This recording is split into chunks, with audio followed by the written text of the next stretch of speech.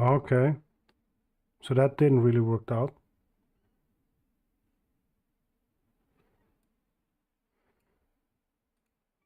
Good, so I guess we're live sooner than I expected. Oh jeez, I hear myself. Oh jeez. Okie doke. So that wasn't planned. So I still need to work out how that works, it seems. I tried to schedule a stream, and then I thought I can just go live, and then it just starts like later, but it seems like it doesn't. All right. I guess you never stop learning anything, you know? Good. So that's that. So I'm just about to hop in the game. I actually wanted to prepare something because it's still like about an hour until I actually wanted to go live. But yeah, it seems like that's how it goes. Yo, Rico, what's cracking, mate? You doing good?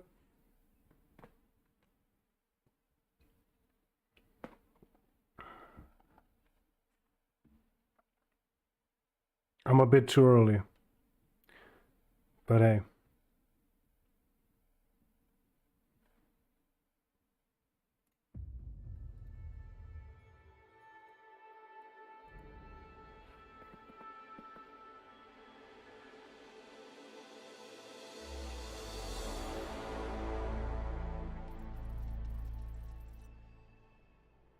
Good.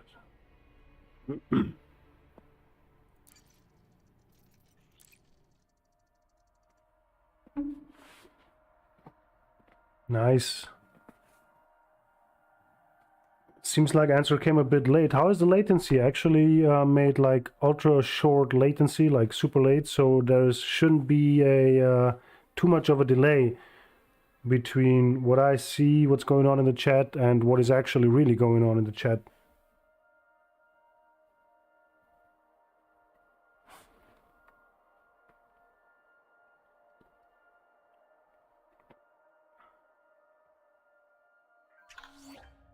Good. So I actually wanted to use that 1 hour to get a bit further to Beagle Point because I didn't have too much time this week to play too much, and I was distracted by Last of Us Part 1 game. It really hit me hard. It just didn't let me go. So I'm 41 jumps to here. So I guess to Beagle Point it will be a bit more than double. Unavailable? No, I don't think so.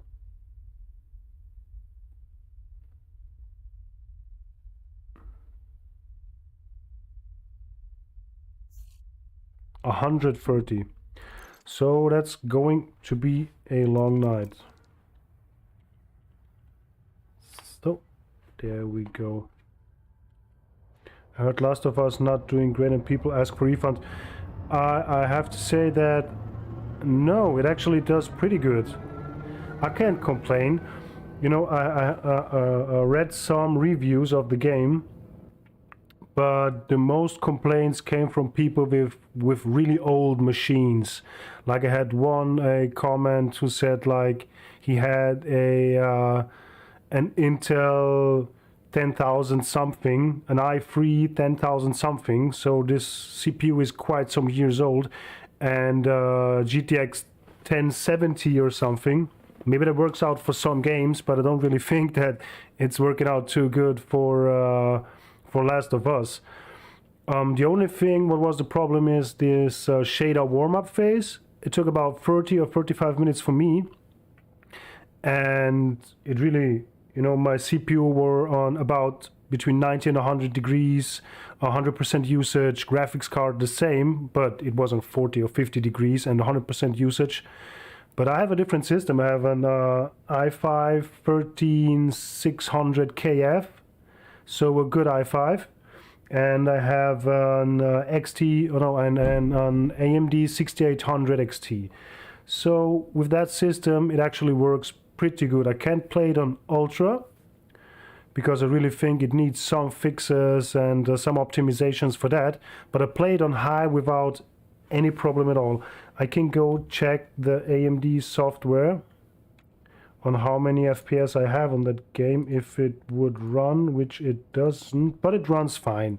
It runs really good, so I can play it and I can record. I could even stream it live, so it's no problem at all. For me, the game runs great, and I'm super happy that I bought it. I bought it full price. I didn't wait for any special price or special offer or something, but I'm pretty happy that I bought it. I waited so long for it to get on PC, and it's finally here, and yeah, it's running great for me. I bet it's running great for others with a newer PC setup, but for all the older PC setups, I think that it doesn't run that good. It could, because you just don't have the resources for it. That's what I think. So it has to be optimized for lower end PCs or some high end PCs from I don't know how many years ago. Well, yeah, shader thing, I heard about that, but I guess it's fixable if they yeah, I guess so. But it's not that bad. It's on your first starts. If you first start the game and after a driver update of a graphics card, then you have that shader thing. They put a lot of settings in the graphics menu that can be tweaked. I guess I didn't really took the time to check all this graphic stuff. I just put it first on Epic and 200% scaling. That didn't work out too great. And then on normal high and normal 100% scaling, and that works out pretty fine for me. And it still is a good looking game even on high. I mean, high is high. It's not looking bad on high, of course.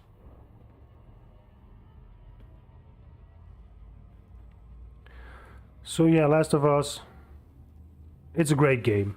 It just is a great game. It doesn't give you any minute of, you know, to calm down and to relax. Every time something is going to happen, it really puts you up and down emotionally, you know. You really kind of get connected to the characters you're playing, and they just made a really great work. The game itself, the stories, the setting, the whole world, the ambience. It's just, oh, it's just great.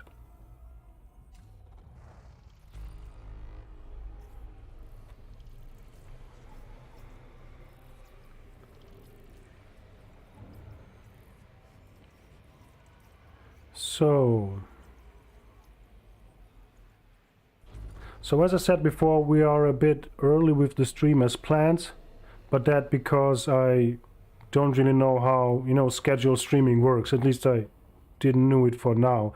So really have to wait for the desired time where I want to go live, and then I start up Streamlabs.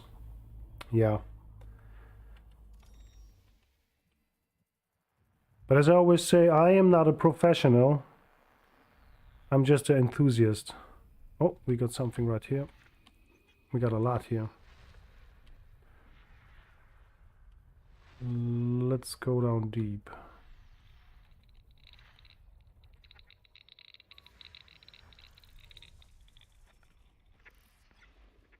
Oh, we got you.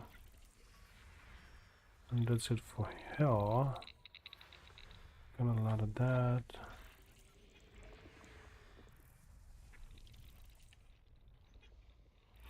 So how was your week, Rico? Any major problems at work?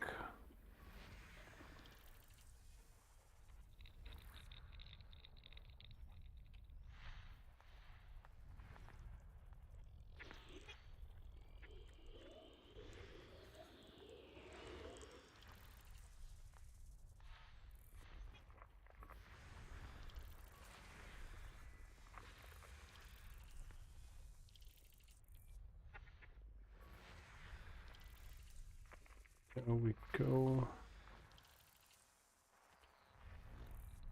So yeah, today will be quite a long stream because I'm going to, at least I'll try to make it all the way to Beagle Point now. It's just 100 and something jumps, so it should be doable. Yesterday I was playing Elite doing post settlements, power recovery. I really a lot of mats for level your suits and kind of enjoyable. It has a little combat too with some scavengers. I have to be honest, I never made any ground-based missions. Somehow I never really found it interesting. I played Elite for so long, and the cockpit always was my home, was the thing that I've done in Elite, you know, sitting in the cockpit, flying around, doing either pew-pew or hauling or mining or something else. So I guess it just takes me some time to get used to actually have space legs, except for exobiology. That's what I'm doing. That's basically the only ground-based activity I'm doing. Some? What I mean with some? Like some trouble at work or what? Yeah, but to be honest, I'm in love with Odyssey. Yeah, you have to love Odyssey. The graphics is better. It just gives you more variation in game style and everything, you know?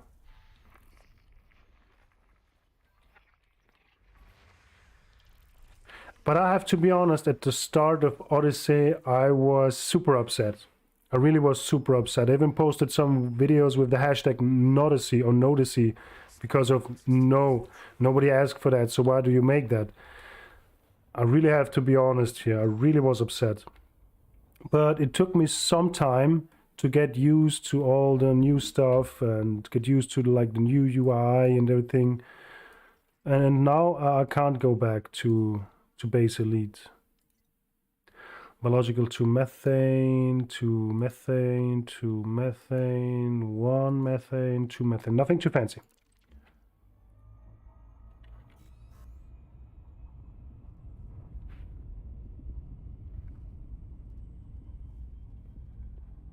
Wait, let me see, how is that chat thingy thing doing?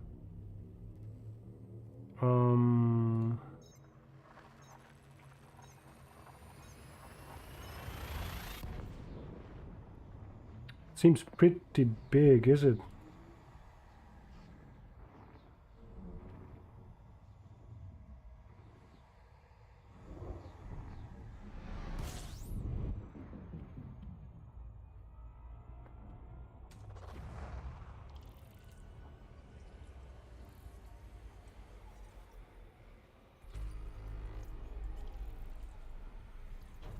So wait. What's going on? Yes. I was waiting for Odyssey, which where I'm playing Elite. I just hope if we see target ground combat. There were some rumors about ground combat with targets, but kind of how can I say that humans are somewhat target infected or manipulated, so you basically fight humans and not targets, which would be a shame because targets would be great. So what's going on with the chat box right now? Something is going on and I don't know what. Oh, there we have it. But it's kind of a delay. That's weird.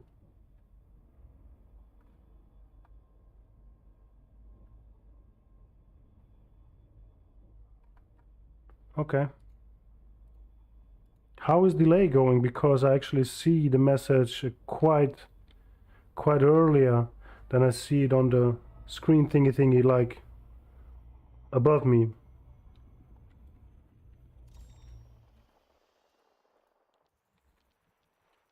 I mean, like I said, I'm not a professional, but at least, you know, something can be like semi-professional, I guess.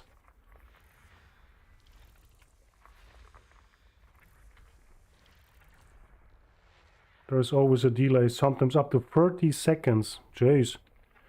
Yeah, but you can, you know, have the setting on ultra short latency. So actually it took the shortest option of latency. I know that you have a delay no matter what you choose of those three, but it is that kind of. It's about 7 to 8 today. Okay, yeah, okay, that's okay. But 30 seconds is quite too much. What do we have here? Argon 1, not too fancy. 7-8 today, so that's good. That's okay. And quality overall should be okay. Yeah, quality is good, so that should be something. So screen folder, screen capture is on. Ah, okay. I'm a stupid. Good. So as I said, we are going to Beagle Point today, and no matter how long it takes, but we are going to make it, hopefully. You know, I'm just one high-G planet away from getting destroyed and getting sent back, like, I don't know how, 10,000 light years back. Which would be a shame. Oh, nothing here. Good.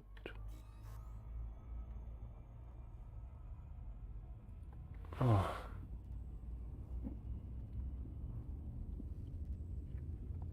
But we are about 50 minutes ahead. I saw a file in-game about really targets, even described how they look and gameplay, even new models. But evident to he infected an NPC, kind of met even targets been kidnapped. Or yes, I did saw that leaked kind of how ground targs would look, or ground targs, how targets should look. But I don't really know if they really appear in game. But let's see, you know, you never know. For I don't know, like 7 years we never thought that we would get space legs, and we do now. So you know, you might never know. Maybe FTF surprises us all. To Isham's Reach, I do not know. I have, what is my range? My range is 7813.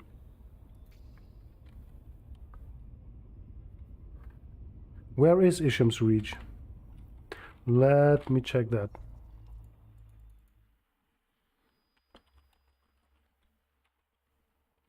Ah, no results found. Is there anything wrong with my grammar, or is it called like that? Do I really need to Google Isham's Reach now?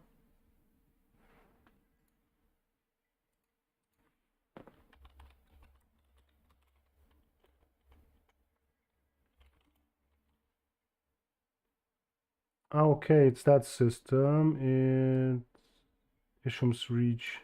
Isham's Reach, okay. Semota's Beacon or Isham's Reach, okay.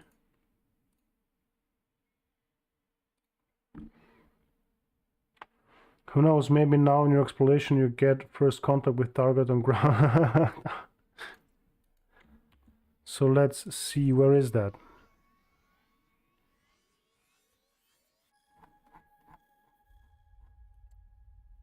Well, it's not too far away from Beagle Point. Let's just see if I can plot a route. If yes, then I guess I should make it.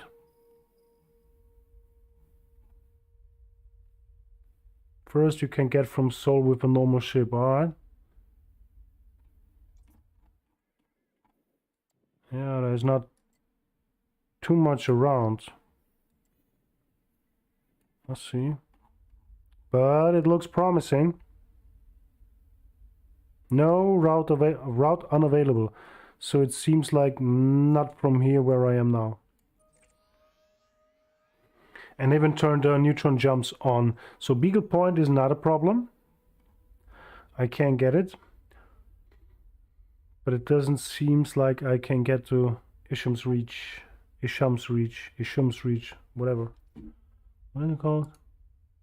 Oh, anyway.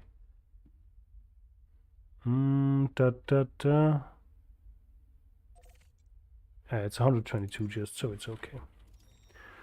So let's see, what do we have here? Oh, it's all there. And we got you. Ui. We got you and we take you.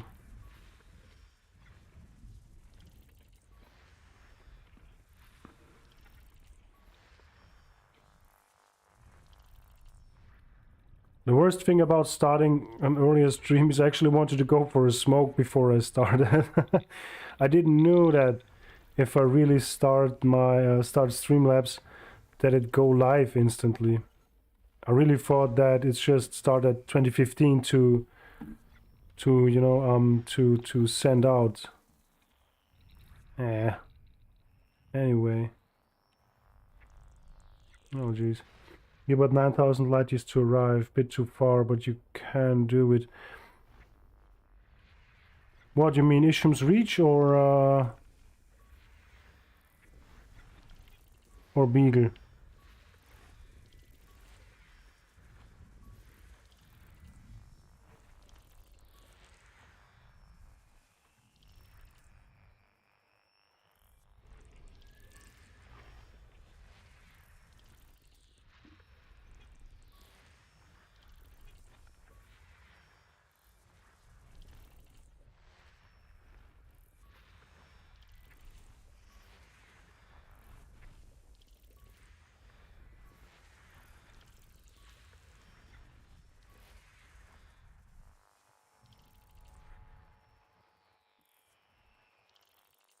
What am I missing? I'm missing 3 planets somewhere. Oh, there we are. Beagle Point. Yeah, Beagle Point is reachable. But like I said, I actually didn't want to start streaming that early. I actually wanted to start streaming something between 2015 2030. Okay? So until then, I wanted to get some progress done so the stream isn't that long and I will reach Beagle Point a bit earlier in the stream, which is not an option right now. And it is 899, yeah. It's just 122 jumps. So let's see how long it will take. You know, I could just speed jump there, so I would be there quite fast, you know, without any scanning and without anything, without checking any exobiology. Sulfur 1, not too fancy. Ammonia 4, that is more like it. Carbon 5, yeah, they are interesting. And I think this is taking time. If you just go speed jump and you just jump, you would be there quite fast. But if you make it that way, it takes some more time. 2.5, 3 hours if you're junking, yeah. Hey Trappin, how are you doing, mate? How was your week? Welcome to the stream. Welcome to have you back. Welcome to have you back. Is that a normal sentence? Glad to have you in the stream back. Here. Hello, hey Trappings, how are you doing? Nice, it's good to hear. You had a good week? I'm fine. Yeah, I had a very stressful week. I had a lot of work, a lot of changes in the company, so extra work and some stuff to do, what we plan to do for an eternity. So I had to get some stuff done this week. Didn't came to play Elite or any other game too much, and every spare time I invested in The Last of Us because I'm super into it and it's a great game. We already talked about that. So yeah, but I'm fine overall. I'm doing good. Today I were at family, you know, celebrating Easter stuff, searching for like eggs, but not like real eggs, but eggs with like some toy stuff. The kids were searching up these plastic eggs with some toys in it. Had a little Easter hunt. It was okay. It was loud. You know, kids are always loud. Too loud sometimes. But it was okay. It was quite fun. We adults had fun as well, you know.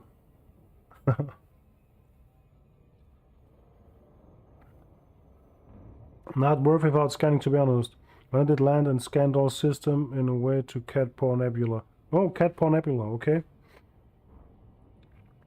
You know, it's just the first few times when I went to Colonia, because I were in Colonia like 3 times, but I always just speed jumped there.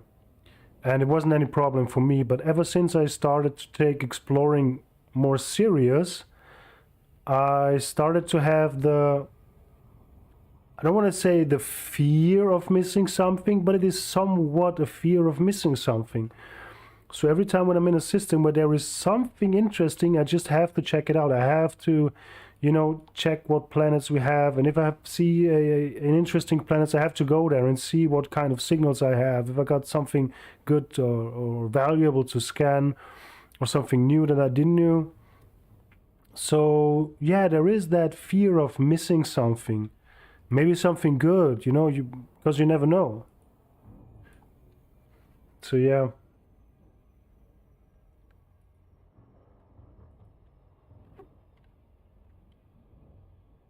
So that's why I said it will take a bit longer today. And I hope we even make it today.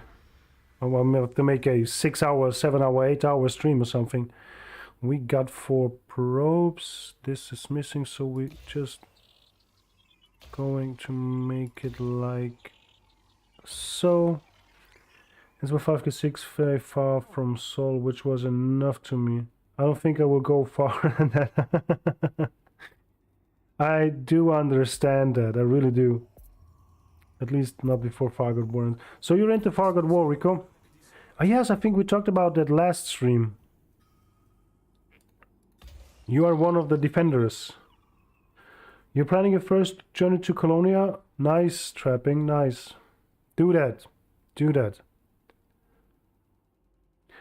But in my opinion, I mean, I went there for a different reason. I thought I can go there and make some, what can I say, PvP, you know?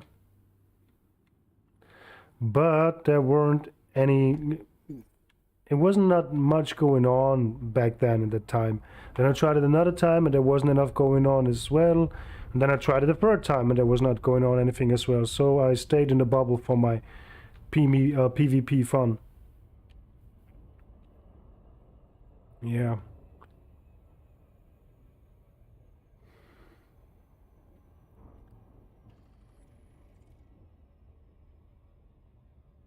Kill him as much as you can.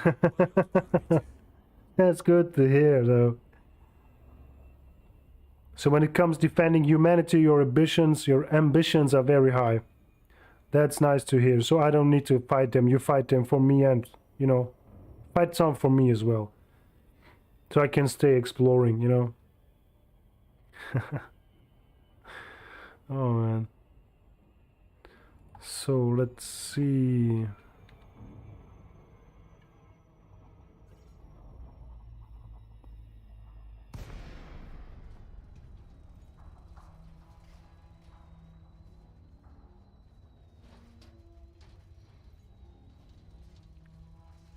So we are going to land there. That looks like quite a flat area. Let's see if we can get some ossoids and cactoids.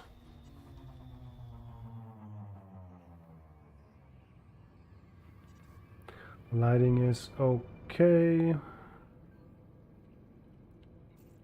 All fun swank. Ooh. I can't remember that. Maybe it's one of these fleet carrier owners where I landed. Because I do have a thing, like on every fleet carrier I land on my journey, I send out a friend request.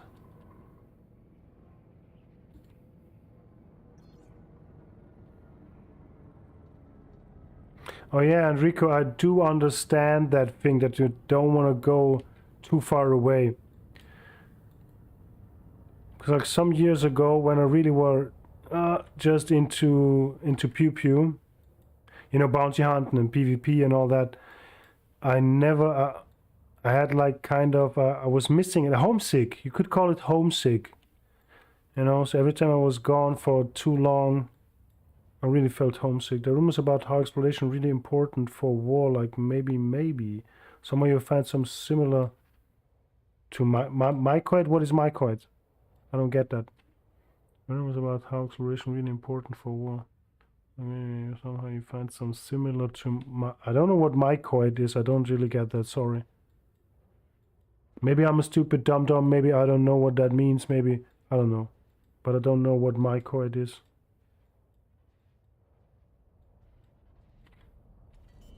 Oh, getting that out would be a great idea.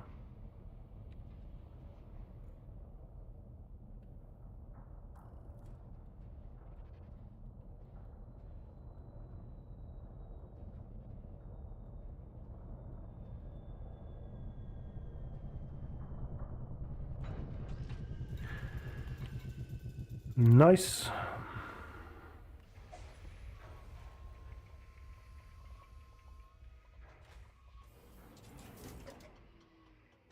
Oh, we got something right there. Oh, and right there.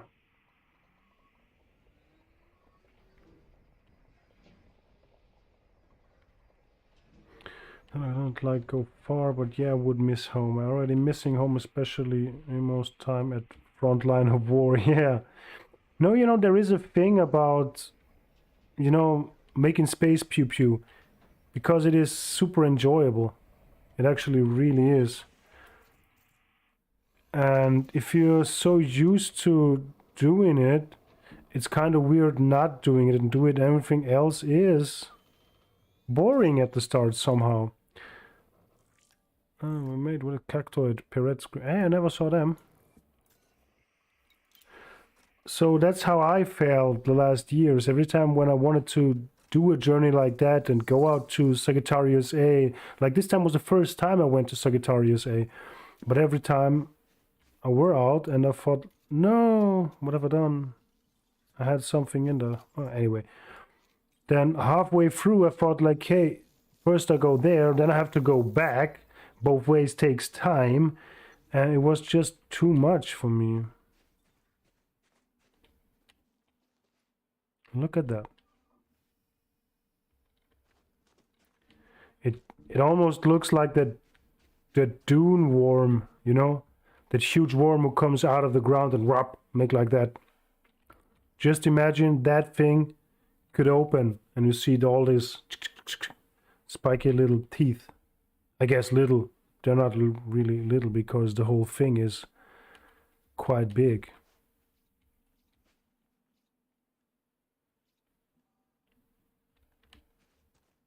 I mean, I can't say, you know, weird looking alien penises because we're family friendly, I guess, or family friendly-ish, or not, but now I said it, so we're not. So let's just say it's like ground-based alien penises. Okay. Let's get away from them before they take a chunk out of me. Be careful, might open and face you. Face, oh yeah, or something like that. Or something like that, yeah. Jesus. But I have to scan 2 more. So, you know. Space life is dangerous, I guess. Oh, jeez. Oh. Kiddo, we need some more alien space sticks to scan with space hugger heads.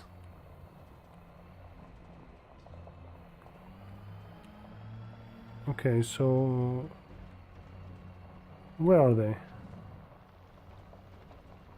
No. No. What's going on, man?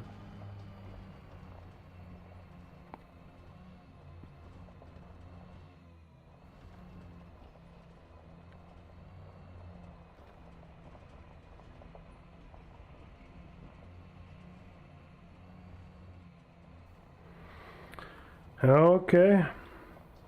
Doesn't seem like they're growing too much of them. Or maybe just on that side, I don't know.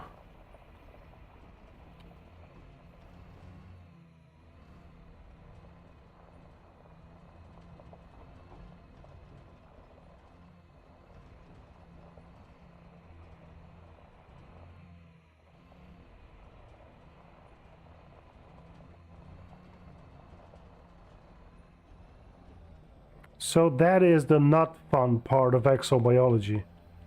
If you're looking for... Oh, there we are. Okie doke, we're back in the fun part.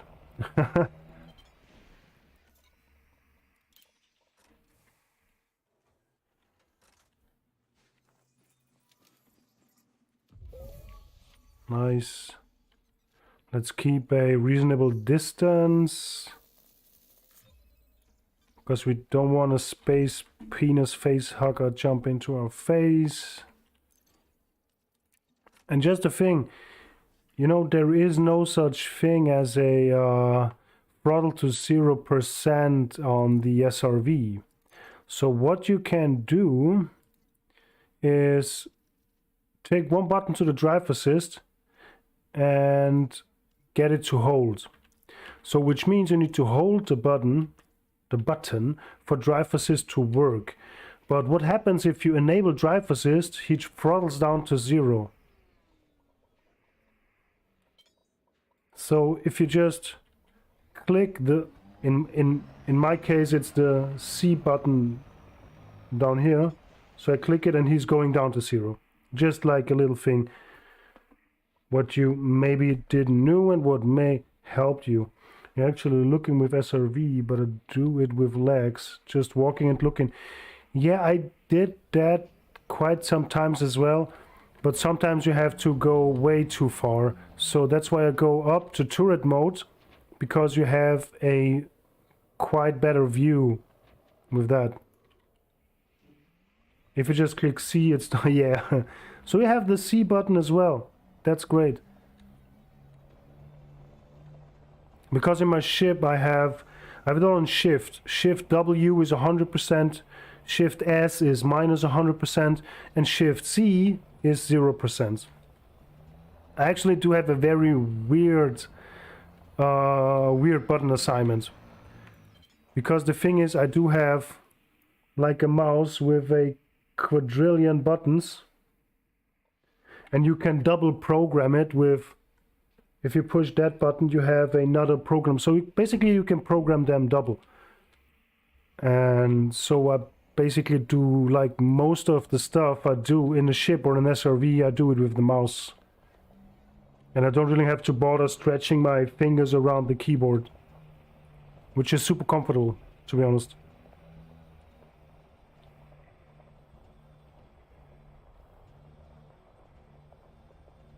A mouse with 7 buttons.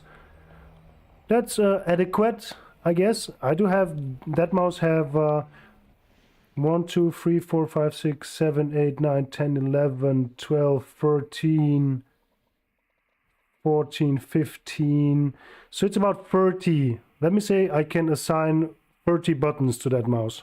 Because it's 15 plus another 15 because I can double assign them with that button on the side. You see the color is changing, so that means it's in easy shift mode. So if I press that plus another one, I can assign it double. So where the fuck am I now? A Logitech G300S. Yeah, it is a good mouse, but it would be not enough buttons for me. I'm so used to that mouse, so I couldn't, you know, get along with a different mouse. I really couldn't. This is the Roccat Tyon, and it costs way too much money. I have to say that this is one of the only expensive things I always buy. The first one I bought was 100 euros. The second one I bought was 170 euros because you can't really purchase this in Austria anymore. You don't have any retailers selling them, so I had to import it from the US. Yeah, I have a lot of buttons.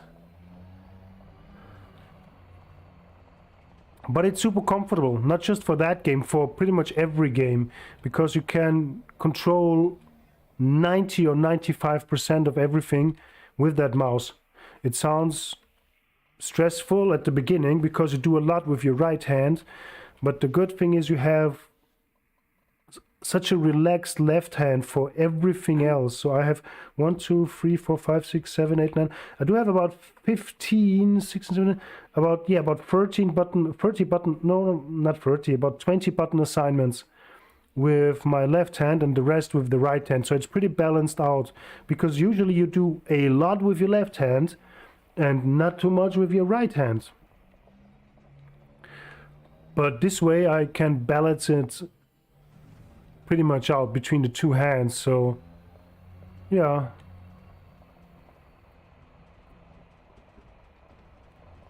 Like for some shooters it's good, like to change sights or go on different holding modes or something. Okay, so where is that third fucking space penis space hugger thing? Jesus. Oh, would you please stop bumping around like that? Jeez.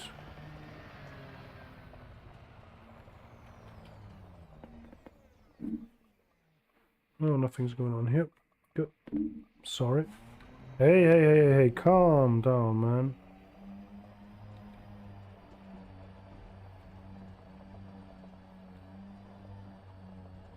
There we are.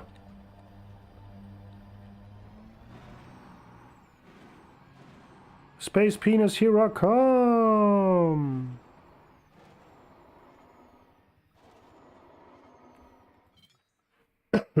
Jeez.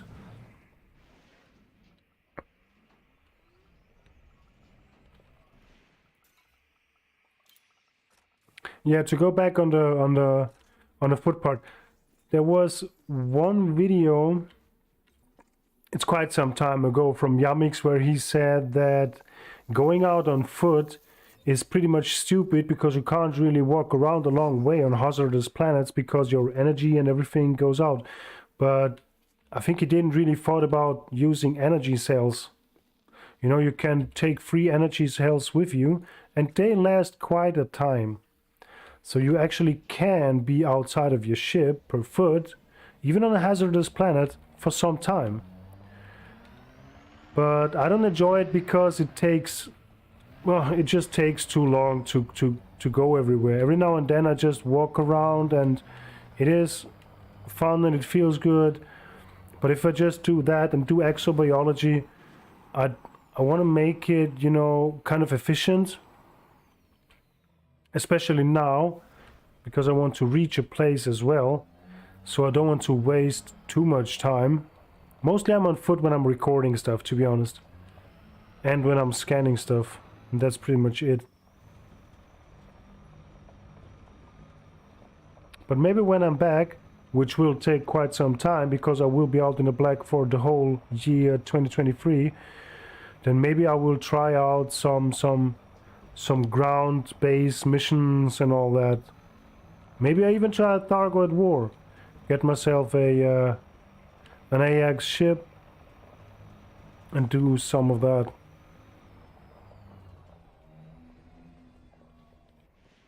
Did he really talk about that? You can have up to 3. Yeah.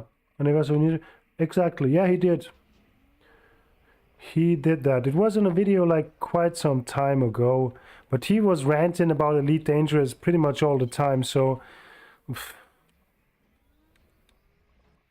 And I don't really think that he didn't know about the energy cell thing, so I don't really know why he said it, to be honest. But he did. It was like a video like mid last year, something mid last year. Something like that. So actually I mean, some planets too hot, really hot, and you get damage slowly, yes. But on a normal planet like that now, okay, you could do some exobiology and you could scan, because scanning I guess takes away like 10 or 12 or something, or 15% of your suit's energy. But you can still walk around a reasonable time, okay? So if you're on a super hot or super cold planet, then yes, you will take damage and you really have to, you know, check your damage-o-meter for not getting screwed up. But still, you could last some time, and like you said, or like you wrote, if you have your SRV near to you, just hop in and out and your energy is replenished, so, and your health. So yeah. But if you are anti-something, you are just anti-something, you know? And I don't want to say that he's anti-Elite Dangerous. But he's just, you know, anti a lot of things.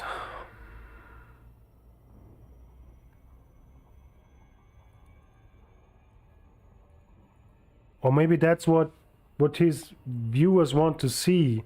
You know, his channel never was, or he never was, a guy who were too friendly about things he didn't like. And you know, that's just the way he expressed himself, maybe. But I think that he just built up a fan base who wants him to say exactly that and to react exactly that way, and they want to hear exactly that. So I guess now, all of a sudden, if he would be like the friendly Yamix and not the ranting Yamix, I think maybe he would lose a lot of his fan base, which he's already doing anyway. So yeah, I don't know. Maybe, maybe not. Maybe I'm right, maybe I'm super wrong. Ranting get views, yeah. But who knows how long he is happy about his role in that whole thing, you know? If everybody just wants you to rant about something, like maybe he's just doing it because of exactly that reason.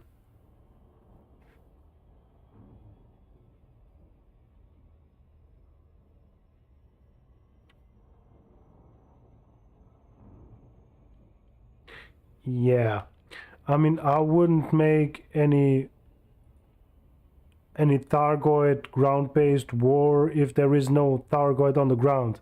You know, you can't, as a you know, as a commander without a ship, you don't fight Thargoids. I mean, yeah, you can't really do that, I guess. You would die quite fast, no matter if it's a hazardous planet or not. Ugh, it's empty again. Damn it. Oh my god. And I still didn't even smoke the cigarette. Like I said, actually I shouldn't be online right now. I shouldn't be even live. Just because of my own stupidity. I am. Oh, jeez. But anyway, the earlier we start, the earlier we will reach Beagle Point. Hopefully. Still 122 jumps away, and we're on now 47 minutes already. Jeez. Time is flying.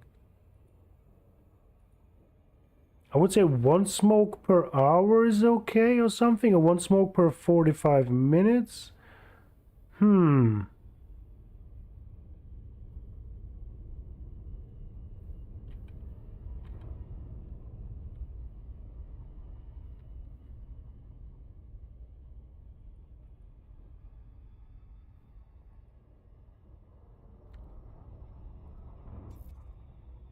Down too fast, but yes, go, it's fine.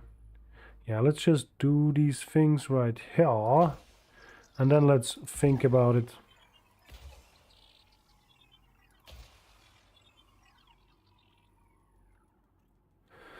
Let's check out what we have here first.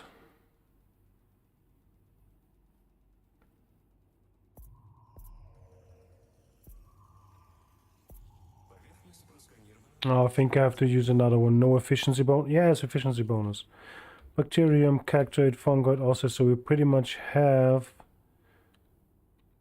the same. So either fungoids or ossoids, because... And cactoids. Let's go for the ossoids.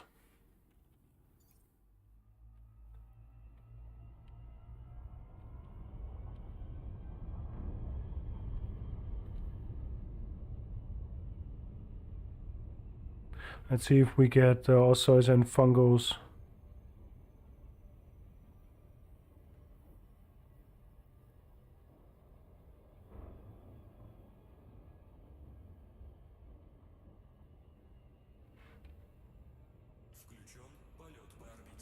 Oh, I think I'm a bit too fast. Ah, it's fine.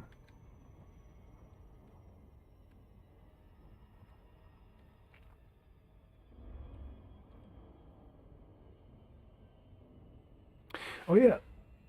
Oh my god. Oh yeah, and there will be some changes to the channel. One you already know, it's the new name. And maybe I will post some more videos of other games I'm playing right now. This will be mainly an Elite Dangerous channel. But maybe I do, if I make like another rerun of Last of Us.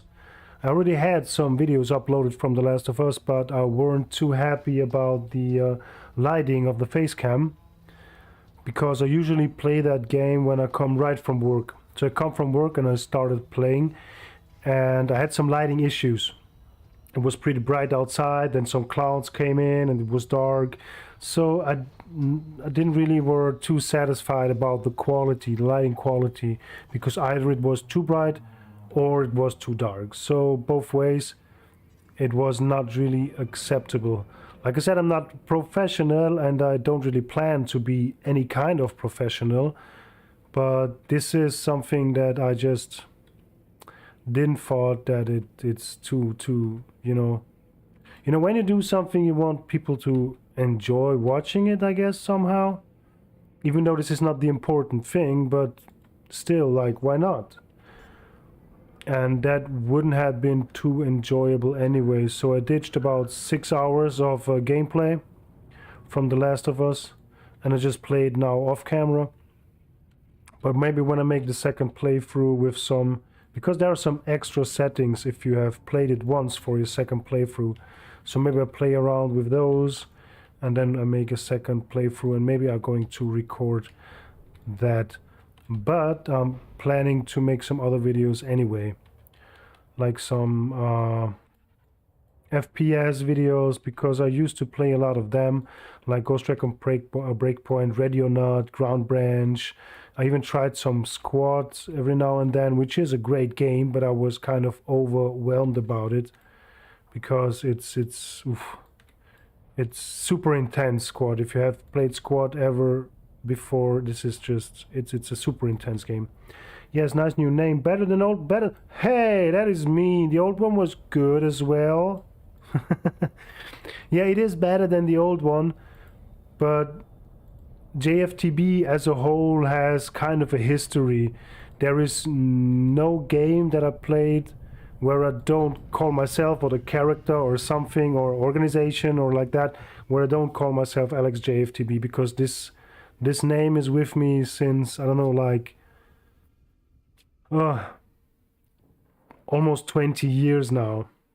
It has a complete different meaning. It actually got nothing to do with any game or anything. It has a complete different history and its own history. It's kind of an insider between me and people I don't really see anymore. So basically it's just an insider for myself. But hey. Oh, that's a nice view though. Still, so do we find some osseous right here? Is there something? I don't know. I mean, I call myself, oh, well, it's sweet to me, but not a lot of people got what I mean. I don't got what you mean. It's an R, a thing, and an L. Rel? Is it rel or something like that?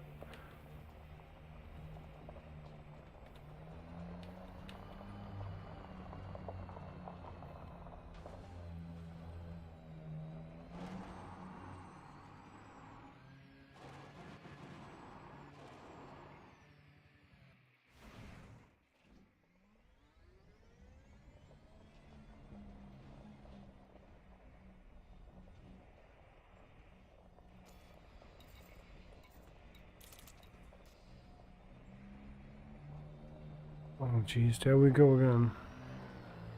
I got the feeling, got this nickname about 15 years ago and never wanted to change it. I know that. I know exactly what you mean.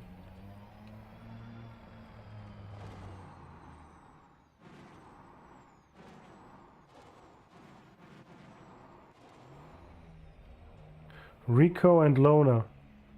Suddenly I thought I can change name, but I'm fine with it. No, you can't change name. Oh, is it Rico and Lona? So Lona, is that your girlfriend? Who plays a lead longer than you, if I reminded right. Yes. I'm starting to get old. but I'm not getting stupider or forgetful. And I doesn't seem to find any of these osseous. Are there some like in the distance? You know what, I don't even want to go too far from the ship because it starts to disembark, and not disembark, it you know, just goes away. Or what is it called? Dismiss. It actually dismisses itself after some distance between you and the ship. I don't know if this happens on foot, but I don't think so. But if you're going around in an SRV, it dismisses. That view worth a screenshot? You know, the thing about screenshots is, if I push the button, nothing happens. I don't know why. I don't know why Steam refuses to do that. But the way I do screenshots is actually I record the game. That's how I do it. So, but you're right. It is worth a screenshot. Like that. Maybe a bit closer to the SRV. Maybe like that. And then I record some seconds. Like that. Because 1, 2... Oh, now it records me and the face cam and everything. Oh, god damn it. Wait just a second. I have to put myself away.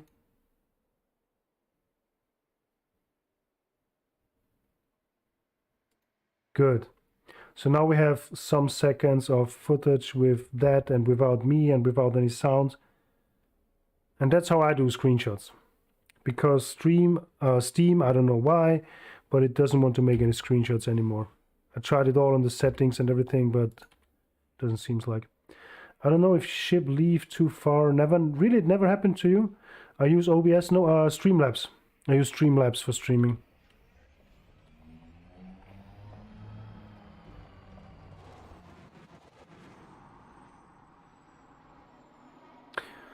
I don't know how far, but we could try that. So how far is the ship now? It is 770 meters, so let's just go. Hey, the sun goes down. Oh, geez. Really? So let's just go away from the ship and wait until it is leaving. You have GeForce in Elite, Alt F10. No, I don't have a GeForce. I have an AMD.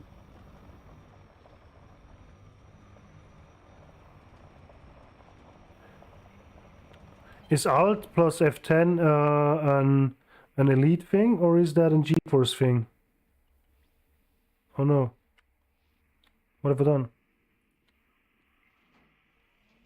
All of a sudden I'm super bright. Yeah, that's more like it.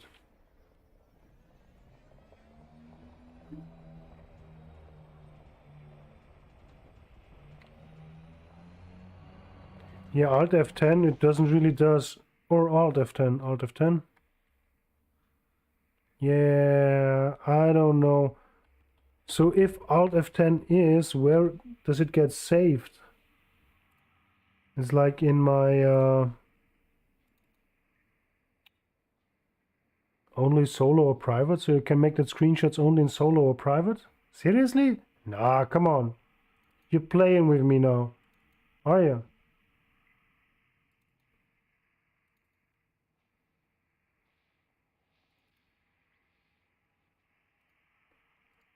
Where's Steam? There we have it.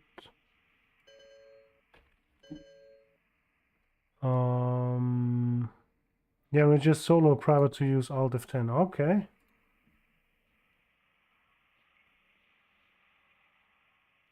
Yeah, the last screenshots I've made are super old. Look. I have screenshots from when I still had the orange. That's quite some time ago.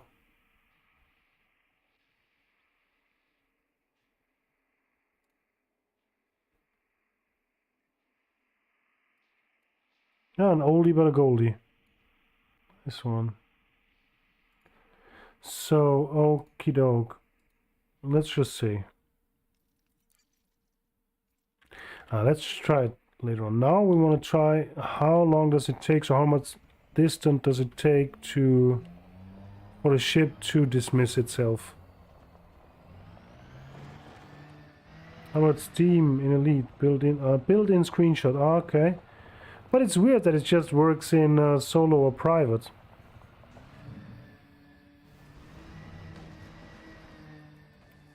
Oh, come on. Why? 1.7. Is it 1.5 or 2 kilometers? I need to turn on my lights.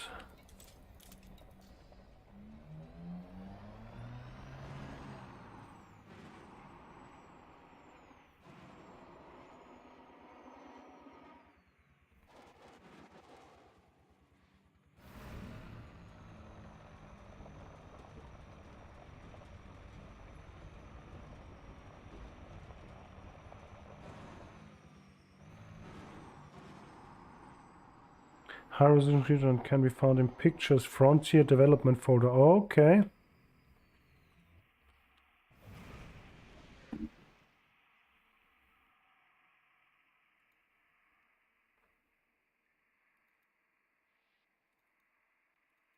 Ah. Hey. Okay, so that's something else. So I already have some. Huh. Frontier developments. Elite dangerous. Nice. It renders game in real high. Okay. So it doesn't render the game in real high when I'm in open? Because, you know, settings wise, I have it all on high. I have it X2, super sampling, ultra high, ultra high, ultra high, ultra high. Okay, so basically I only get that high settings in solo or private, really? Or that just the pictures get rendered in real high?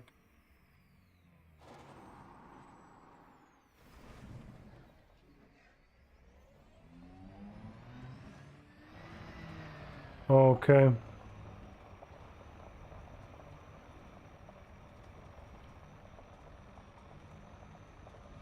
Ship departing. So it's about 2 kilometers and the ship departs. There we have it.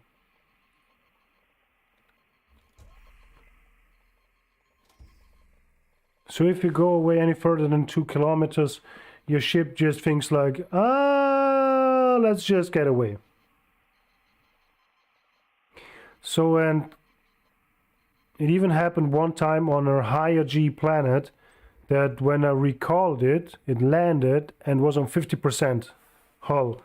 Because, you know, sometimes AI don't know how to land, it seems. Yeah, and I don't find any. Also is right here. Only 2 kilometers, yeah. But I don't think that this is happening when you're on foot. But on the other hand, I never was away from the ship on foot 2 kilometers, so high G autoland not good. Yeah, not good. Come, come, come. Okay, we're 1 hour 4, so we said 1 smoke per hour is a okay-ish thing. Sorry.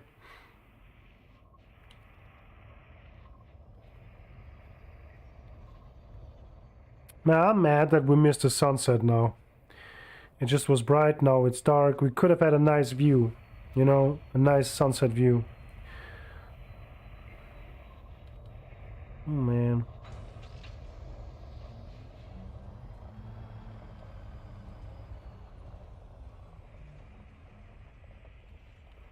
Hey, we didn't went out, so we don't have a first footfall. I do want to have the first footfall. Thank you, sir. Where's my first footfall confirmed? Thank you. Can I actually leave the SRV here? What if I jump in the ship and just fly away.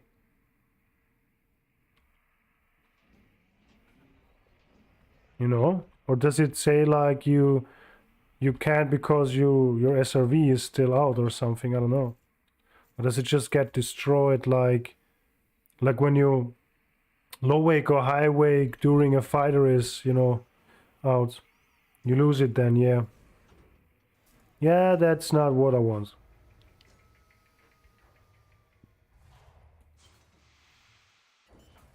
And I have to check how much will it cost to get my scouts to send to Beagle Point and how long it would take.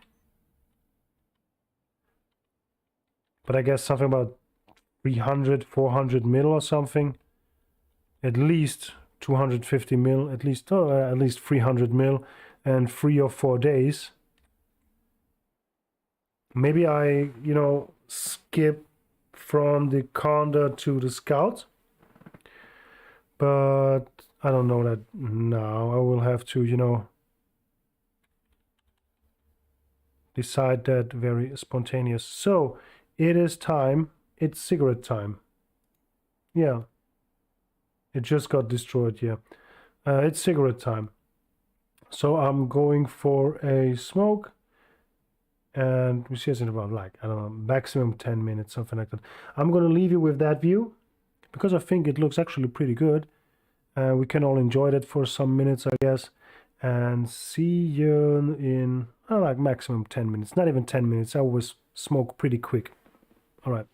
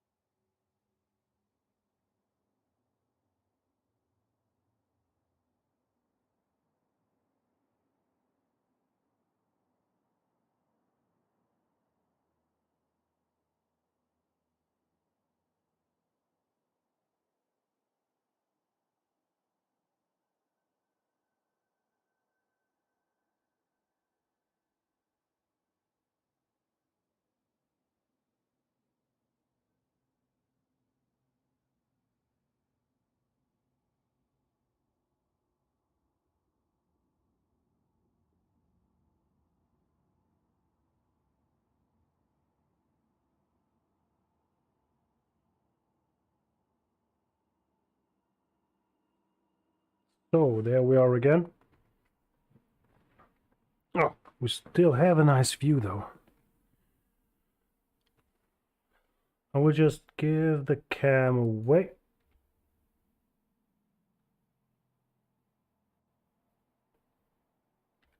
I just had to record it for some seconds.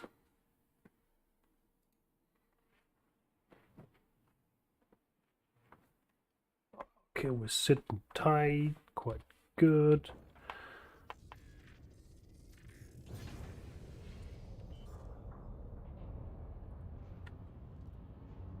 So let's go on.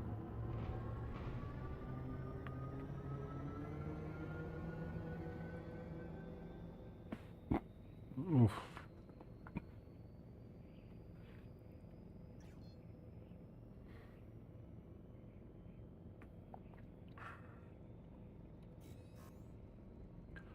And I brought some snacks. If there are any vegans out there, I'm sorry.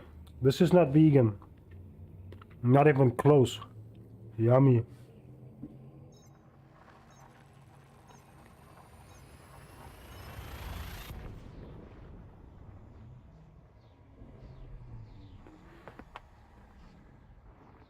I didn't even manage to find one of these ossos.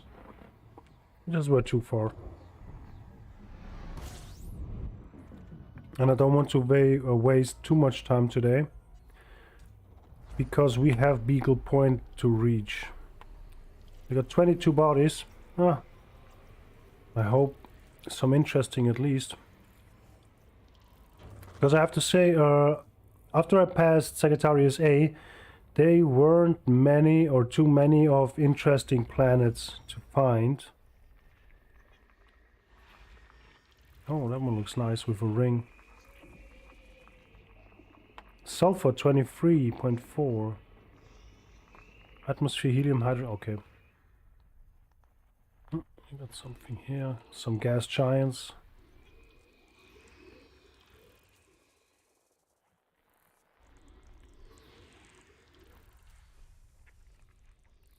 And there is no gas giants without moons. Okay, just one. It's not too fancy. Got that. We got another one right here. That's pretty much it. I always love these systems with a lot of gas giants. They come in quite a variety in color as well.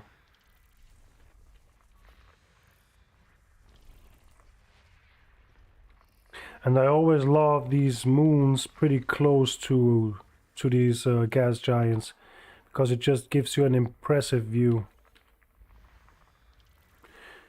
You rebranded yourself, new name, or I never knew it? Yeah, new name. In between I changed it just to the Austrian, but there are so many Austrians out there. Something between 8 and 9 million. And I just thought like, yeah, it is just time for some changes. And hey there, Vagabond. Nice to see you in the stream today. How are you doing? How was your week? Any Eastern celebrations? Visiting the family? Something like that? We're on an Easter hunt. Yeah, that one looks nice.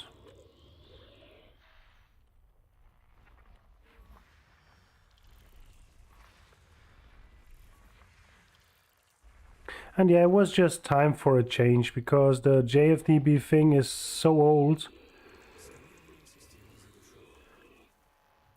I just thought I'd start a new chapter.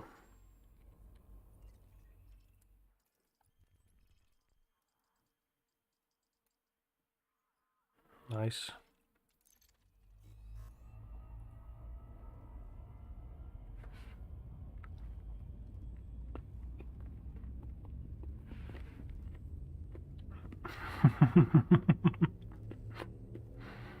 Lazy family celebrations.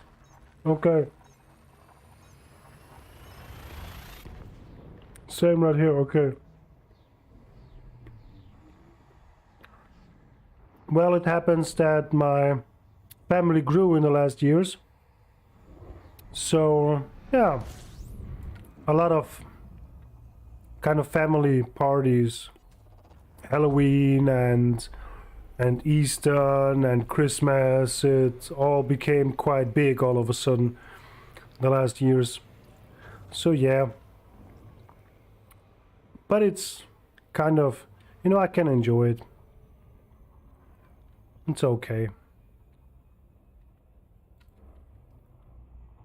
Mm-hmm.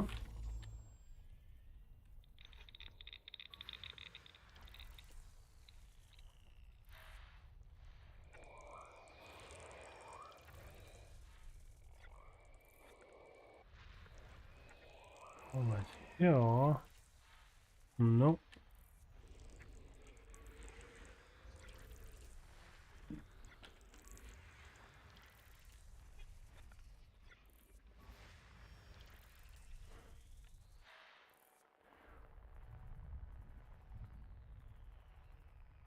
Oh, there we are. Nice. Not too much, so let's head on. We still got 120 to reach Beagle Point. This will be a long stream. Cheers, by the way.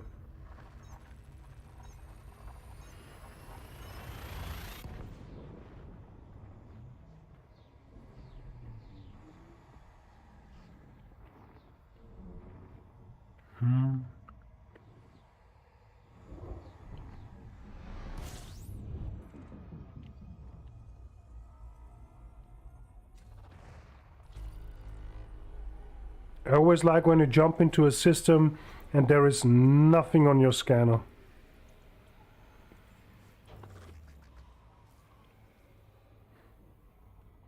Because that means that nobody was here before. So all new territory.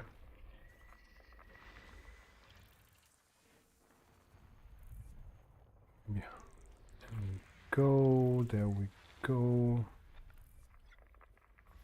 Got you, and you, and you.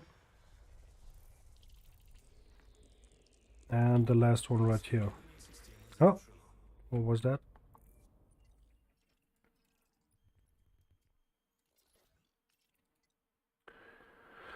None and none, so nothing to FSD malfunctions. I have to repair it, like it's on 67%. Oh jeez. Oh man. Frameshift online, nice.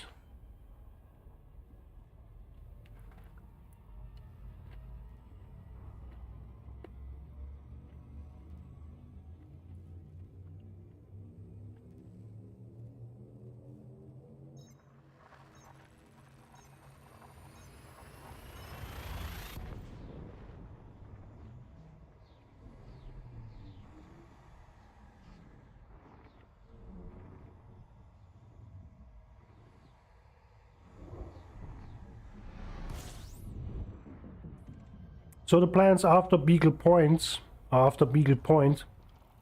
is maybe to go to Colonia, but not in a direct way,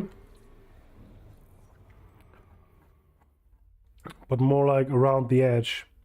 You know, going as far as I can, then I have to go back a bit, and then go as far as I can, and then go back a bit, you know, depending on jump range. And that's how I want to go all around, and then to Beagle Point. To Colonia, sorry.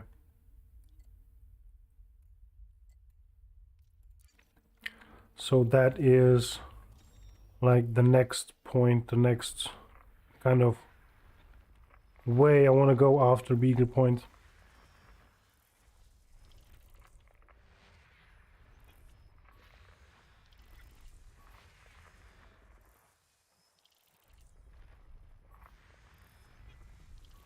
But going around the edge is not that easy as someone might think. I got something right here. Argon and 2, not too fancy. because I really thought that it would be easy. That will take a big chunk of time. Yeah, I do have the whole year time, you know. 2023 is all about exploring. You know, my initial plan that I had was going from the bubble all the way down. And I tried, but I get stuck somewhere here. Basically, I went straight up and I get stuck somewhere here because, as you see, there are not too many planets or too many systems around here. So you can't really go a direct way out of the edge. Actually, this is the edge from here. So from here, I went back there. Actually, I went a little bit back here and then like that way, and then I was here. And then I felt like from here I can go just around the edge, but the same problem occurred. There is, okay, now you see some, but if you go a little bit further, you know, you see there are, okay, now there are more. You have to go a little more out here. You know, there are barely any systems on the edge. And the thing that we are a spiral galaxy, so in between these spiral arms, it's not really that dense, you know, the star systems. Like when you look in between here, you see there is pretty much nothing. So, yeah, plan changed. So just going around, it takes quite some time because you have to plot different routes. You have to go all around the spiral the way you can and have to go back a little and then to the next spiral and then you go on and then back a little. So you basically, you know, following those spirals all the way. And yeah, but now I know it better.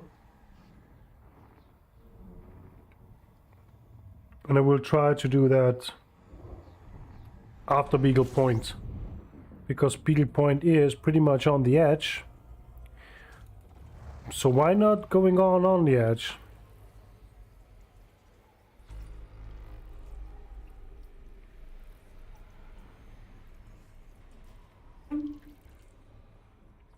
So let's see.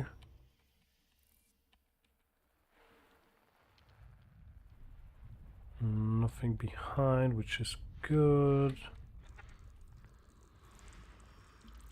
Oh, I got a nice little water world. That's nice.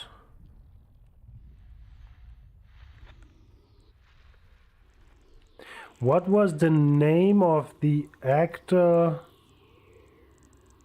Like following the coastline of an ocean around. Yes, exactly like that. How was the name? Kevin Costner. Maybe we can find Kevin Costner on that planet. Ha! Water worlds. I have to say something. My generation, I'm 38 right now, I think that we had the greatest movies ever. Seriously. I mean, except for all these Marvel and Batman movies and everything we have now. But all in all, the movies of our generation, they were great. We had some great time when it comes to that. Because of Waterworld, I'm thinking about it now. Because now everything feels like a remake of a remake of a remake. Sort of. Nothing too fancy. Many old movies, real better thing we got, of course. Of course. Because, you know, you can't invent the wheel in a new way. A wheel is a wheel. So you can't come up with a new wheel. And the same thing is for the movie industry. It's just that. So everything you're watching now, which is new,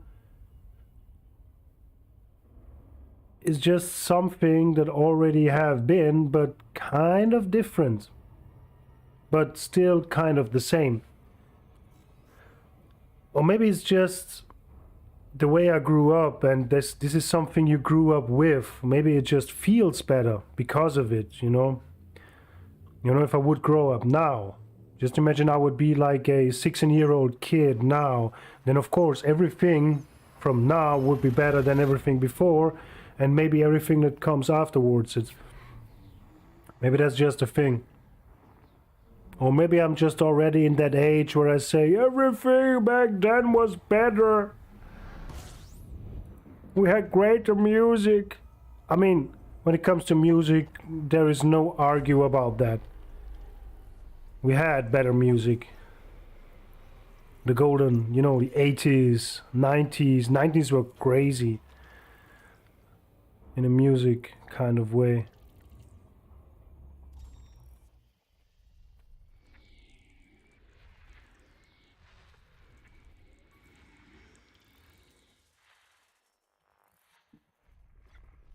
What are you doing out there? Hello.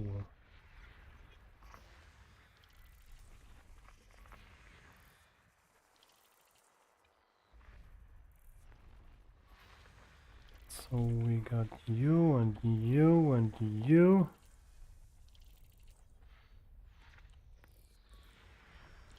And you too.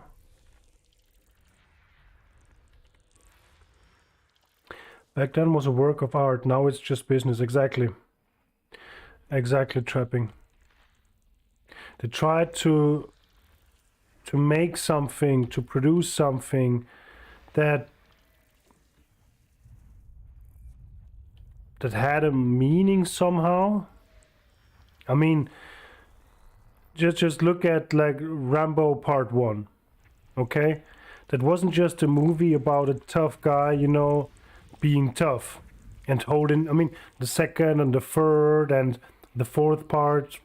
Let's just not talk about that, but let's just talk about Rambo Part 1, okay? It was about a guy who came home from war and was kind of unaccepted in society. You know, when he wanted to enter that one city, that one small town, the sheriff just, you know, that scene where he was driving next to him saying like, hey, we don't like people like you. He just thought that he was some sort of a hobo or something, or a homeless guy. He was kind of trash or something. We don't want people like you in our little city, you know.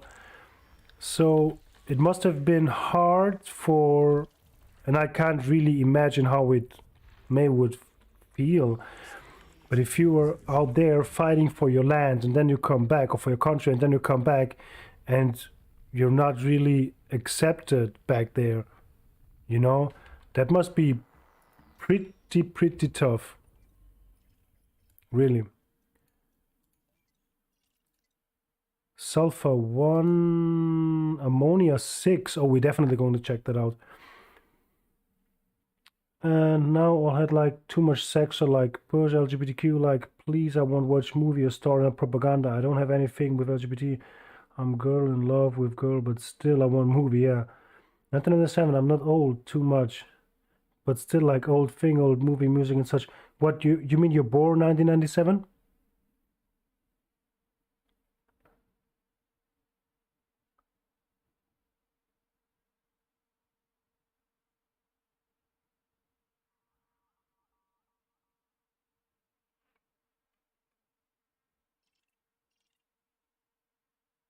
Okay. Oh, so young. How nice. Enjoy your life as long as you're young. Because when you start getting old, everything's getting too complicated though. Oh, jeez.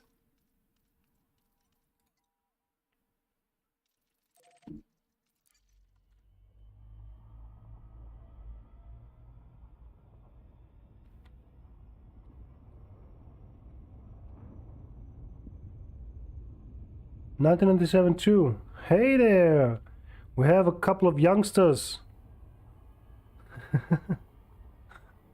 So you're both 26 now, if my math is right.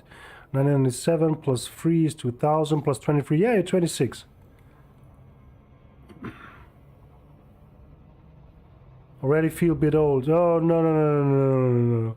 Wait until you almost hit 40, then you accept it to feel old, okay? Everything beyond 30 does not have the right to feel old, okay? 14, 20, 1997, okay. Oh, 14.2.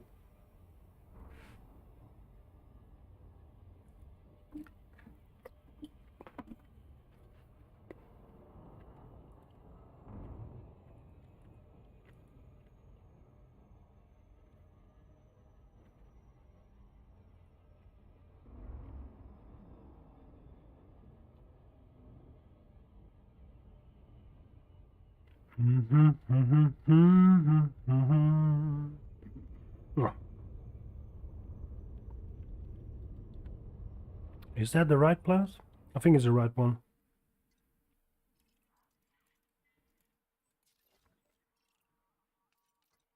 Yeah, we got ammonia 6.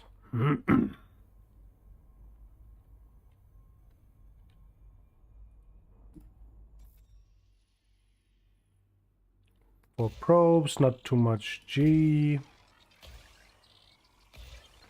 That should work out.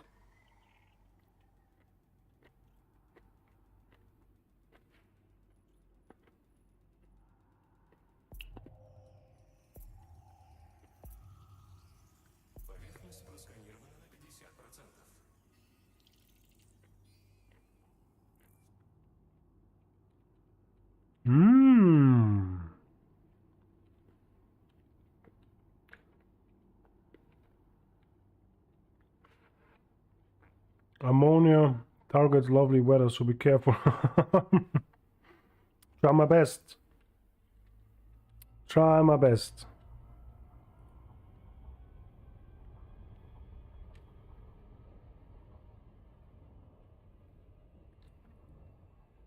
But right now I'm more scared of high G planets than Thargoids.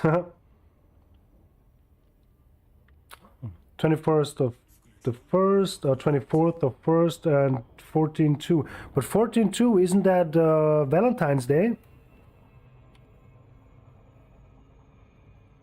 And I know 2 friends of mine are also on the 14th, but they are on 9087?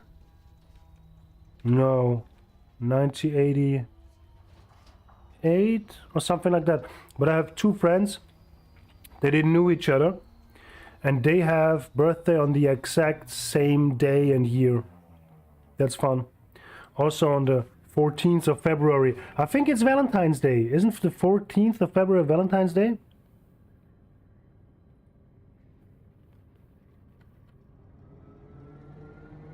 I always forget these days.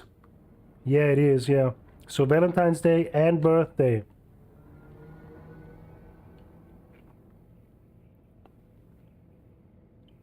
So I hope you get the whole package on the day and not half-half. Like half birthday, half Valentine's Day. No. Either both, the complete package, or nothing. At least that's how I would handle it.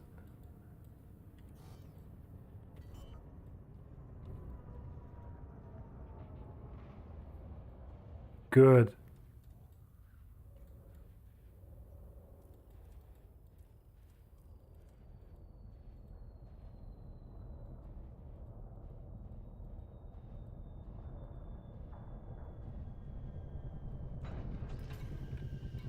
Nice.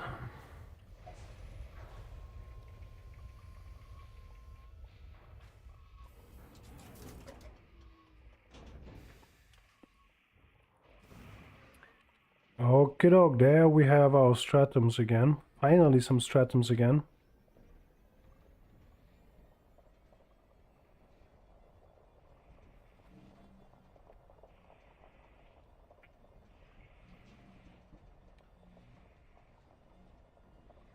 And always scan them with the SRV scanner as well, because that gives you some extra bugs. And codex entry. Thank you.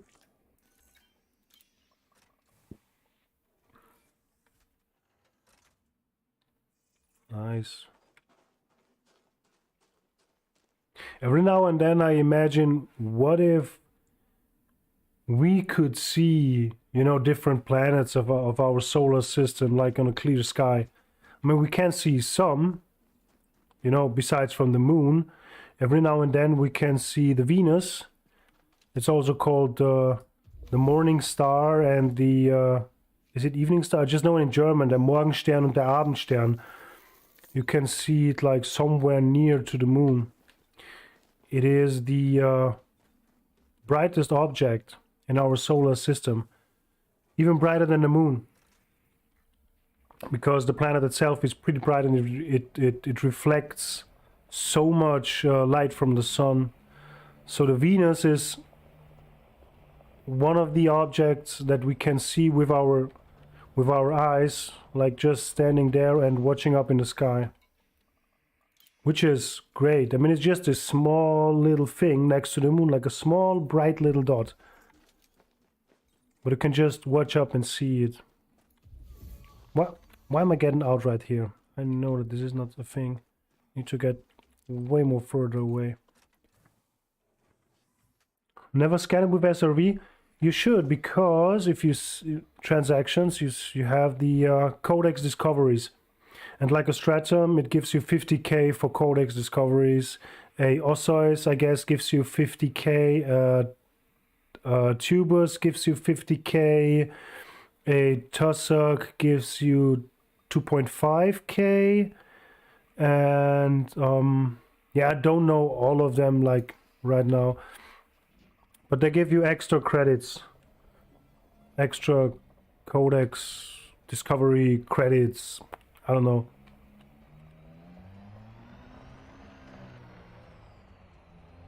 And you hand them in like you hand in bounties. So it's not a interstellar cartographics thing. It's not a Vista genomics thing. It's something at the redemption thingy.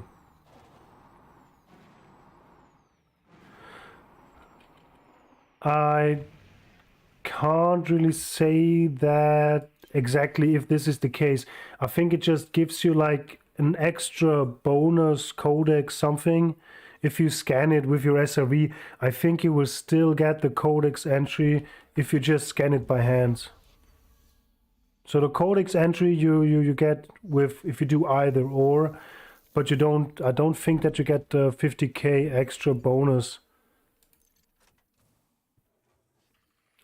Well, let me just try it with the next one. Maybe I'm just talking something or saying something wrong right now, because I'm just doing it like that since day one. I never really did it a different way. Maybe I should just try it just to see. Maybe just get the same if you scan it by hand. Might be a possibility. Man, that constellation right there. 1, 2, 3, 4, 5, 6. This 7 planets in a row right there in a straight line. You see them from pretty much everywhere.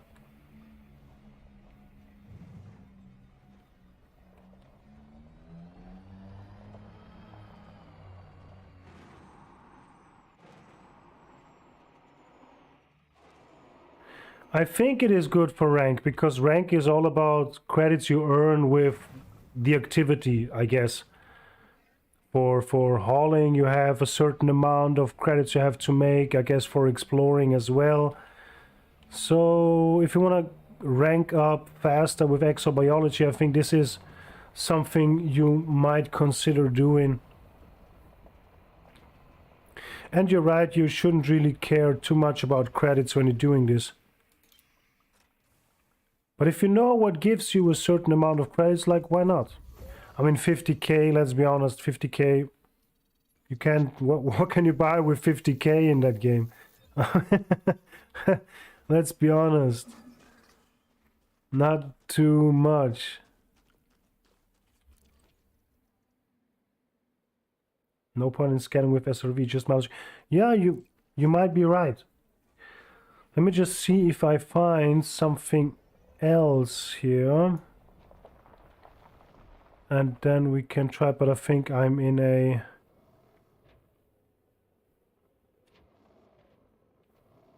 stratum only area right now.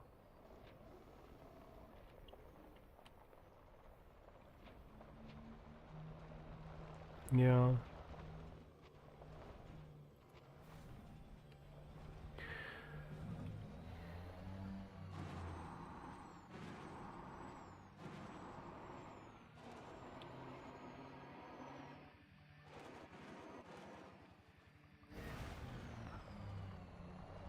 Let me see if we find something else back there where we can just try it.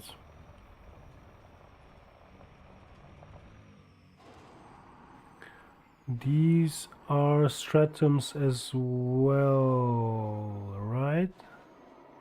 Yeah.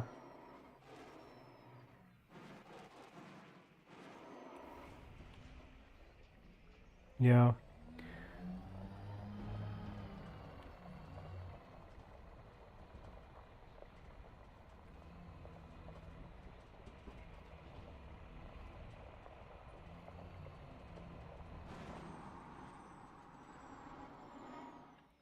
I guess there are bacteria, so you do get a certain amount of codex entry cache for the bacteria as well. I think if you scan it with the SRV, it's 2500. So let's just see.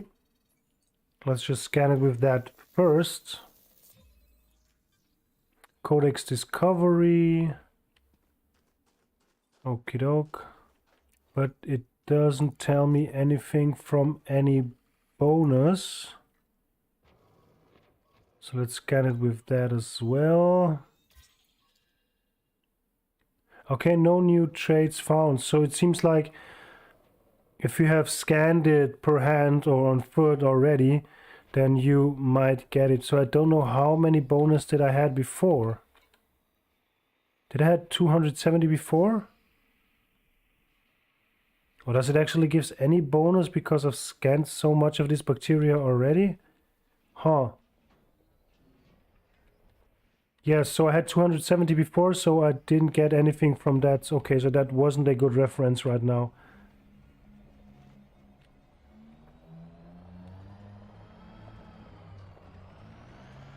Okay, let's get back to the ship. Let's check out the other planets.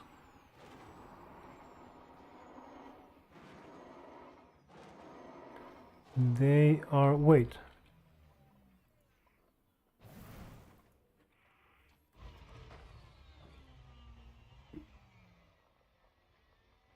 No. Thank you. So, where was that?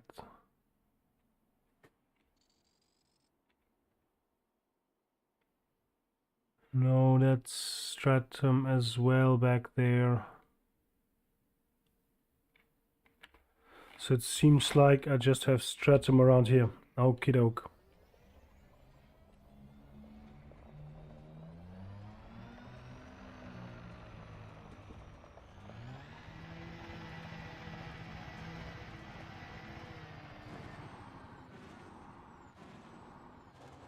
$270K is pretty low number, but that is because I redeemed a lot already. And every now and then I have a stop where I check out if I have a fleet carrier around. If I wouldn't have done that, I would have had like some millions.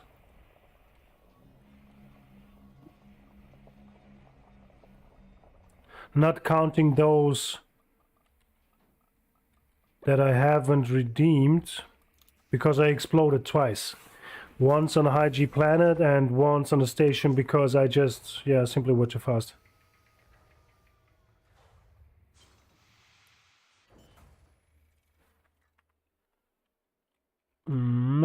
Top.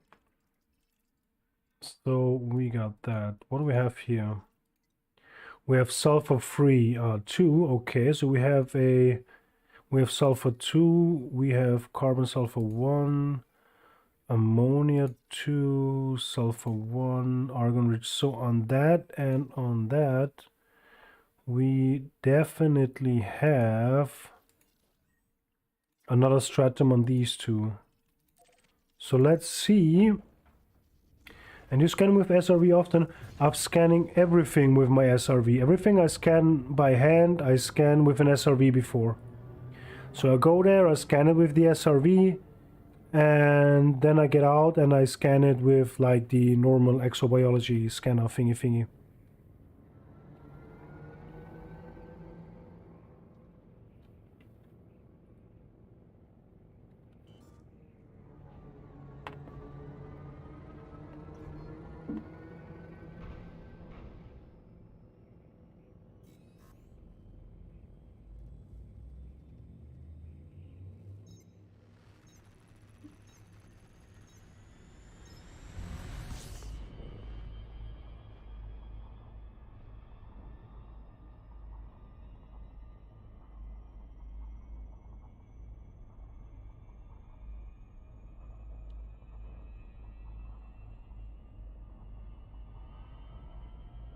It's just something that I just started to do, and you know,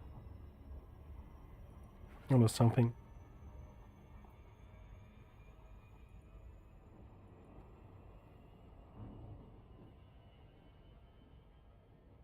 Yeah. So the next one, because this is 100% a planet with a stratum, and we're going to check that right now. Because now I want to know it as well. Because I never did it the other way around. I never scanned it with first with the Exobiology scanner and then with the SRV. I always came to planet, went in the SRV, scanned it with the SRV, and then I get out of the SRV and scan it with that Exo scanner. How was that called, actually?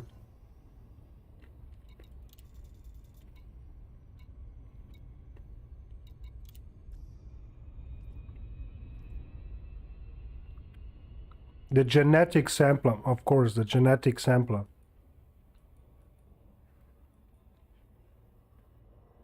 But yeah, let's remember 270k now. I still got that 8k weekly bonus from Urigo. Every week I get 1000, I guess. But the year... I don't... Hey, wait a second. If I get 1k every week, we're in April. 4, 8, 12. It should be 12, 13. It should be 13k by now. Hey!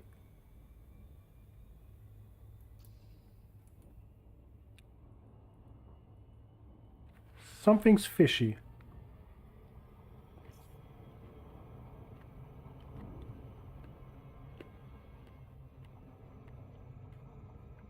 Someone betrayed me of something around 5k. Huh.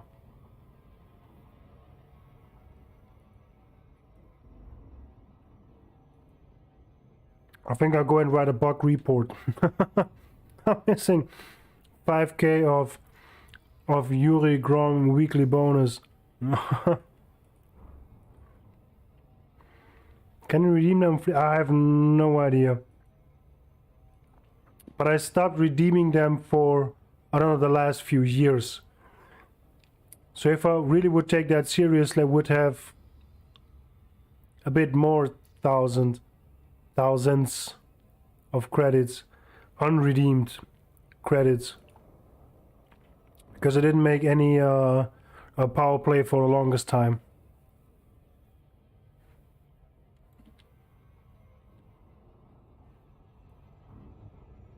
Because I never thought that power play itself pays too well. Back in the days, I were a pure bounty hunter. And Hazres, of course. And once I had enough money or credits, I didn't even bother at all to make any credits. Once you hit a certain amount, what you don't really need, because I don't really buy too many new ships, I have too many modules I can reuse, and weapons engineered I can reuse, so... And I don't build a new ship or buy a new ship if I want to try a new build. I always just take what I have. So I never really were 6 probes, so we have more G. So I never really were, you know, in a position to need too many credits.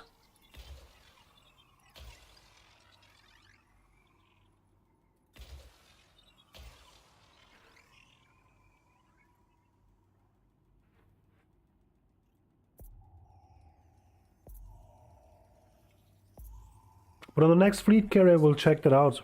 If I can actually redeem that, it would be funny. We have lava spouts, Fombararis, vents, bacterium, stratum, and of course the good old all. So we go for stratum, and we're going to check out if I get that discovery bonus, this codex discovery credits. If I just scan them per hand or with the genetic sampler.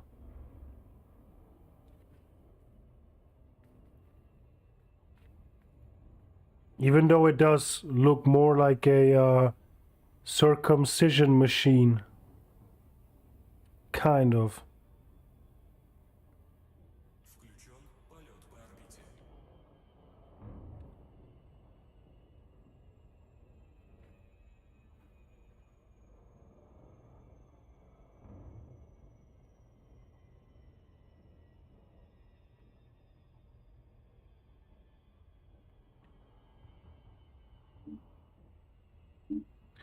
I don't like credits, I don't know what even to spend, but maybe someday we can buy settlements.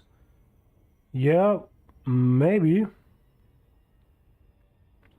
But that's the thing in Elite. Everybody is talking about how to make, you know, billions fast. But let's be honest, what are you going to do with those billions? I never bothered to make a lot of money fast, but I still have a lot of money which I don't need. I really don't need it. You know, some might say, oh, you always need money for rebuys. But on PvP, I only fly with mostly medium or small ships, and I don't really like to get destroyed.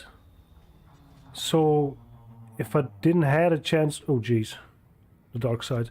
If I didn't had any chance to win, or if I were close before exploding or dying or whatever, or losing, let's say like that, I highwaked away. So I didn't even really needed the money for rebuys. So yeah.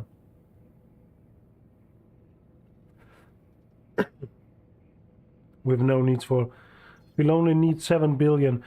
Yeah, if you want to have a, okay, if you want to have a fleet carrier, you want a fully kitted fleet carrier, okay, and you want to, you know, pay for it quite some time, even if you're off of the game, like if you're not playing for a month or so, every now and then that happens, or some weeks, you still want to be able to pay for it. Okay, you need some billions. Okay, that's quite understandable. But overall, if you don't do that, you just need a few hundred millions. Really.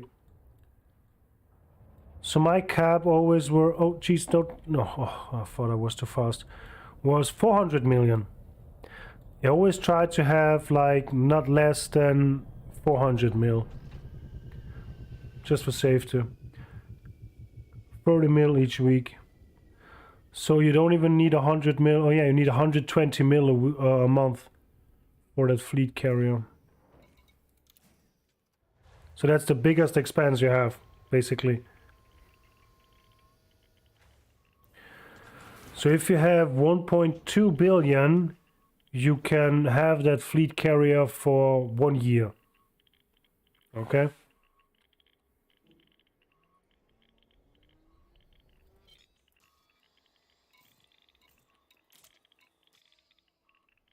Oh, where should I find anything? Oh, night vision. Nice. Okay, so let's find a stratum and let's see. You can even scan those lava spouts and you still get some discovery scanner bonus. Just by the way.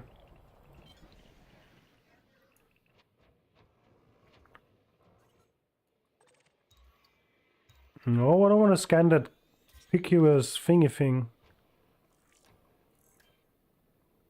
Okay, we have the lava spout, but we don't get any money for that.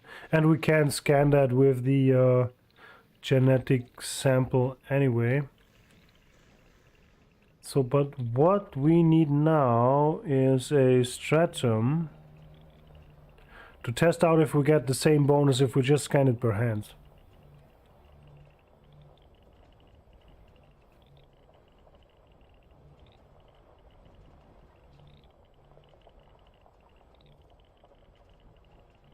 Did I miss something? Did I land on the wrong spot? Because usually stratums are pretty much everywhere. Yeah, but I get about $500 million this week just with few targets fight, even after nerf targets credit you got from each kill. Okay. So you get too much money from target killing.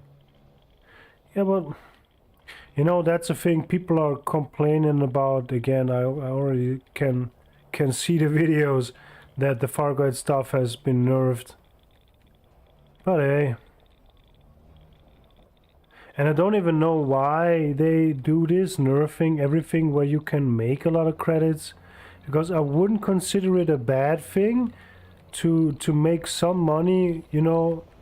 Because why not? If you start the game and you have an opportunity to make some money, you know, not using a glitch or a bug or getting in kind of a meta money guide or something.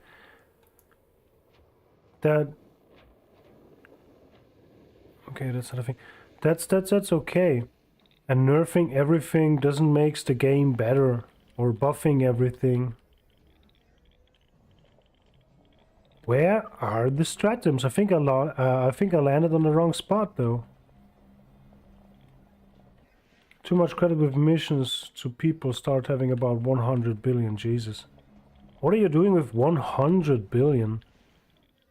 I mean, come on now. I think I have to land on a different spot. I think I really landed on the wrong spot though. I really think I did. There is no stratum anywhere.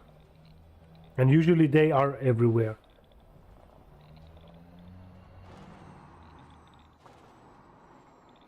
Hey, wait.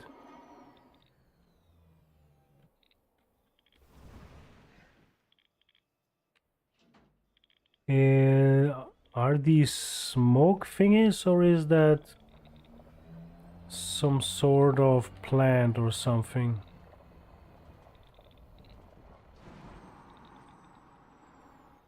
Nah, it's smoke. Okay. That would be a good place to farm some materials, because on all these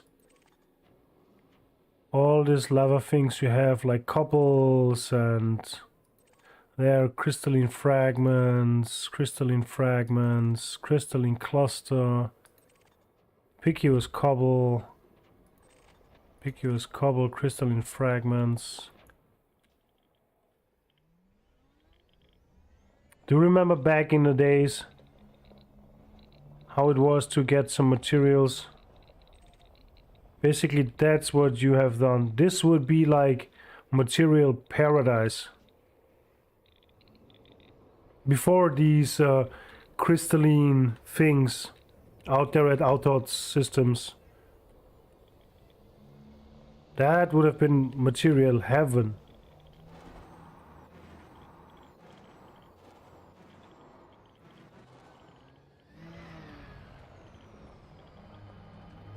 And back in the days, I really enjoyed that.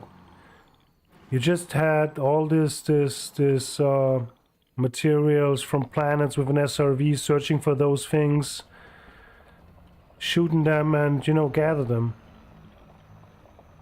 Simpler times back then. Simpler times. Have a lot rare raw materials, yes. I guess on one planet I really collected for, I guess, 1 hour just from these geysers and lava spouts.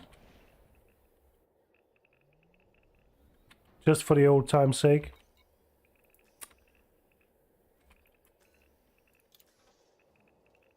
So I think I have to get out to atmosphere and back again, because I really think I landed on the wrong spot. Yeah, these crystals are really good. They do give you some pretty rare materials.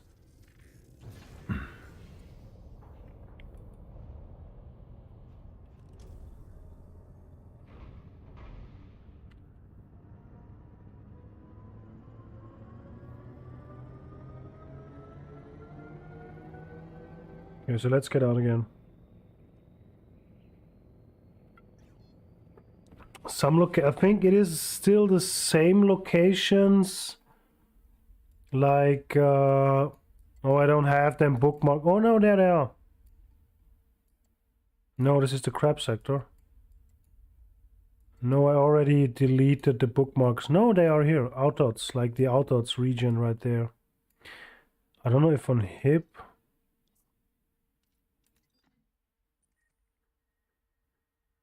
Was it the HIP planets? I think there you can... there was a planet with these crystalline... like these crystal fields. This and the... and the Outdots. Yeah, maybe, yeah, the same, yeah. And the outs one. That one. I have like, I guess, 2 of them as well. Or even 3. So you can gather those materials right there. There is just one raw material you can't gather from these crystal fields. I just don't know which one it was right now. 2. I guess some 2 grade 5. Really rare, yeah. But if you notice crystal fields, you just go there and you just trade other ones for them, and then you know, fill up the rest again. Oh, you buy them. Well, you can buy them. You mean trade them, I guess.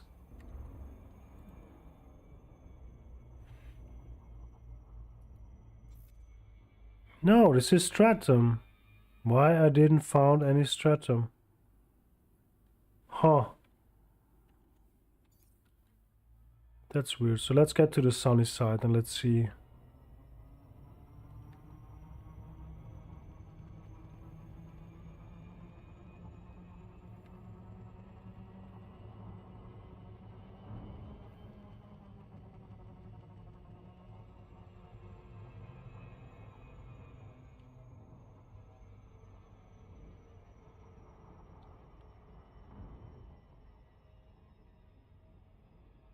Yeah. That's what I did as well.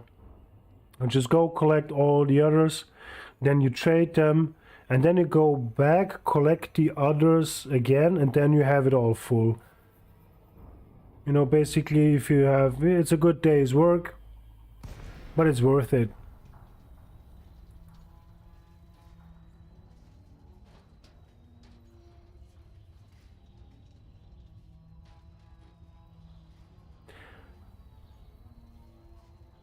So you can't trade the materials for the suits. Okay. Well, I don't know. I have an unengineered suit right there. I never even bothered to engineer a suit or a weapon or something like that. Oh Jesus, that looks good.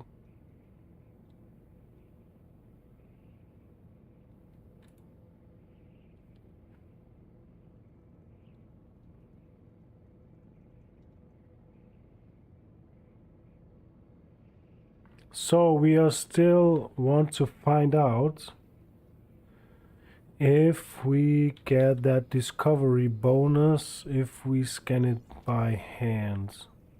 But I'm pretty certain that you will.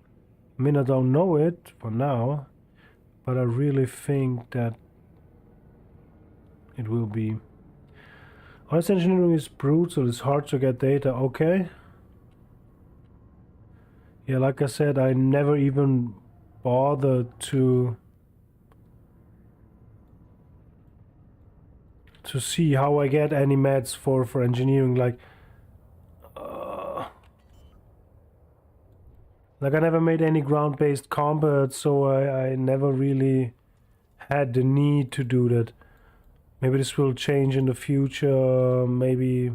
Let's just see. Yeah, I see the stratums. Great. So now we can put it up to the test.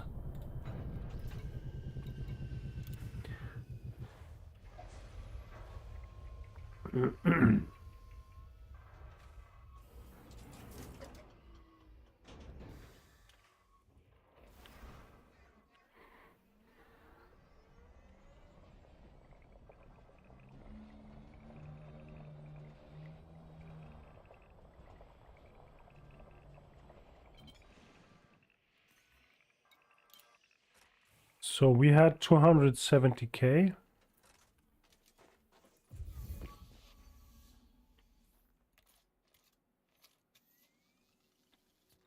Yeah, this is the bacterium from the other planet.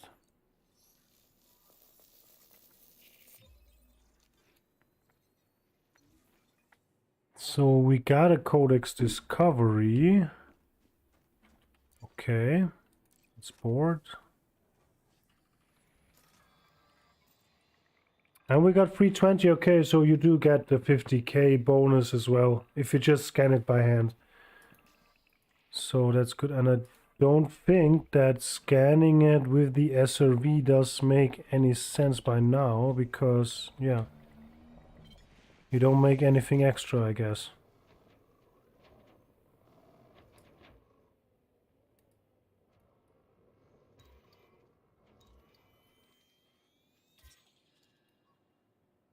Yeah, no new trades. Okie doke. No point in spending time to scan with SRV. Exactly. Now I know that. But I never really bothered to find it out, to be honest, until now. So, okay. But the more you know, right? But yeah, it doesn't give you any benefit. Which is weird. Kind of. I mean, it's not weird. If you scan it with hand, it's okay. But why should it give me anything if I scan it with the SRV in the first place? Now I'm just confused.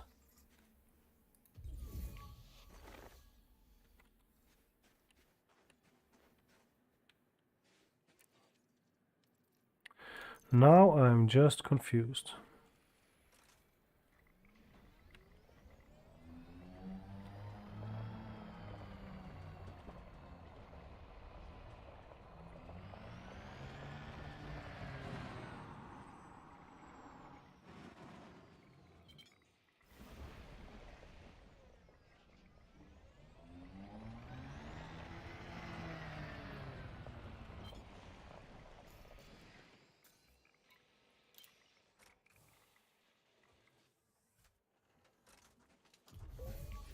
Nice.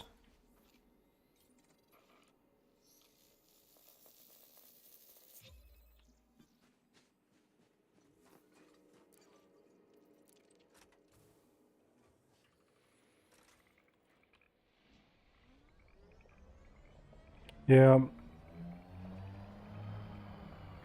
Yeah, if it doesn't give you any benefit, you know, so why would you scan it with an SRV? I just did it because I didn't know it better, to be honest.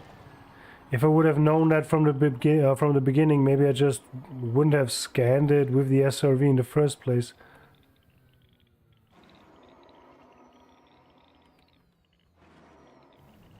Hey.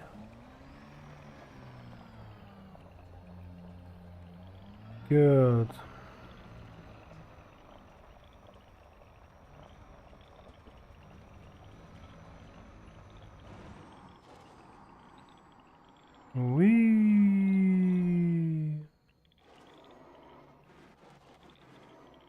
Doesn't really feel like 0.35G.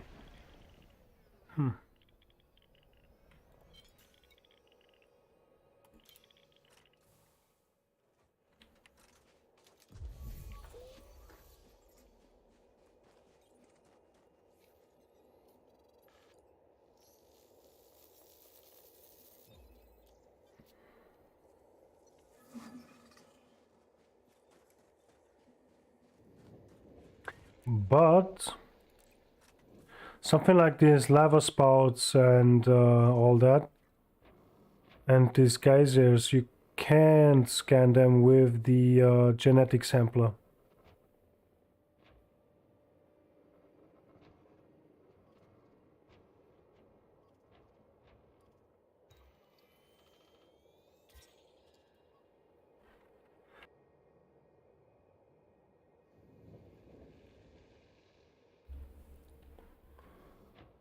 But I don't really know if they give you anything.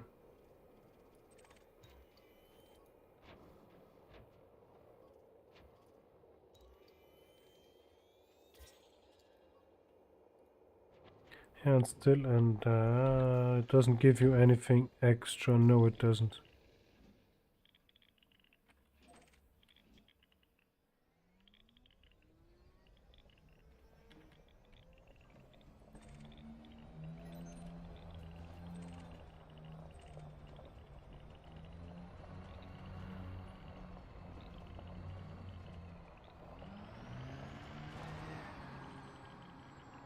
Wahoo!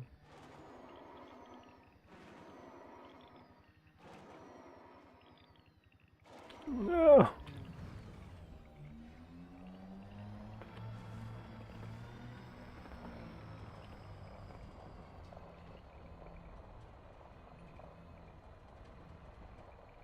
Did I already wait?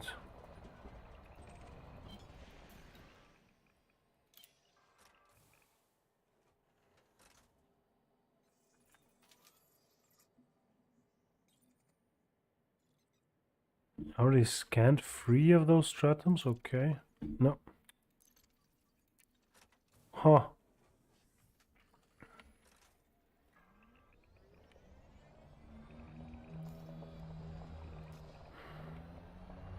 I think I just made, I don't know, like 5 jumps so far. Oh, jeez.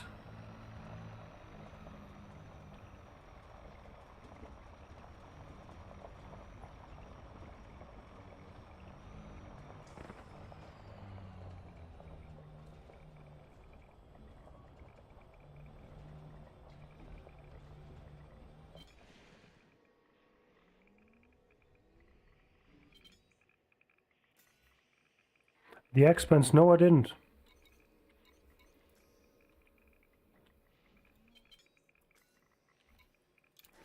The expanse is with all the old action heroes. So Stallone, Jet Li, not Stratham, Jason Stratham. Is he called Stratham? Jason Stratham? Is that his name? Arnold Schwarzenegger. Oh, is Schwarzenegger in there as well? I don't know it now. But a lot of the old action heroes. 116. I made 4, 5, 6 jumps. Jeez.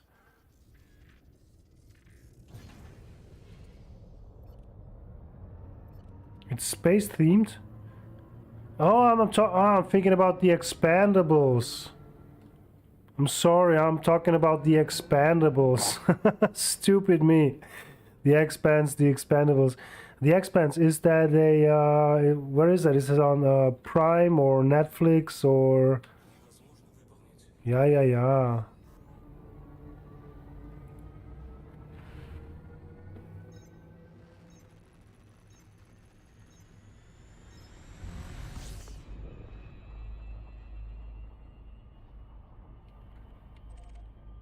Forgot where it is. Okay, let's just Google it. Let's just Google it. The Expanse.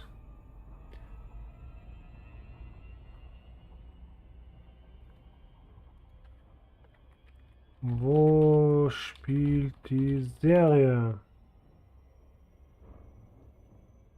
It's on the planet Ceres. Asteroids. Not that. It's a sci-fi from 2015. Okay. Prime Video, so it's on Amazon. Okay.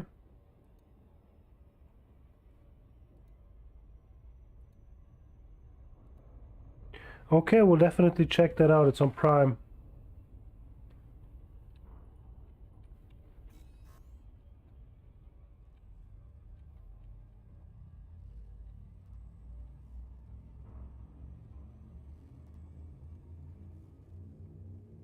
Thanks for the tip. But that's an old TV series if it's from 2015. It's 8 years.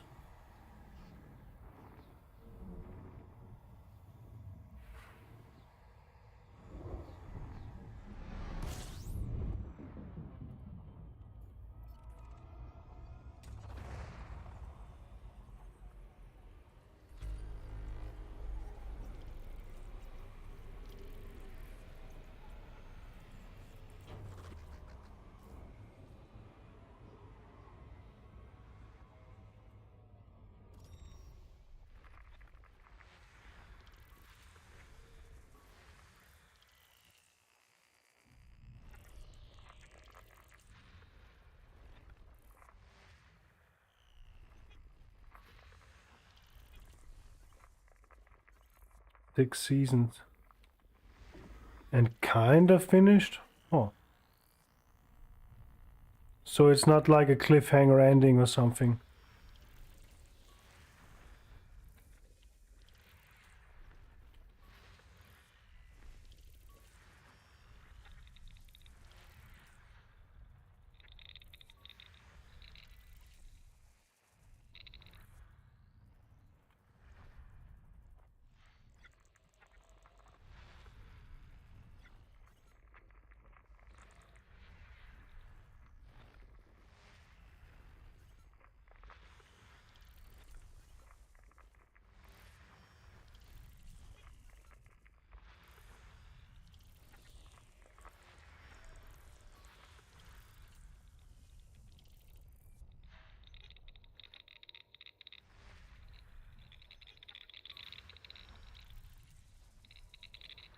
Oh.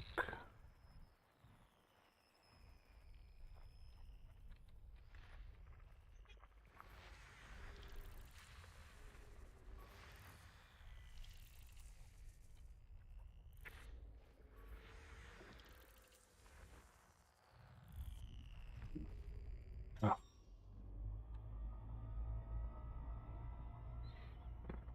I hate that if the sun is like right in the way.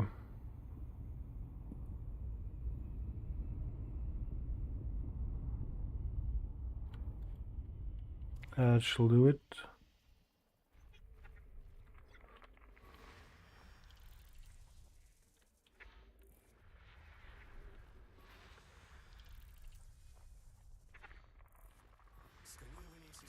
Nice, let's see. None. We got one, not too fancy. 5, carbon and sulfur. Ugh, I have to check that out. 42k. They've animated a line, but there is still some store unfinished. It's adaptation from books, and there are still few books not covered by the series. Okay.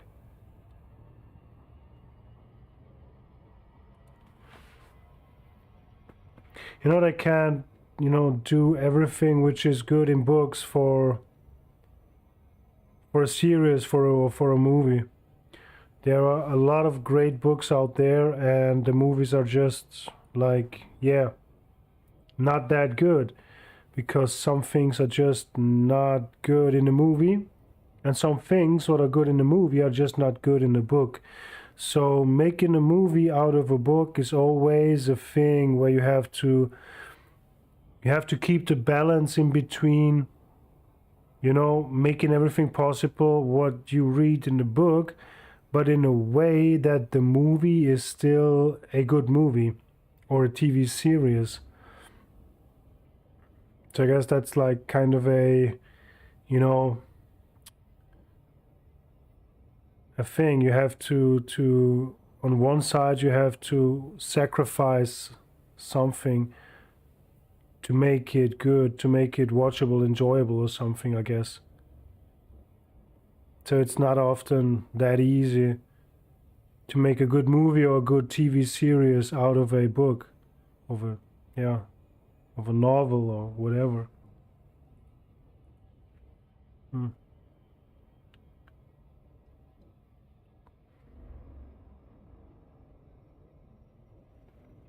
And in the end, you have some sort of a producer who got the opinion that he don't like this or that from the books and change it, or kind of change it, for the movie or the series or whatever. So often it's not that easy.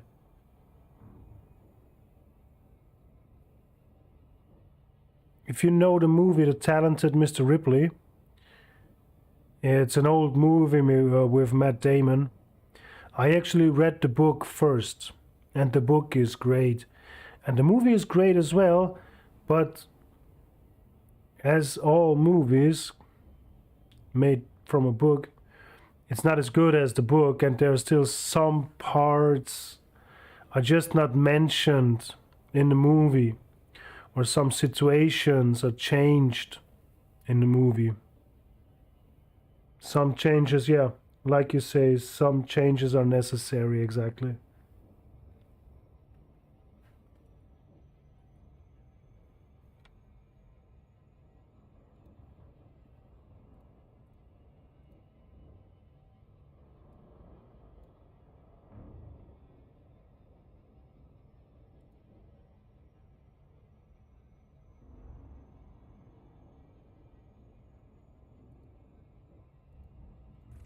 Oopsie daisy.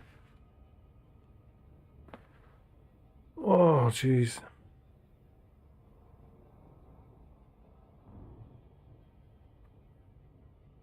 So not too many light years done so far. Less than I thought.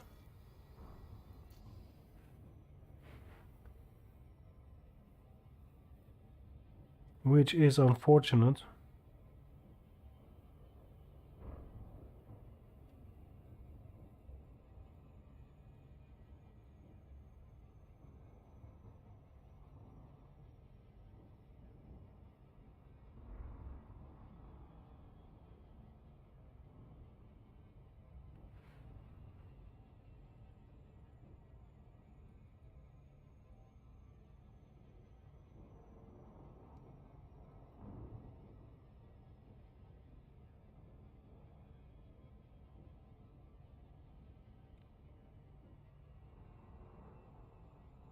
Oh geez, it was just like 20k or 20k light seconds.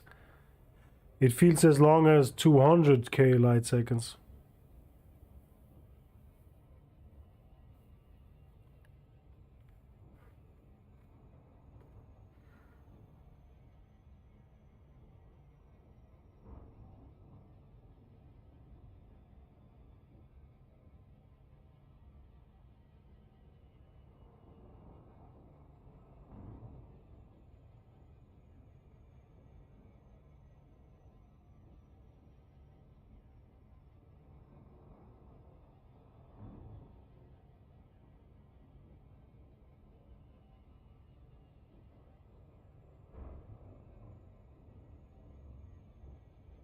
Yeah.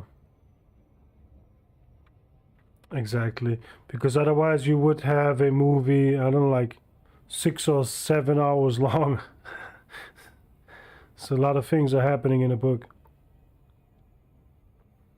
Yeah. And for the sake of entertaining as well. Because if you read a book, you actually want to read, I don't want to say a lot, but you are more ready to dive into a world, if you know what I mean.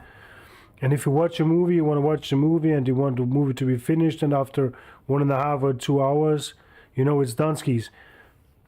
But if you're reading a book, let me say like, I don't know, like 1,500 pages or more, then yeah, you basically give your consent to dive in quite a lot and sunk some time into it. Even just a couple 100 pages can have a lot of story.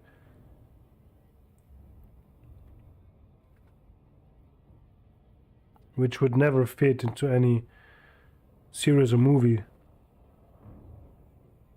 Well, a series is something else, because with a series you can take your time to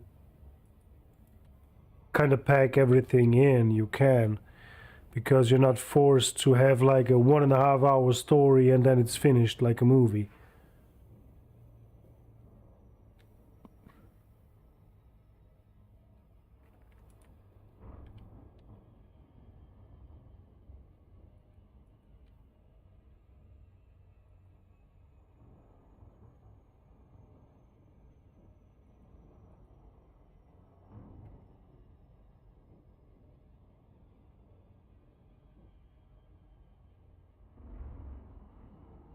Da, da, do, do, do.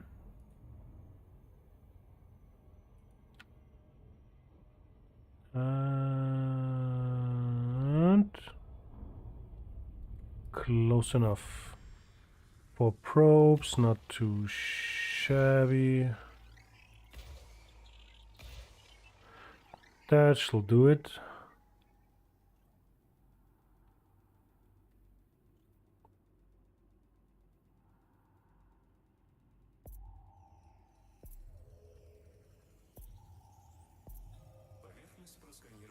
No, it won't.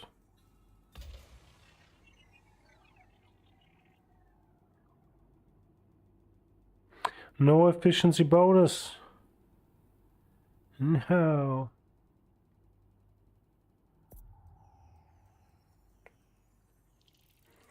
We got a bacterium, we got fungites. Fungites like cold stuff. We got a stratum right there. And a frutexa, why not? And the tussock.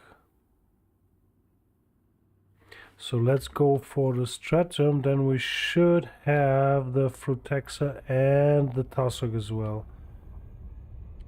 That's what we're doing.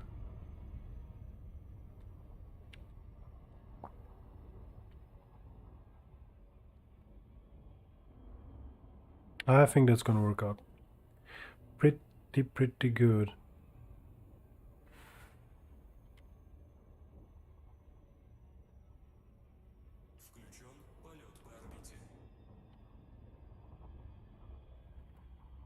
If I go on like that, we're going to be in Beagle Point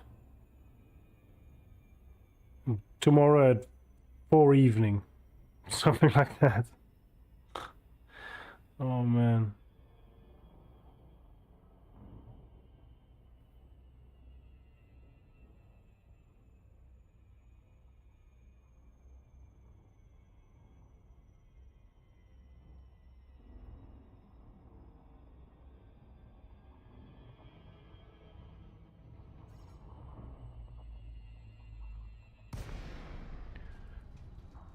So we are looking for another stratum.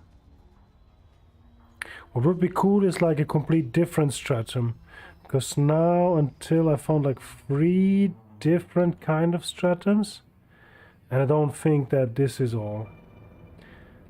I think there are more of different stratum species, but maybe some are simply rarer than others, like it is with every other thing here in Elite.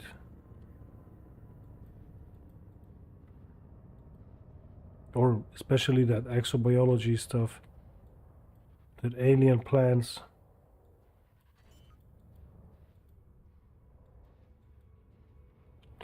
Oh, not too fast. We don't want to go too fast.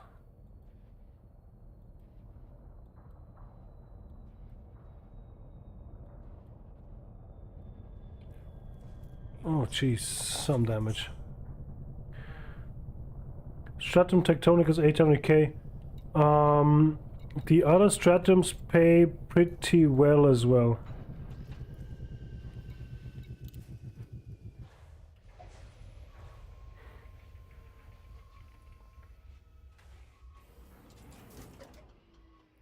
And what is paying well too is the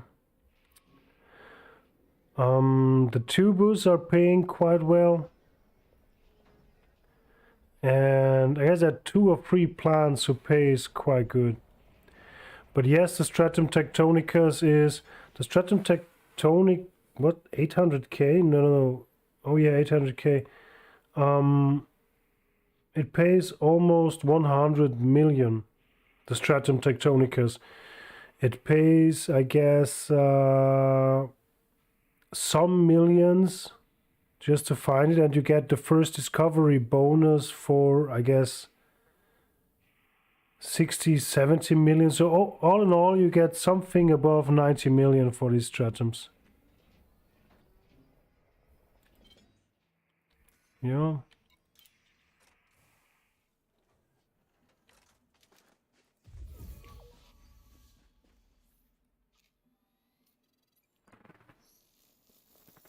So actually you get a first discovery bonus, you get more than the Tectonicus green than what you get from just, you know, finding it.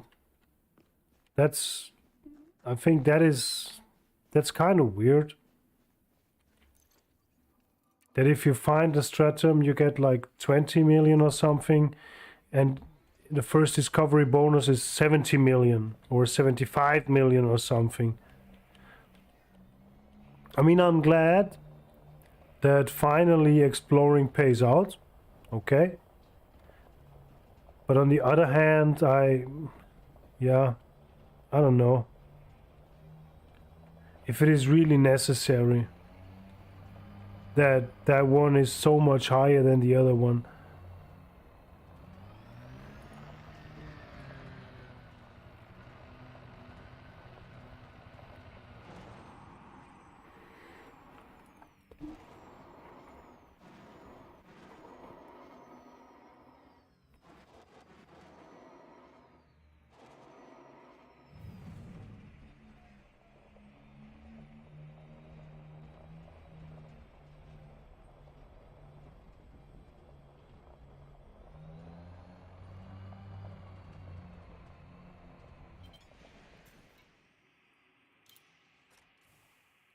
Let's see if this is diverse enough. Oh, yes, it is.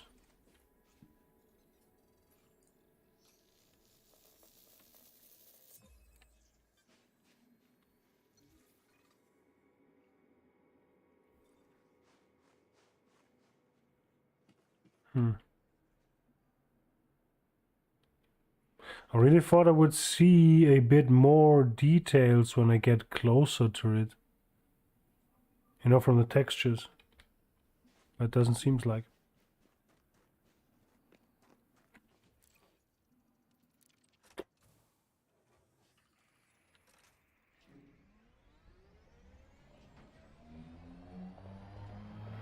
So now another one.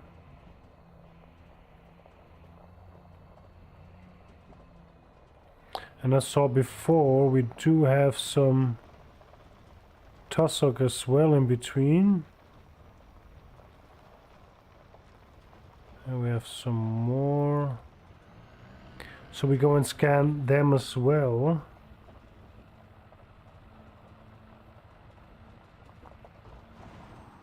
I'm not too positive about finding a fruit taxa around here.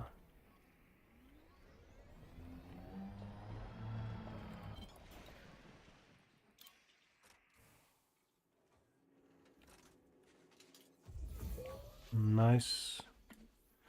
So we scan that and we finished, and we're going on to the tussock right here.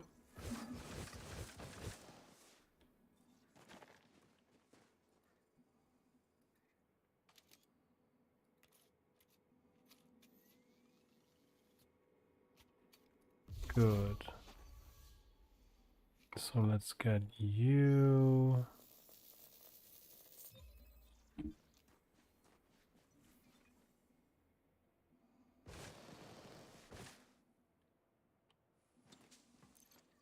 We're going on.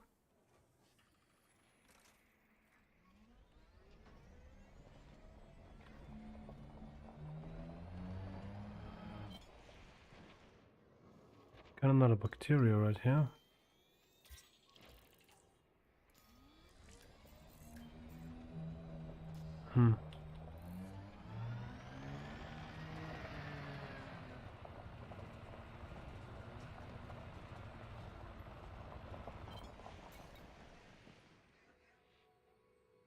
Oh no, I want that.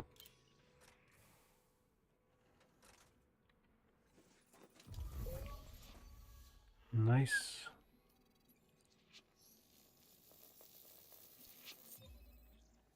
One more space leaf. Or space grass.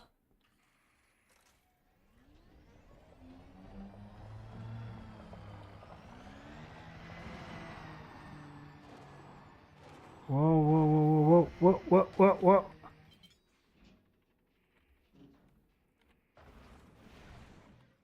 Good.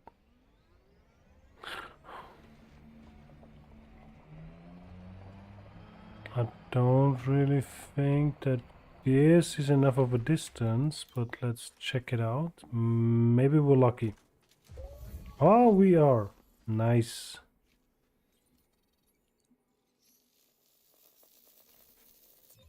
So we got that. Tussock propagito. Uh-huh.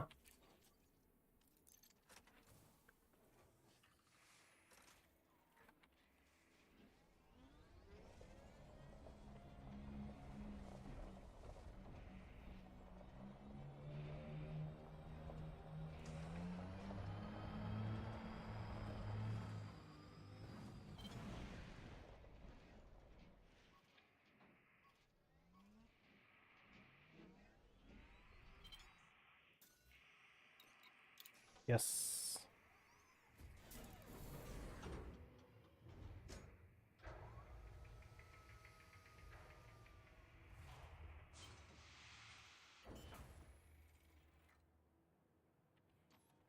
So, do we have some sort of a nice view around there? Yeah, somewhat.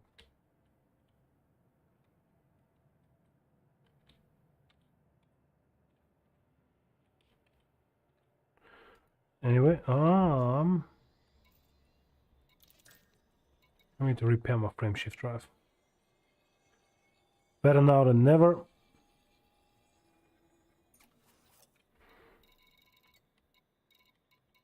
Power plant is good. You know, if you're out there exploring, you don't need too much of a power. So you better take a smaller power plant. Some of the smallest you can get. I have a 4A right now, and it's, you see I'm on 52%. So it's enough.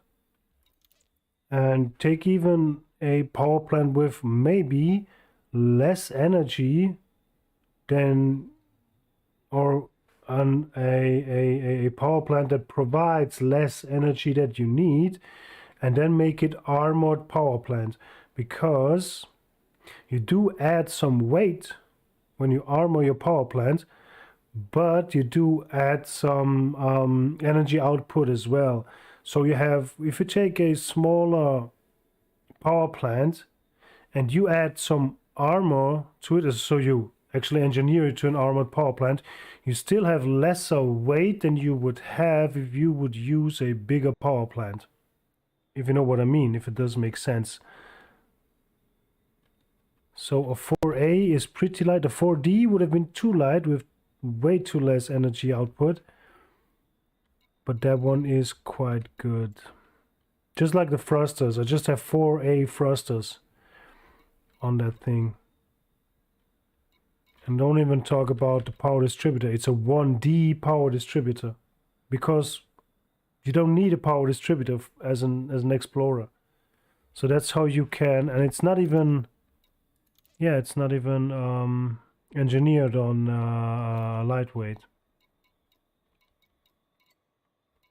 But that's how you can save some weight and get some extra stuff. So if I would have had the power distributor on lightweight and something else, thrusters is, what is that? This is clean drive, thermostat. Of course my phone is ringing, I'm sorry.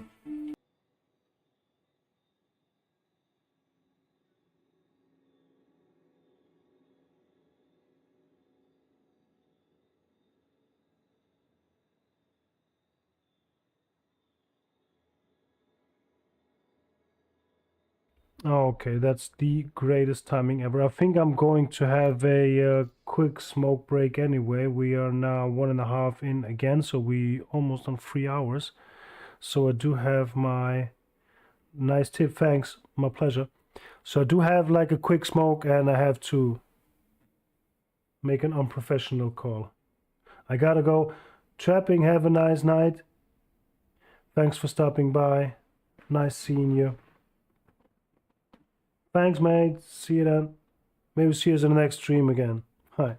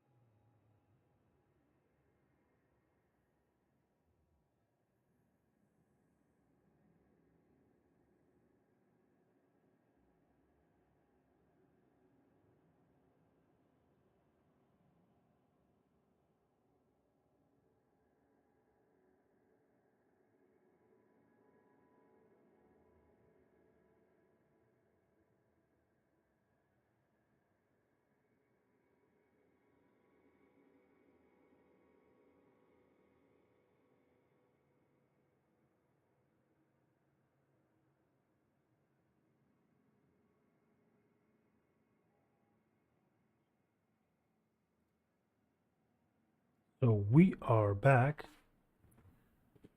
Oh. And let's move on, I guess. 115. Oh. Doesn't seem like I make any progress today.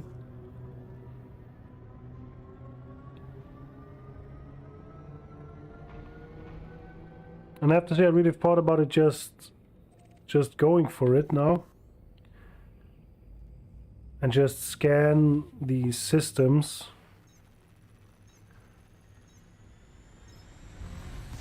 Because I really wanted to reach Beagle Point today.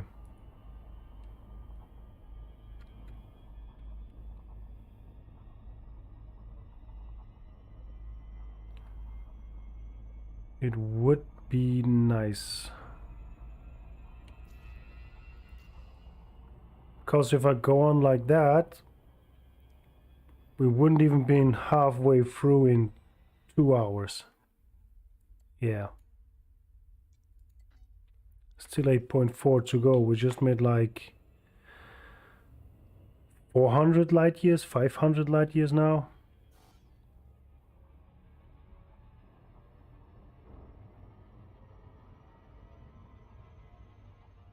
And that thing that I started stream too early, earlier than actually planned, because I wanted to make some distance before I start.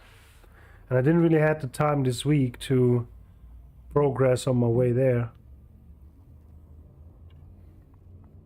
So there are a lot of things why I'm in the situation right now.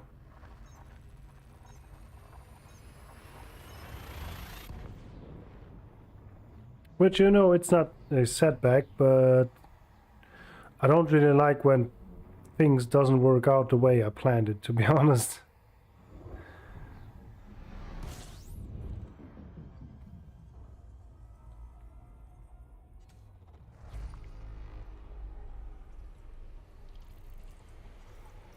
So maybe I just skip some systems. But on the other hand is, you know, that fear of missing something.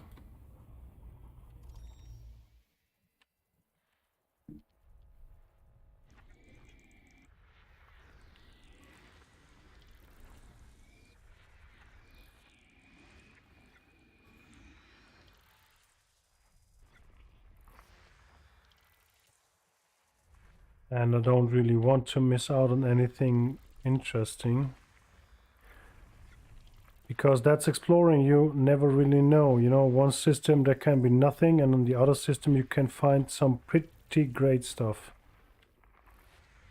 There is nothing anymore. We have that. And we have you right there.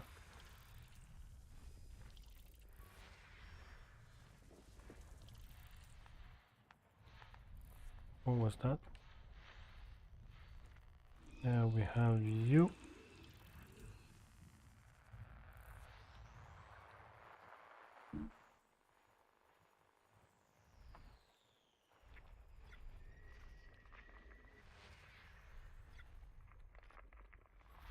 So I really think that after that system I just try to get some light years. We got that.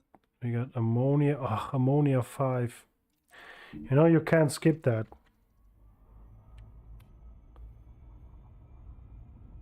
You know, funny thing is that the last, I don't know, like 10,000 light years off stream, off recording, there were so little interesting things. I basically just jumped, okay, nothing there, jumped, okay, nothing there, jumped, okay, and that's how it went. And now, where I think like, okay, I can go there and make it on the live stream as well. They have like so many interesting things, so many interesting planets. No, you can't. Well, you mean I can't just, you know, speed jump my way there? I really I can't, because now you see, like, on every system you have at least one or two super interesting planets. Oh.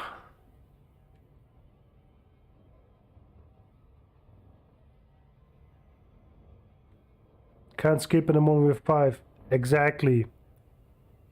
That's the thing. You can't skip that. Oh, jeez.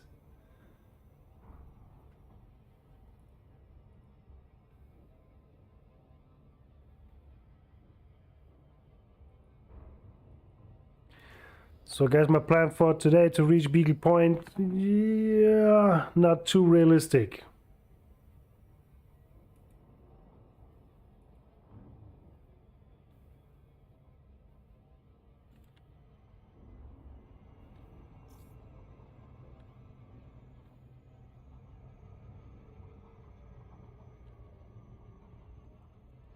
No, no, no, no, no.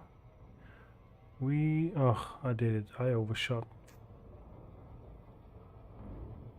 So let's make a loop. No, not really a loop of shame.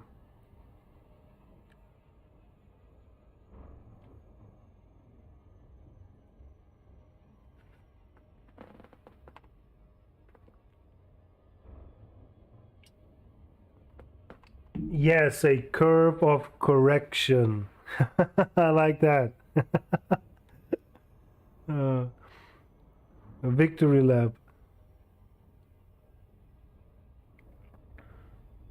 No, curve of correction is quite good, because it wasn't a complete loop of shame, you know? Wasn't quite that. We have 4 probes. We go like that. That should be good.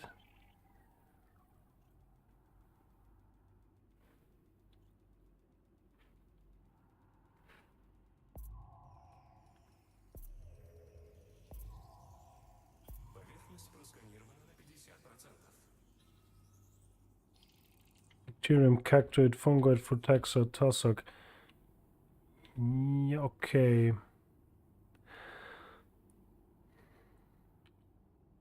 We got the fungoid not with the cactoid. Okay. We got the frutexa pretty much everywhere. And the tussock. Then we have the cactoid and the... Yeah, it's pretty much... But tussock is not too interesting. Fungoid, yeah. And frutexa, yeah, okay. But let's go for the cactoid. And we get some frutexa as well.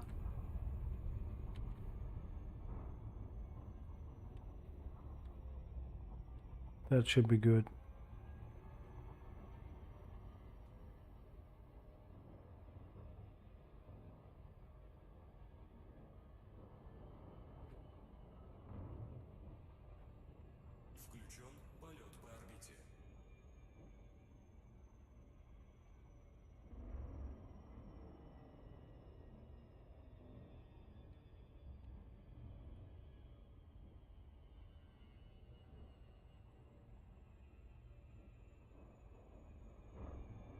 Let's get on that plateau.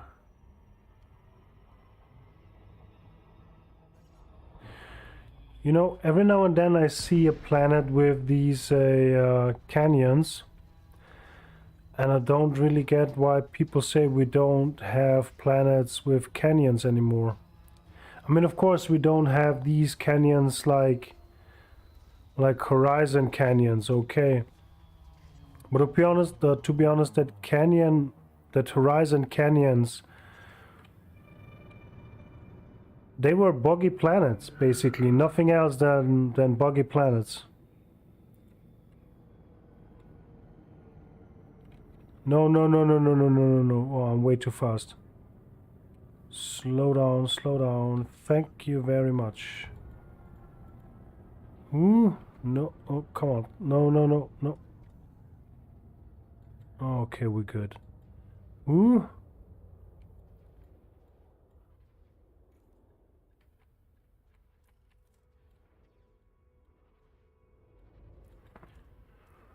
For a second, I really was worried.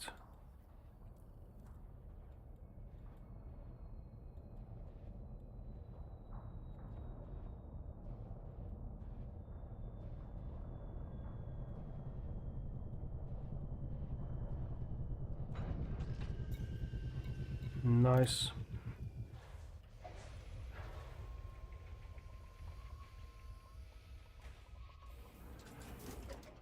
Then we have tussock. That's not cactoid, it's tussock, is it?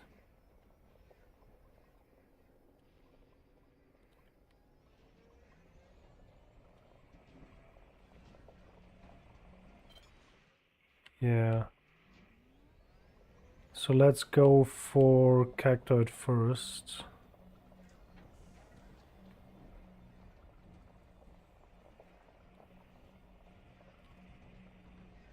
Is it at space penises again? Yes, it is. Oh. That space penises, aka facehugger plants. Oh, jeez.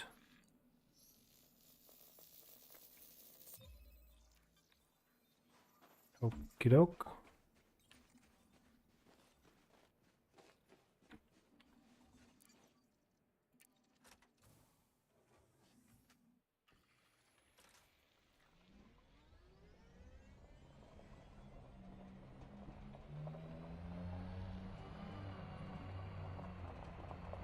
So I don't see any nearby right now.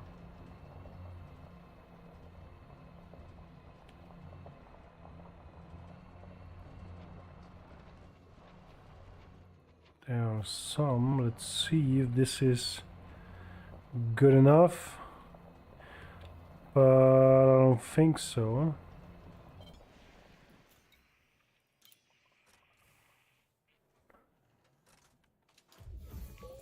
Oh, yes, it is. Nice.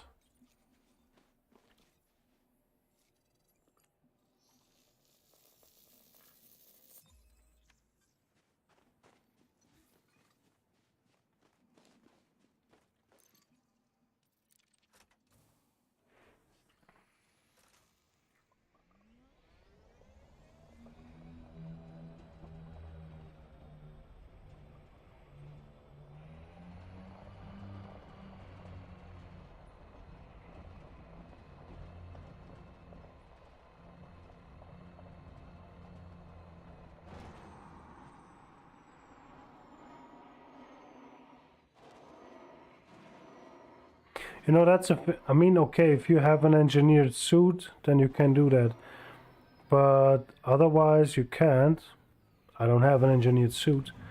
But you just can have more of a view of what's going on around you if you just boost up. And just check your surroundings for whatever you're looking for.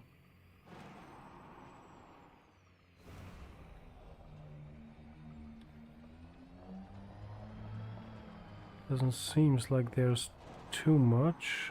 There we have something.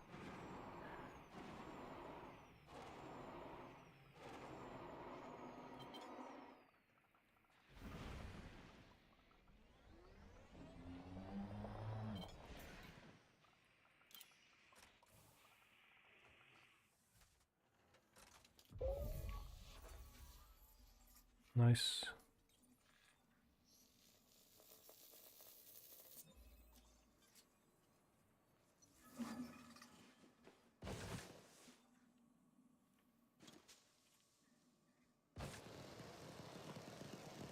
I mean, okay, yes, you can have a view, even unengineered.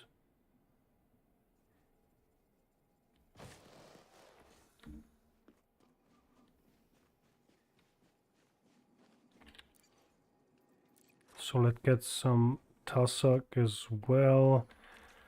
And Frutexor should be around somewhere here as well. Or maybe not. That's why I want that. That's why I'm maybe going to change. Maybe on Beagle Point, I really go and wait for my Asp Scout. It doesn't have that big of a jump range, but you can go for Exobiology way easier because you just can, you know, land everywhere. And it's just easier to maneuver around on a planet. Just, you know, hop in, fly, land, hop out, you know. It's just easier. So where is all the tussock? So let's just take that for now.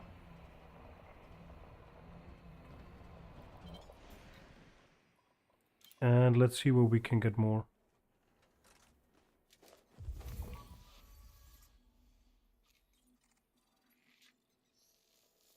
Or is that a Frutexa? No, that's a tussock.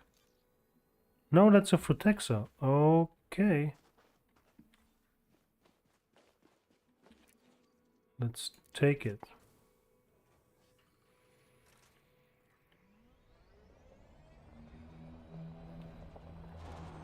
So now we need more of that.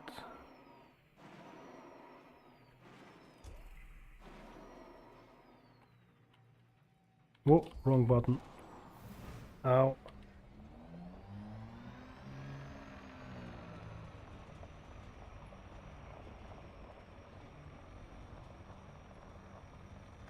Don't tell me there isn't any more of that. No, it's actually not good. There we have some. What?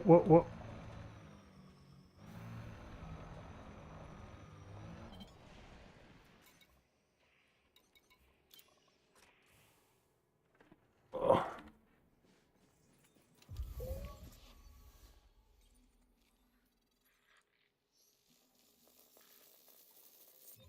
Thank you.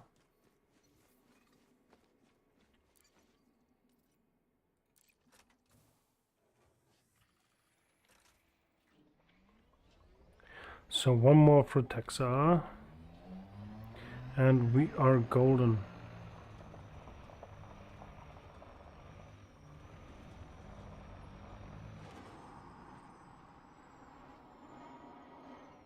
So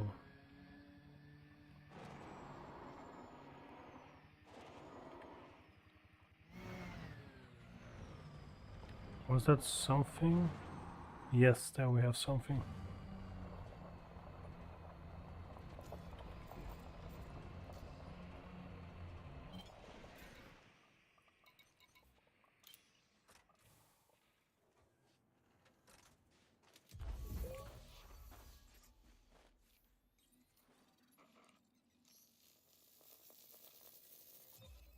Yes. Thank you.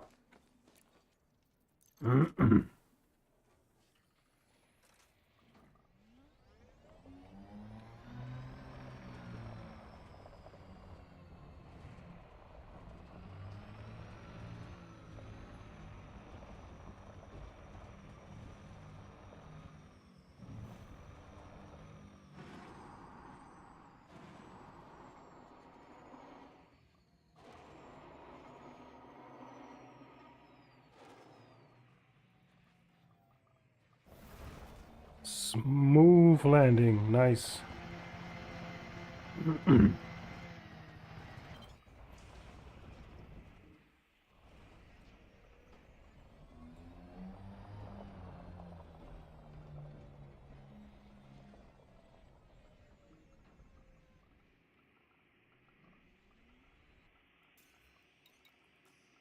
Come on. Nice. Yoo-hoo.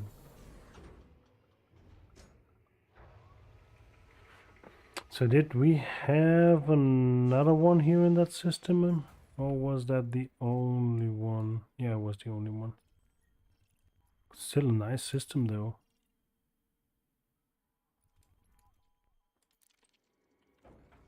A really beautiful system.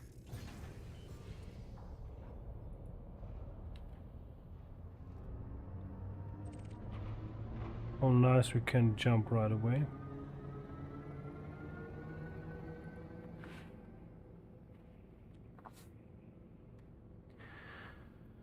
And I have to repair my frameshift drive sooner or later anyway. Oh, man.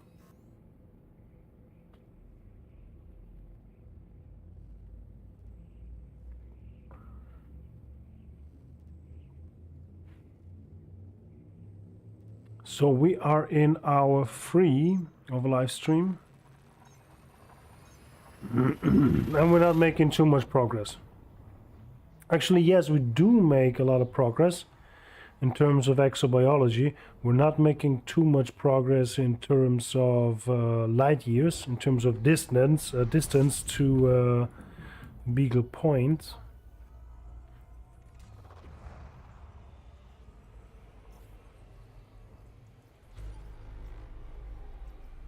But there's nothing I can do. There are simply too many interesting planets on the way. It is the complete difference of what I experienced the last 10k light years. Where barely anything interesting.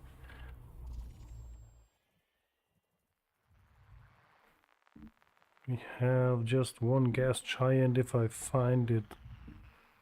Where is it hidden?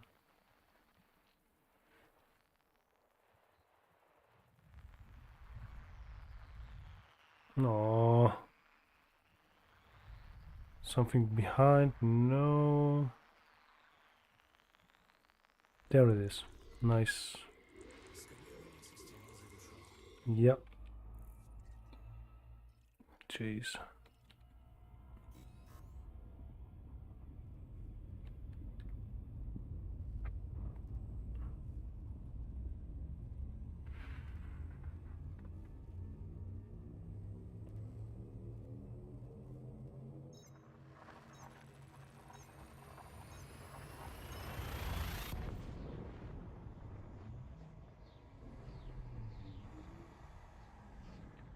Do, do, do, do, do, do. Do, do, do, do, do, do, do. Again, a system where nobody was before. Nice. But it's kind of weird because sometimes if you just, you know, jumping around in the void somewhere, you come through systems where already explored systems, then they're gonna jump by jump by jump on 10 or 12 systems all explored already. Think like, hey, I mean, the galaxy is so big and I really have to get from one system to the other and all of them are explored already. I mean, if we have 100 million times 100 million stars, you know, something like that. So, geez. A 100 million times 100 million objects, something like that. Oh, wrong button.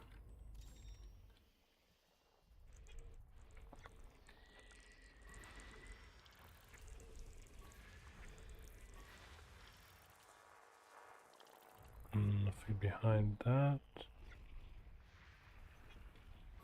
Take you and you. And you, and all of you. Yes, please. And you. And you, of course. Done. Nothing too fancy. Nothing too fancy.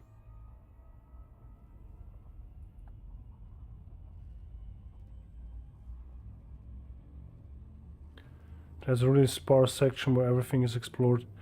Yeah. Of course, yes. I will do.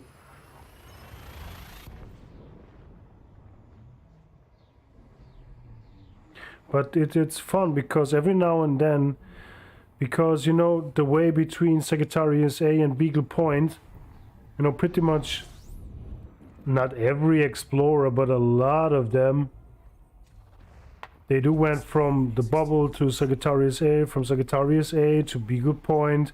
So in between, every now and then you just come across systems which are already explored. And every now and then it's within that jump range of like that anaconda. So you jump like sometimes I think the maximum was, I think it was it 10 or 12 or 14, at least it was above 10 systems, all explored. And I thought like, hey, I mean, space is so big though, and we can't have all like space jump range, the same jump range. So the, you know, AI who is, you know, checking out the route is giving you the same route he has given to someone else. And you can't really get in the filters tab that you just come across unexplored systems. You can somehow, but just with systems you haven't explored. So you can basically black them out from any route plotting. What? Yeah, we have another curve of correction.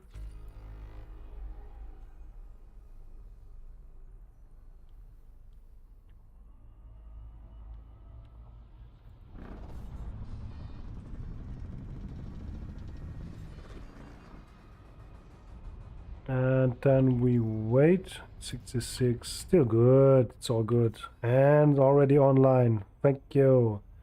145. Why just 145? Could go more. About double and more. That's interesting.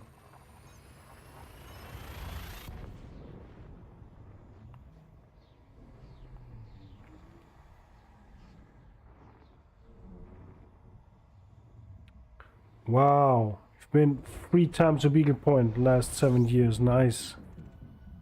That's my first time I'm attempting to go to Beagle Point within 8 years of playing Elite. Just some weeks ago it was the first time I reached Sagittarius A within about 8 years of playing that game. I've never been much of an explorer, to be honest. I've always been a pew-pew guy and always did pew-pew. That's the most thing I did in that game. But I just needed to do something new, something I haven't done before, you know, to see things I haven't seen before. So I thought like, okay, like just go exploring that year. Because why not? And I really started to enjoy it more than I thought I would do. And I really do. Oh, wrong button again. So basically an 8-year pew-pew guy, and the last, I guess, 3 years I only did PvP, now finds himself enjoying exploring. So even for us, the hardcore elitists, even we can find something completely new, you know, to have enjoyment or to feel that excitement again in the game. Yeah.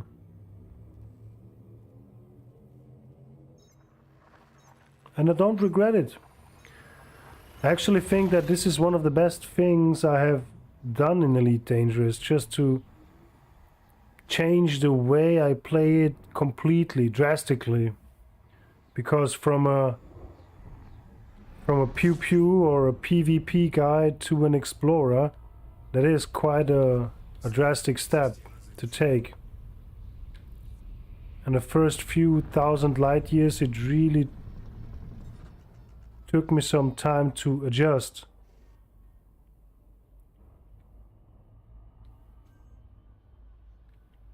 But it's all good now. Yes, supercharged and malfunctions, 65, okie doke. Oh, I didn't scan the system.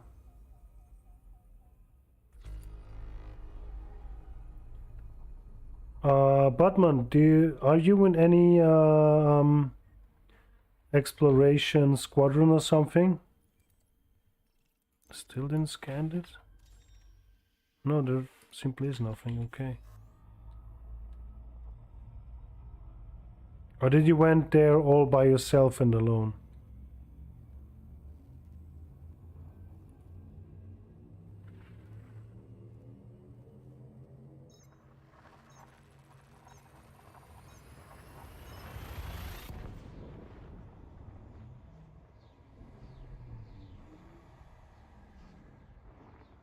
alone. I did the trip around the outside. Wow. Wow. That's great though.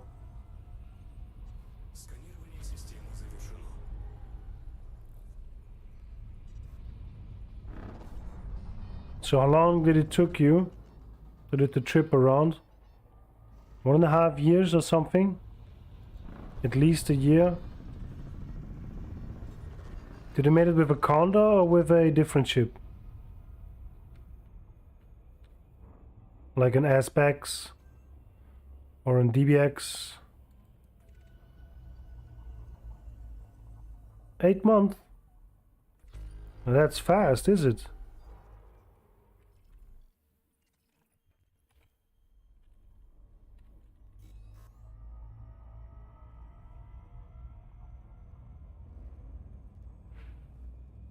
Only Condor will do for that kind of trip.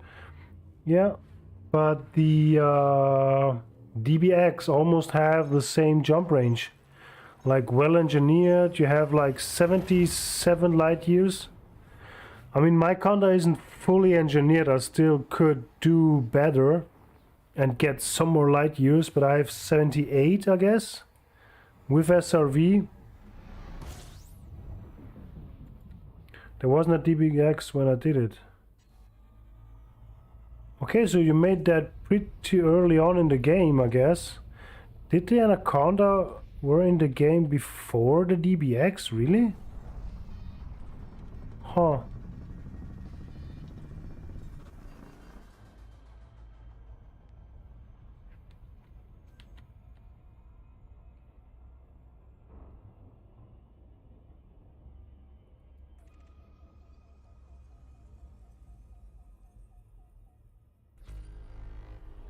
Four.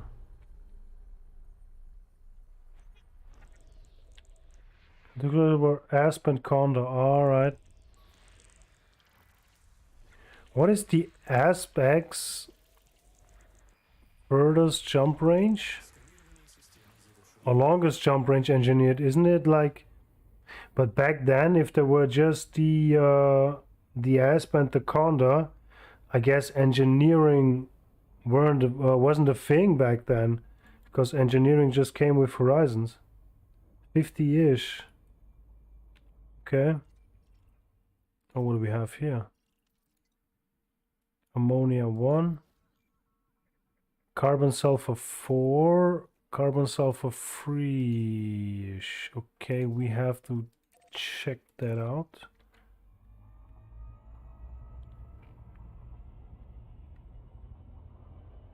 I was the slot machine engineering back then. Okay, I get it. Horrible, horrible times. I think there are still some commanders out there with that guard roll modules. Or I don't think that FDF deleted them from the game. I think there are still some guard modules around. If I'm right. If I'm wrong, please tell me. Otherwise, I think that there are still some guard modules around. There was some hard times back then, because engineering really was a mess. Even more than a mess. It was... Whoever thought about that?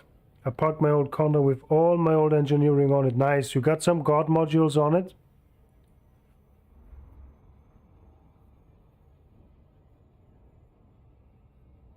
Yep. Nice.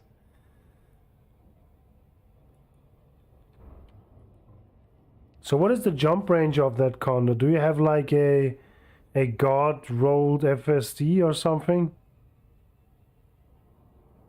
That would be interesting. Because I don't really think that a lot of people back in the days were like, okay, I guard rolled myself the greatest FSD. I think everybody were about shields and weapons and all that, and hull and whatnot, you know. Well, maybe the Explorers, yes, maybe the Explorers guard rolled for a great FSD. But all the others, I guess, they were all about shields and weapons. Oh my god, back then. That's some years ago, a lot of years ago right now. Must be at least like 5 years or something. The double engineered one is better, okay.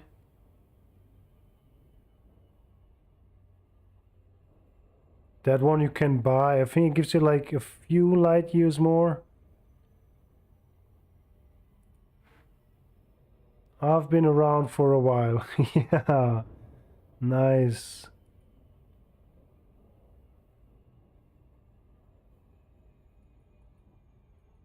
Oh, back in the days, simpler times. Even before engineering, simpler times though.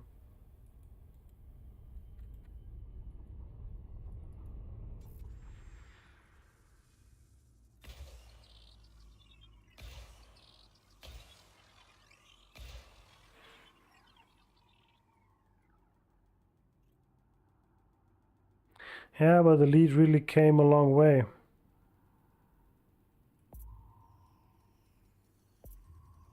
And it grew.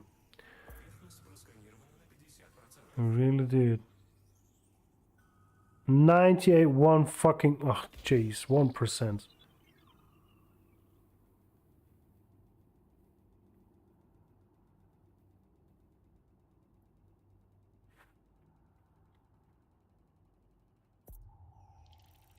Bacterium fungus for Texas Tussock, yeah, I don't really bother too much for that combination, to be honest.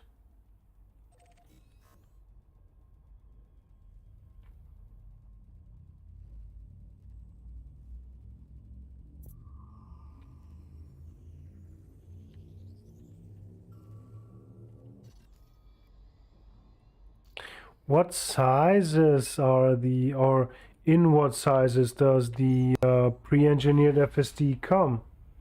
I think it's just a class 5.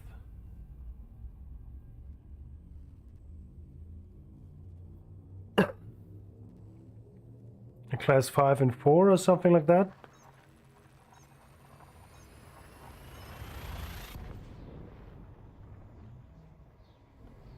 A6. Okay. From a CG, so you were just able to get them when you participated in a CG? Or is it buyable now?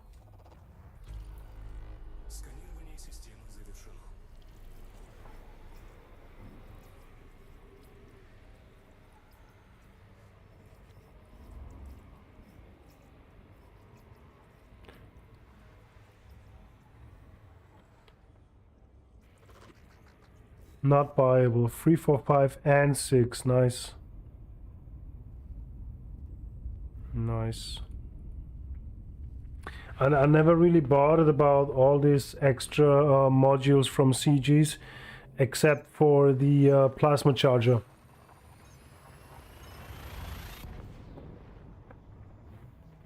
That was one thing I really wanted to have.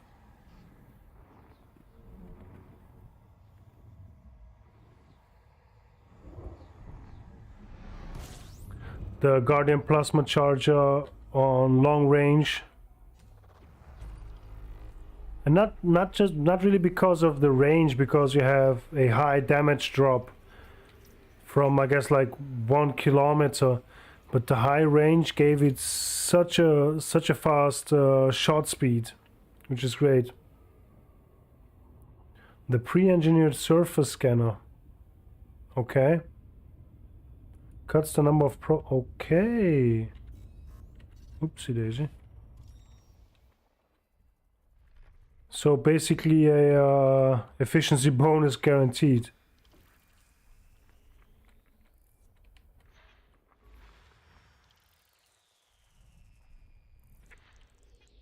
Is this buyable or was it a CG one?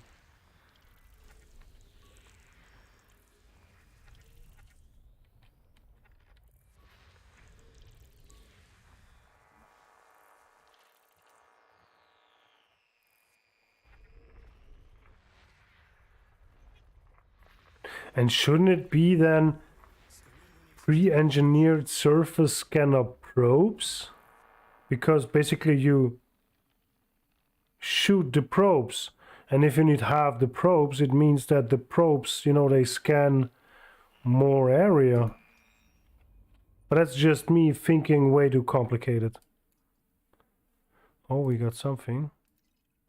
We got neon rich none. 104. We're making some progress. We're going to be beneath 100 soon, so that's something.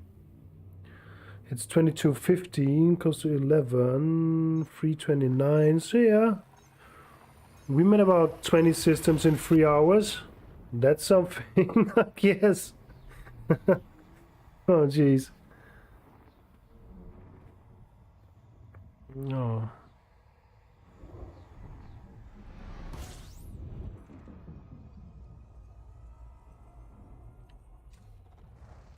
Yeah, but I guess the surface scanner would be a thing. Maybe one day when I get back to the bubble. Maybe one day.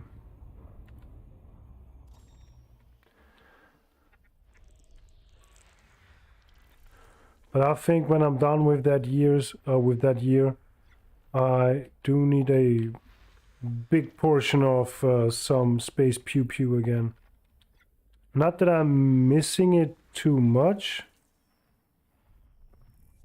but every now and then in between I really think about, oh, why not just, you know, just going back and doing that. But on the other hand, why? I can make so much space pew pew. Or I did so much space pew pew. I guess that if I would really just decide to go back, or even more drastically, go somewhere where I can buy a sidewinder, a stock sidewinder, just go to self-destruct in that sidewinder and take the starter sidewinder. You know what I mean? Like the fast way back to the bubble. I made that twice from Colonia.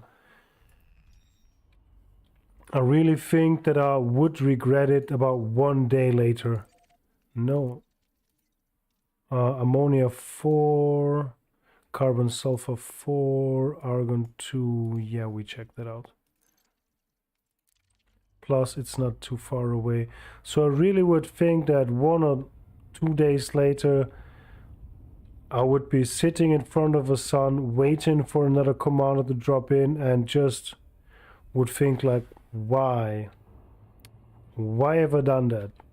I could have been out there, you know, exploring stuff, and now I'm just sitting in front of a star and getting bored. There were times, PvP times, where I felt asleep, waiting for other players. Jeez.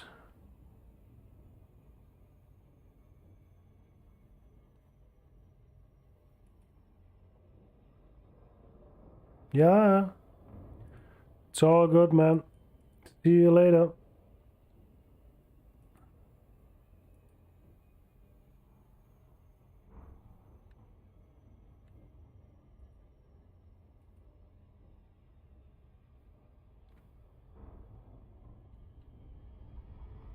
No, no, no, not too fast. Come on, slow down. No, he's not slowing down. Fuck. Ooh. Okay, I guess now I can. Oh, I can only do that in Super Cruise. Oh, man, really? Really, bro?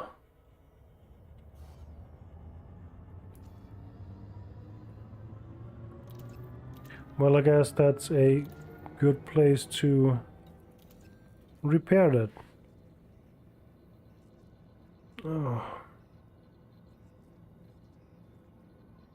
It has to be done one time, so why not now? And I got myself some to drink in between.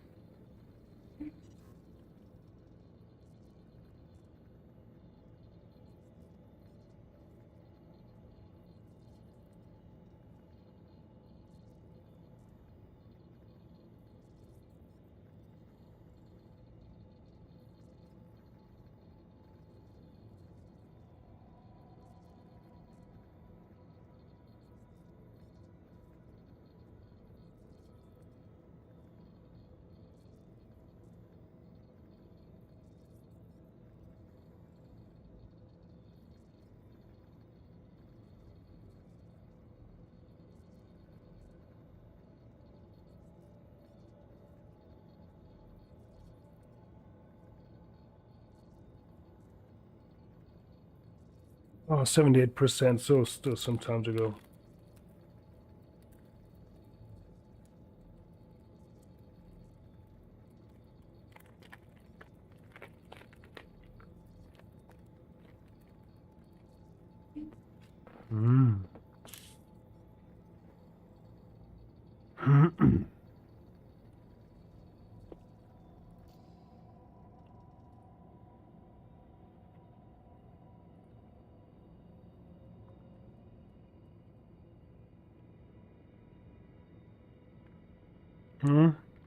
You see, when you get to the edge and away from the center,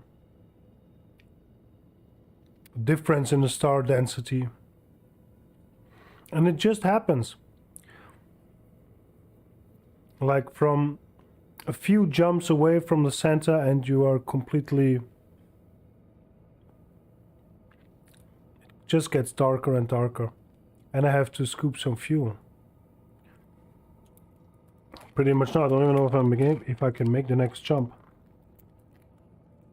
Oh no!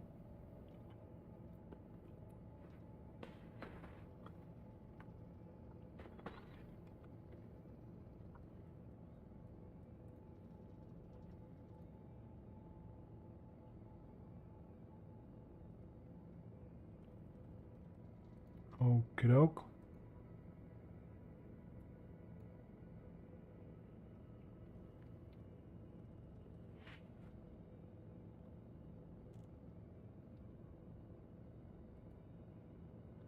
Good.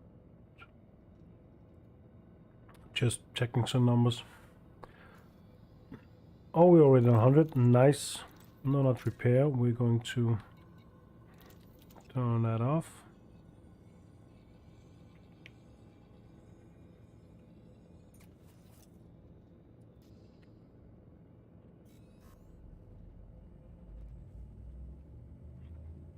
Oh no, I need to... Oh.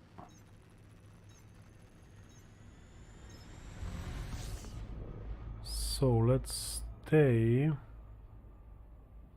right there. Oh no, what am I doing right here? Oh.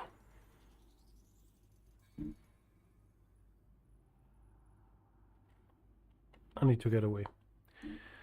I need to get further away.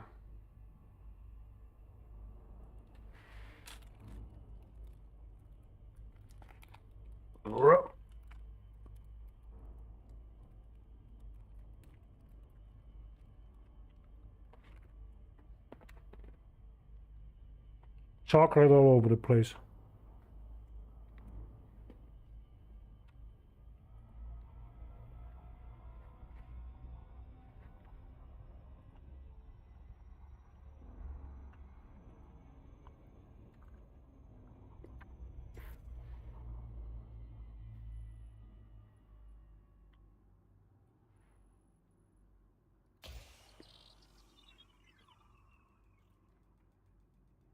Why is it 4 and 1 almost takes the whole place though?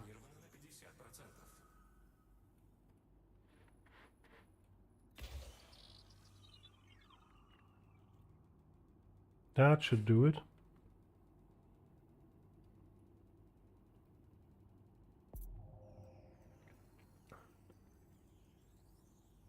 Nice. Okay, we got pretty much the same right here.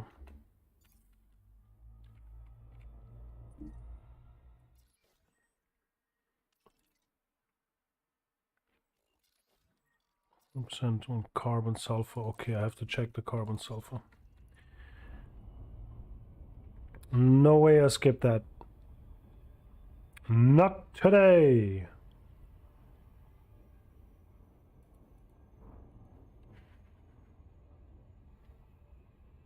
Da, do, da, da, do, da.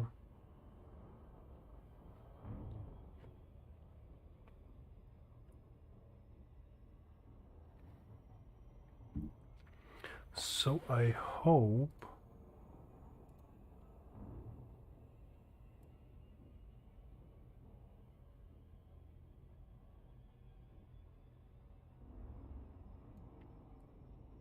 that this isn't in the way too much. I'm going to make the chat a bit smaller. I think that's still good and still visible. No, no, no, no, no. Another correction curve. Hey.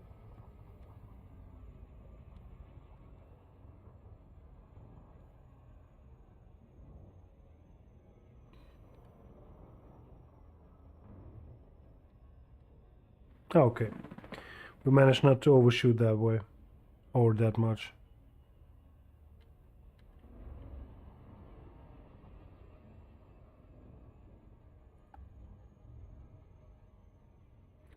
$340, okay. Give myself another 20 minutes or something.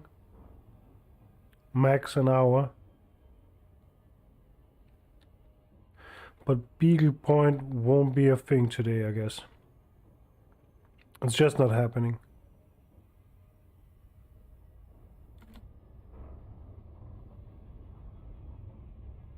Unfortunately.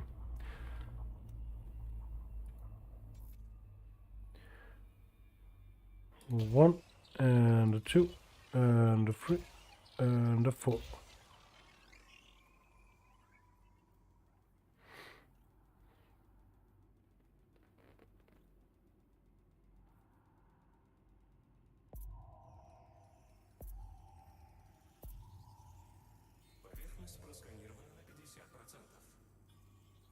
Oh no.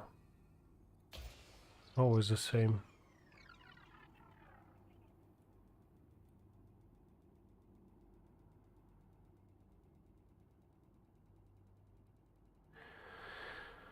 No efficiency bonus for me. We got bacterium. Oh, stratum, frutexa, and tussock. We are. Oh, frutexa is. Tussock is everywhere as usual, just as the bacteria, of course.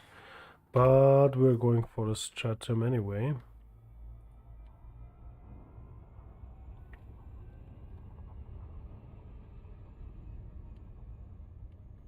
We are going for that place.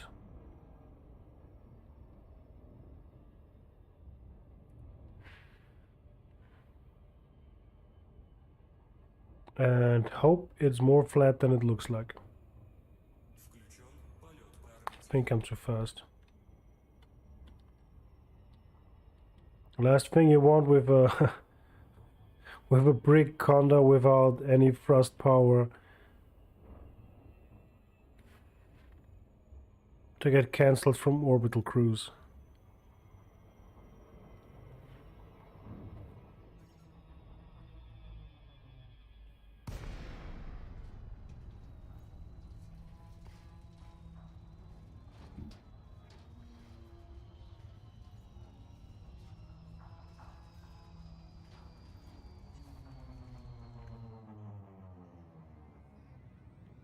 Let's get to that nice little flat place. 0.23, so I have to slow down a bit.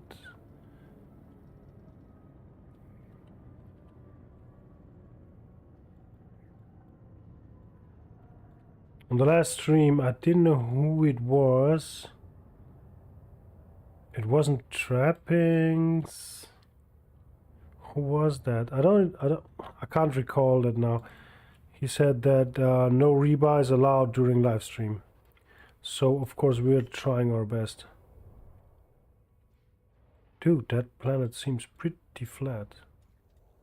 Unsuitable terrain, seriously? Yes, there we go.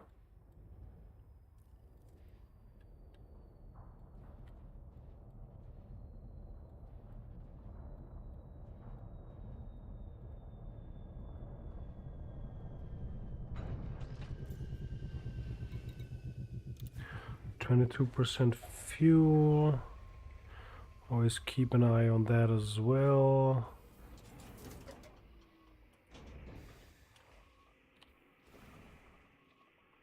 We got our first stratums right Ja.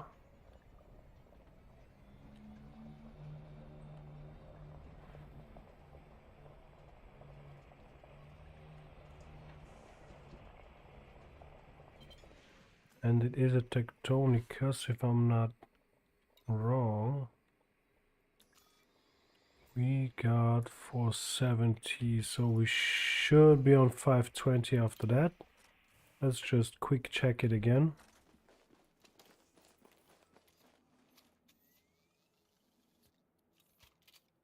There we go.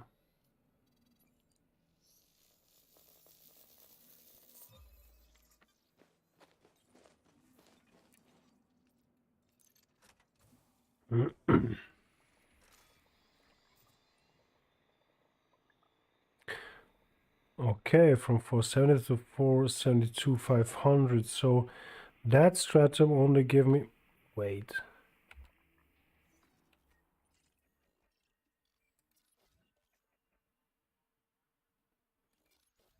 So this is first discovered, first footfall.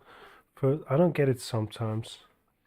Why do they pay you sometimes 50 and sometimes just 25k or 2500? Okay.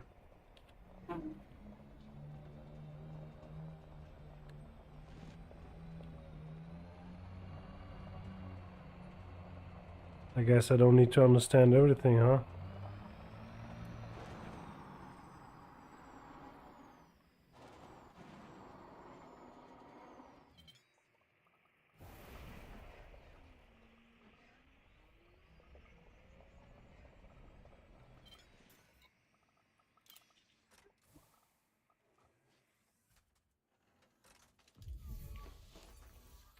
Of course not. Of course I need to get further away. Why do I actually bother?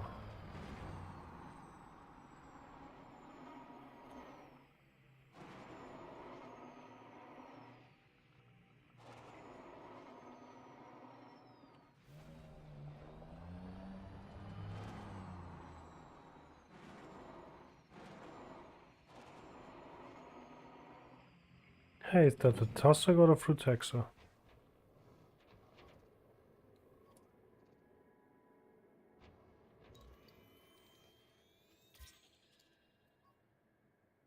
$2.5. Yeah, but what is it? Okay, so don't tell me what it is, though. Why would I want to know?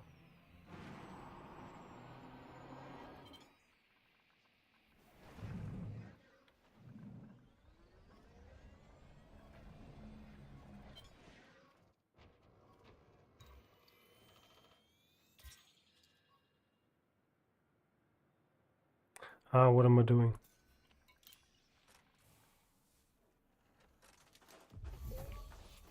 Nice.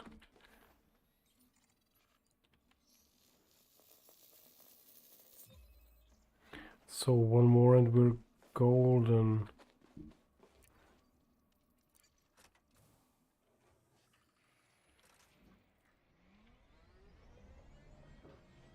Come on.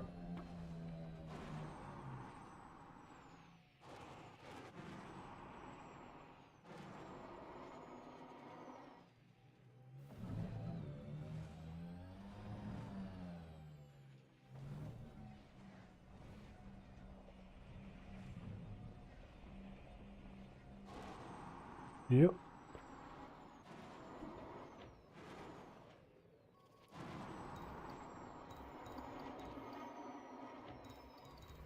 Oh, jeez.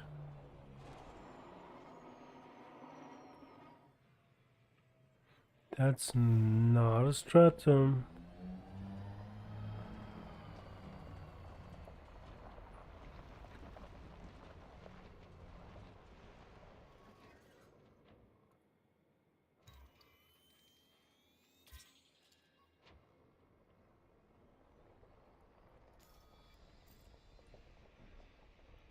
$25. This is 2500 as well. Huh?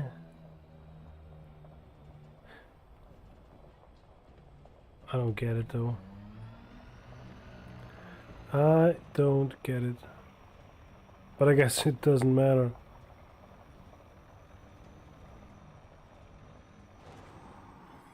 Whee. So we got some stratums back there. That should be quite alright.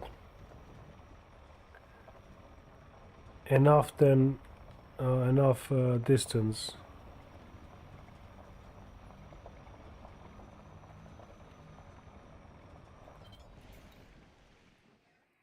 Yes.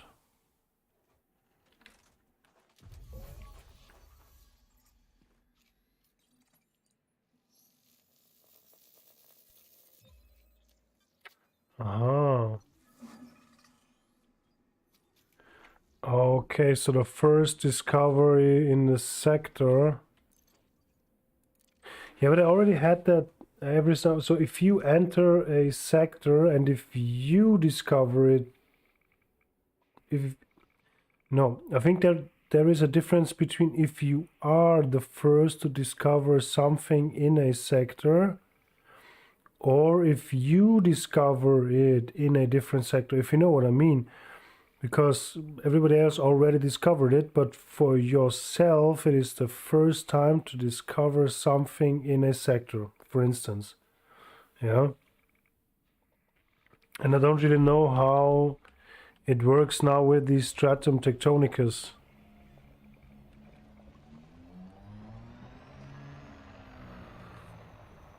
Because that stratum right there is first discovered by me, because I am the first on that planet. But I am not the first, I bet I'm not the first who discovers a stratum tectonicus in that sector. And it's not my first stratum tectonicus in that sector. So I don't really...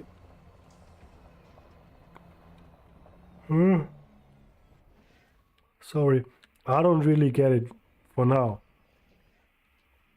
I will get it one day.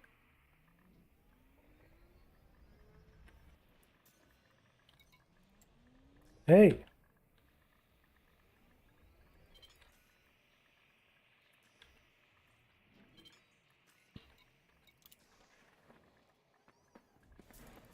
Right, all goes back to the codex. Okay, doke.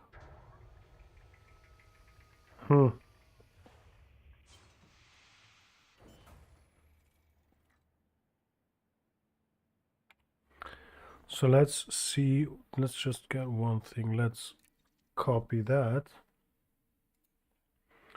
And let's see if I have a fleet carrier. What is that? This is the end of it. What?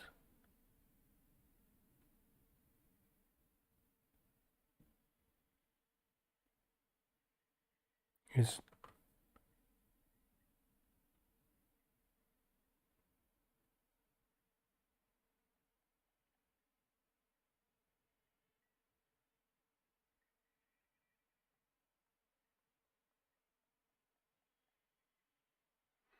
okay, so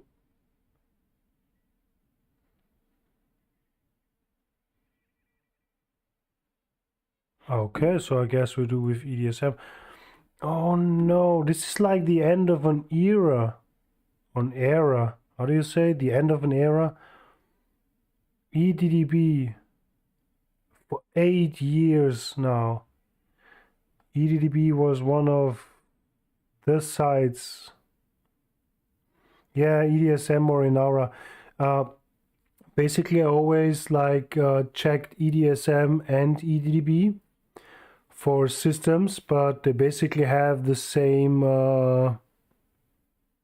information about everything. So you can find something on EDSM what you cannot find on EDDB, and vice versa. So they both basically find the same. They both are they sharing same information.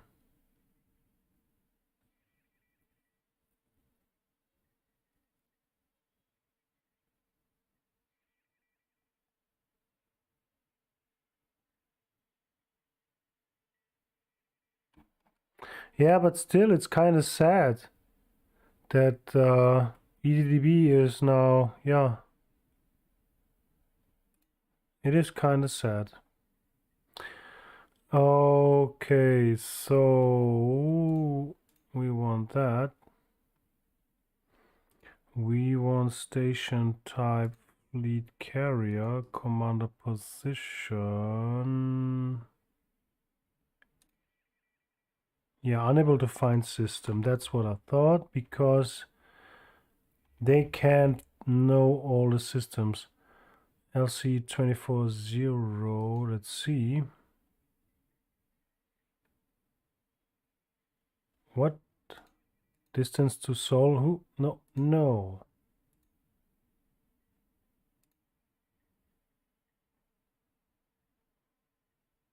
Huh. So now let's just... Okay, let's see if this is actually close or not.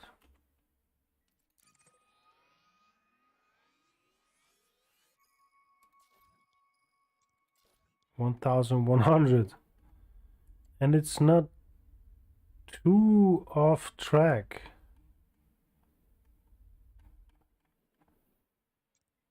It's not too off track.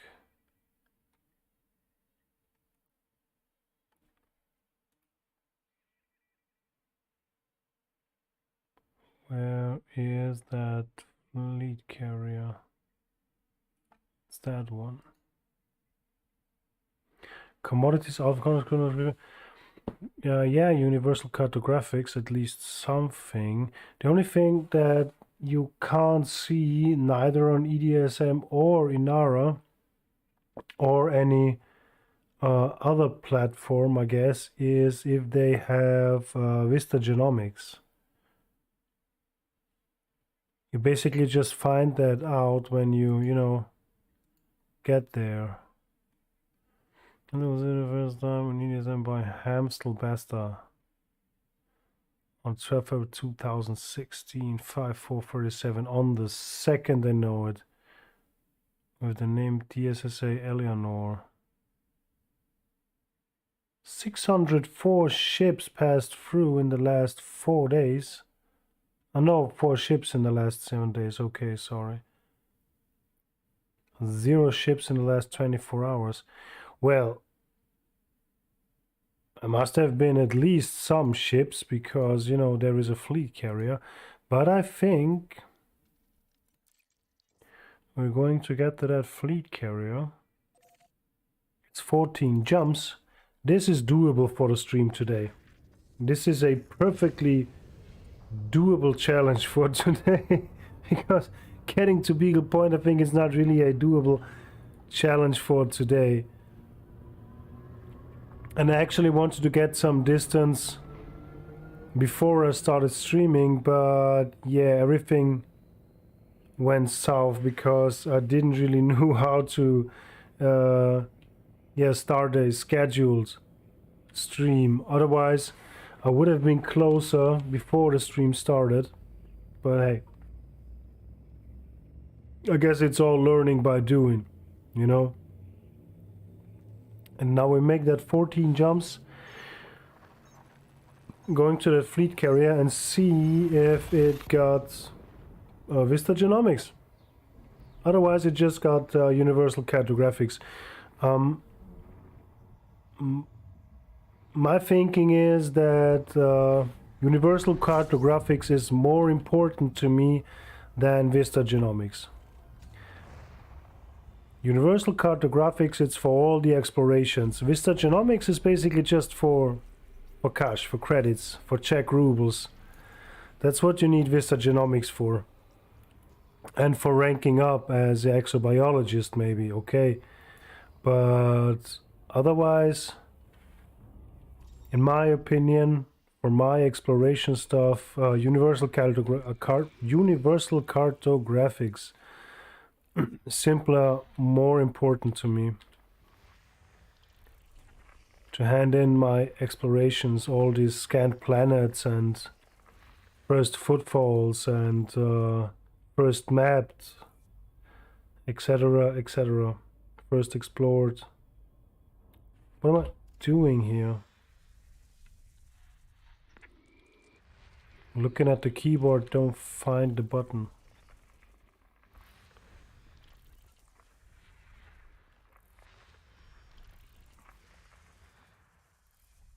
We take you, and that's it.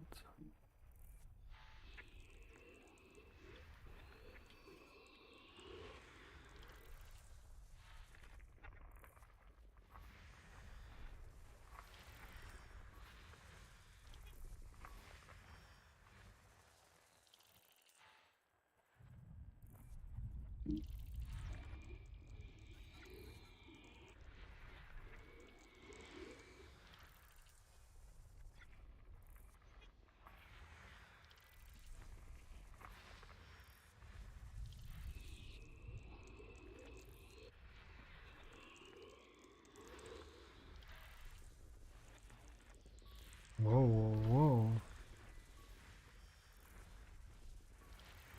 And you. Let's see what we got. We got ammonia 5. That's a good find. Oh no, wrong button.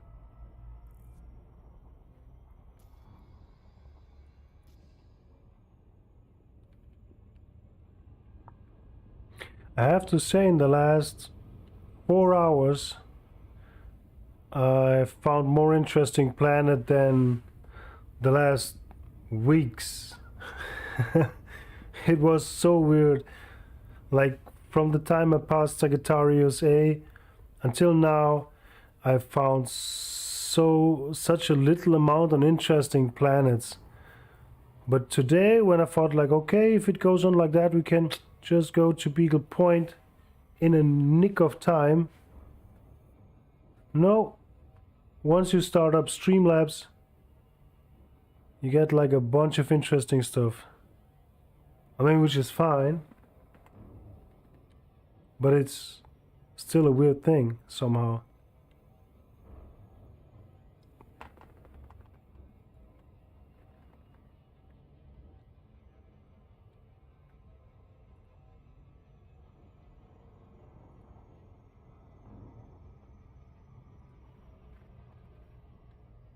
Oh, come on, don't do that.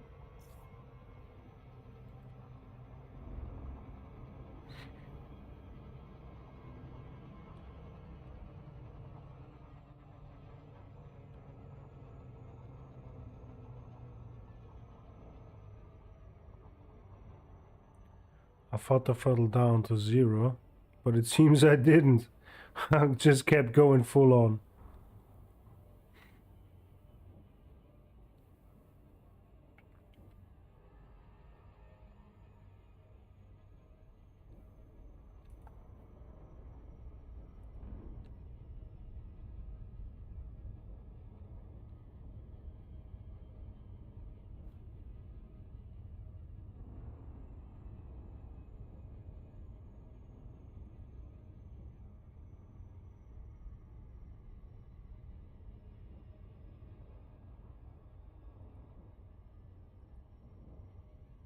Oh.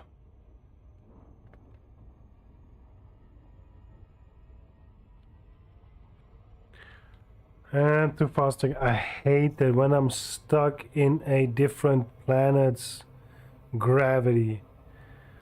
Ugh. Stupid gravity! You used to be cool!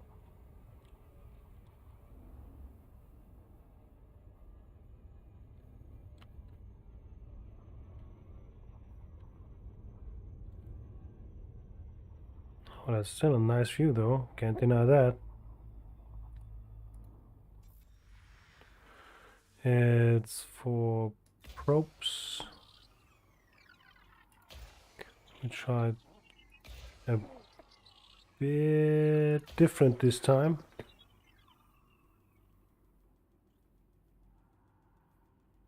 Should work out good.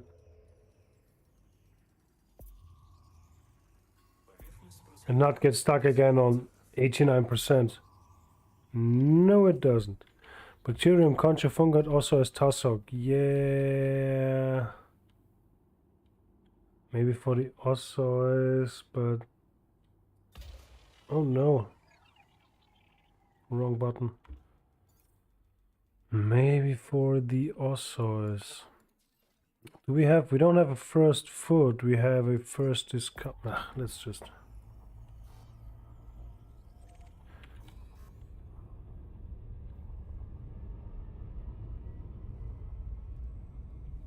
Have a neutron star.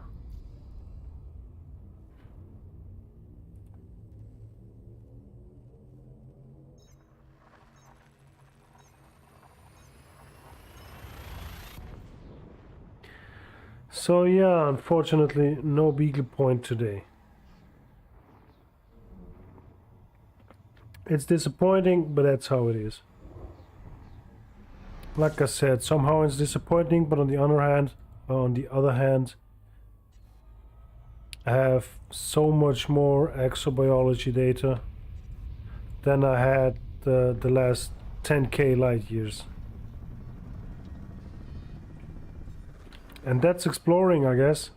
Sometimes you just get nothing, and the other time you get more than you want. Which is fun, which is kind of irony, I guess.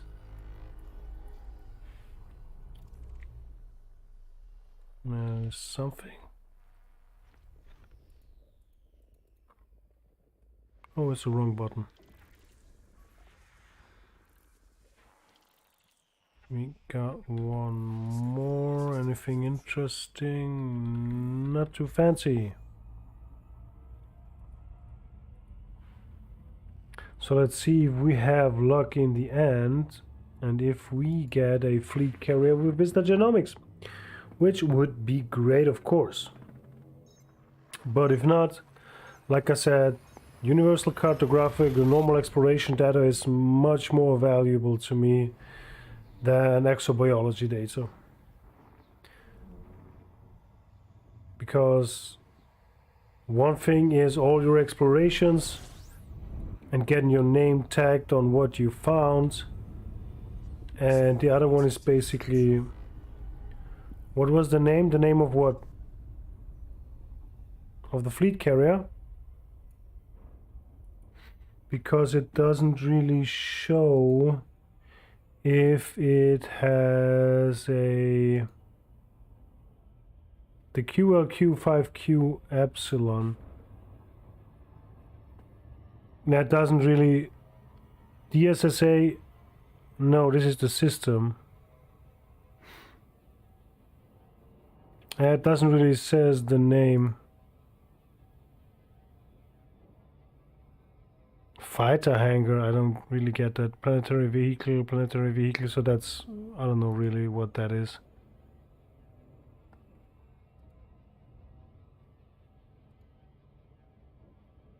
It does, it's Eleanor. Okay. Okay, I thought DSSA, okay, good. Okay, so it was...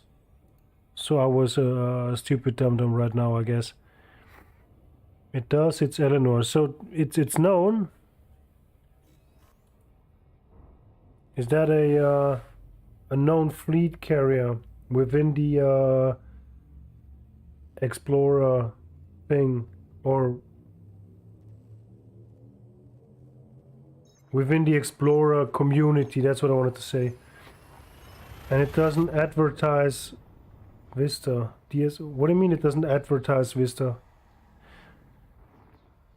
You can't see that on EDSM or EDDB, or EDDB you can't see anything right now. The only thing you can see if it has universal cartographics. But if a fleet carrier have Vista Genomics, you can see that. ED Astro.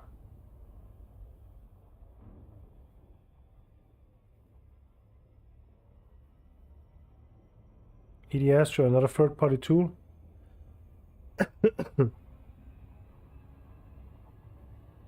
Huh?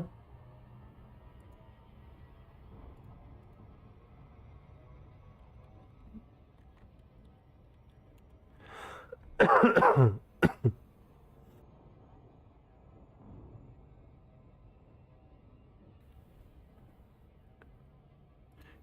astrometrics. Oh. Okay. Map charts, graphs, interactive galaxy map. Nice. Galactic records. Ooh.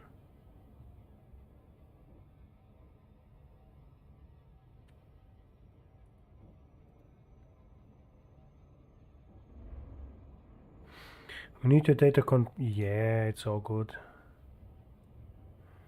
So basically that's where you see where high density of commander traffic, I guess.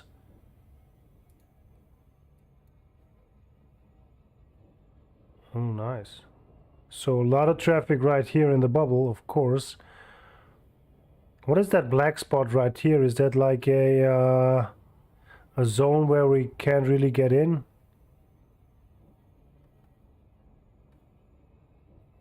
And there's so many things I don't know. Pull down, upper right, permit locked, yeah.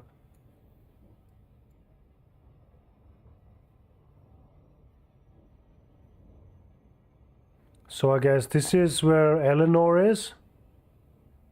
Or what? Because up there is Beagle Point somewhere.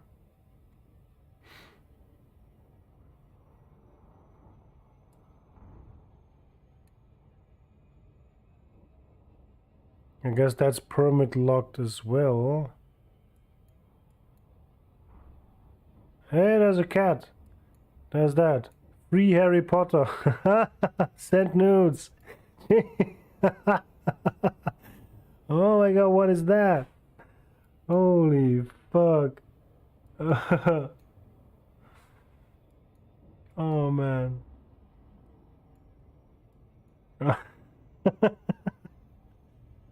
White square in the upper right. A white square. This one? The small one or the big one?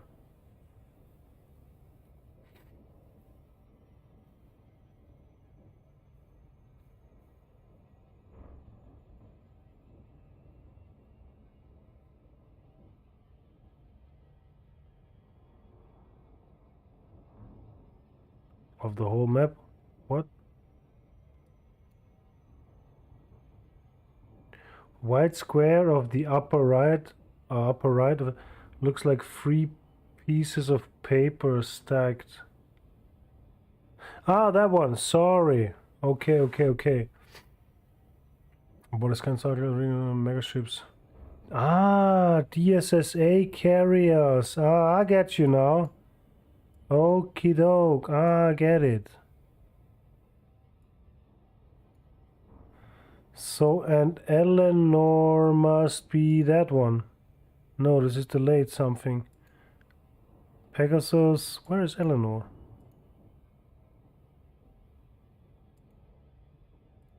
DSSA Callisto.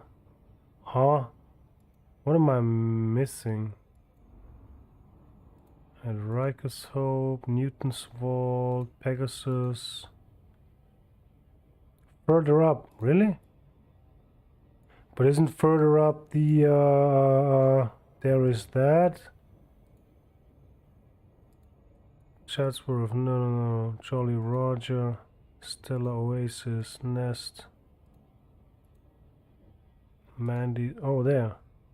DSSA Distant Worlds, yes. Eleanor. Ah, that's where I'm going right now. DSSA Eleanor. Exactly, in Chotua NL-CB40-0. River should often in UC. Okie doke. Nice. 58,000 light years from Sol. So that's, I mean, for me, this is quite a distance. I've never been that far away. Never. Thanks for the tip.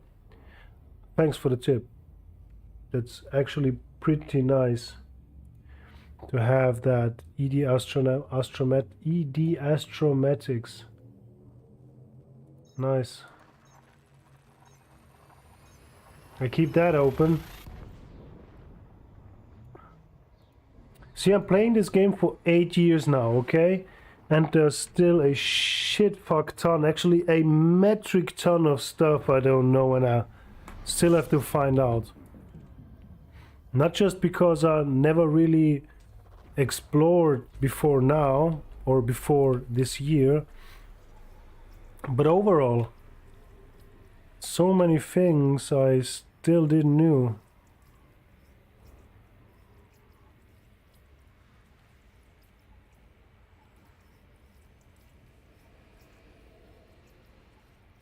For instance, the most stupidest thing I don't really know a lot about is shields.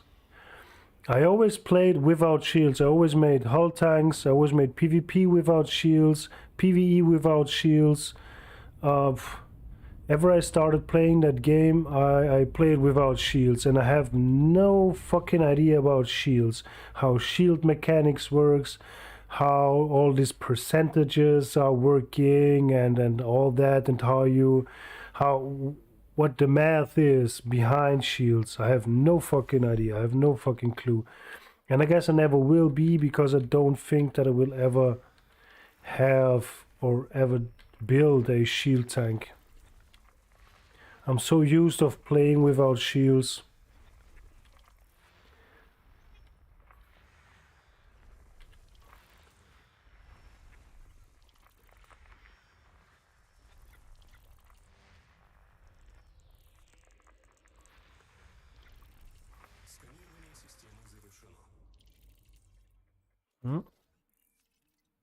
Nitrogen 1, neon rich, none, not too fancy.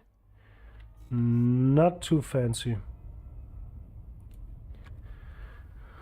Oh, that's really nice. EDS Dramatics, Sector Viewer, Galactic Records, Travel History Creator, a Travel History Video Creator. Wow.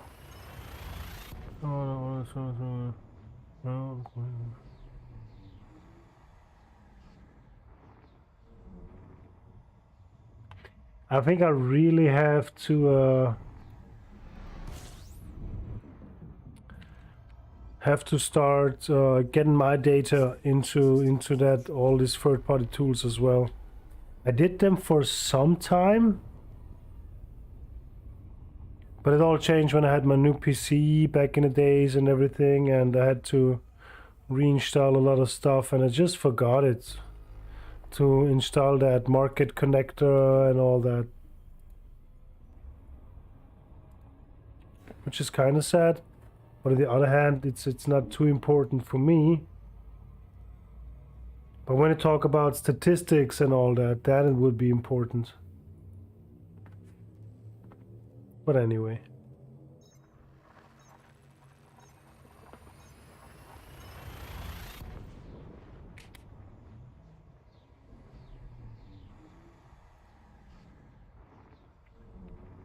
So basically we are about to go to Eleanor.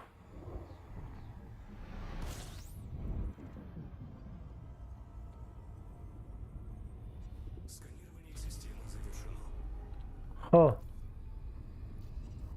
Now there's nothing too fancy on the way, it seems.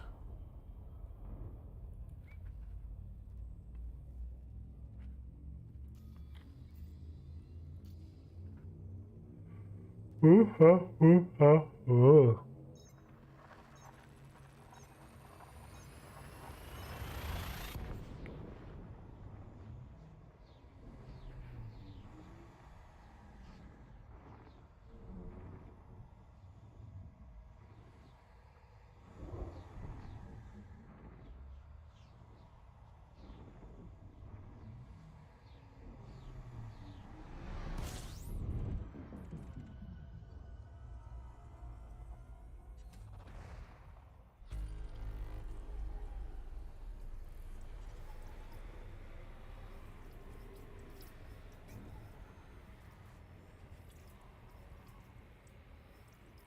What do we have? It's a K star, so we can fuel it.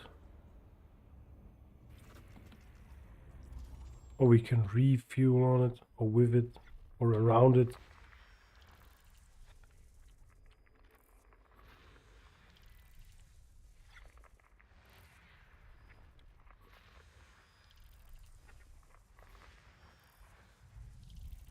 Ugh, of course.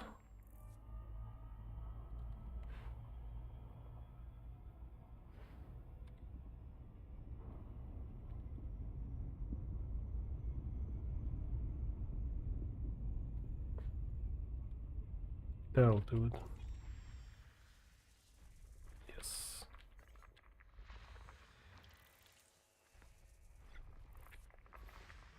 And one more. And we're done, skis. Yeah, nothing too fancy. 6 jumps ahead. Not to Beagle Point, but hey.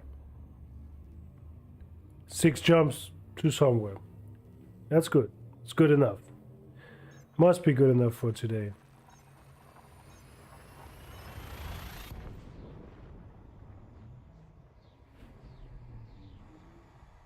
Oh.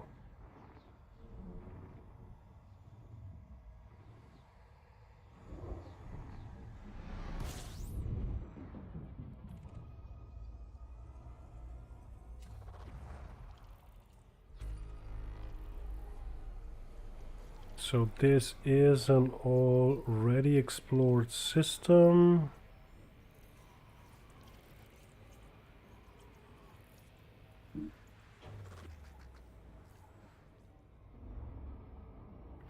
But by whom is yet still to find out. We will see that. Silent M. Okie doke, Mr. Silent M.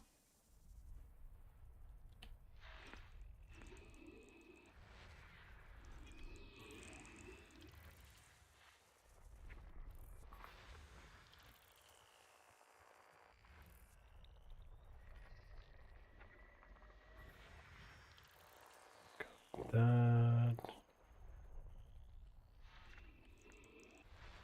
And you.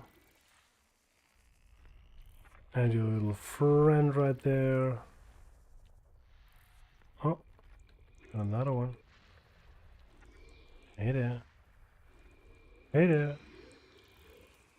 And where are your little friends?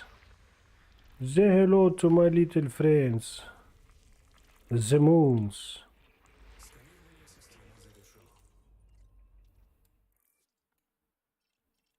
Nothing too fancy.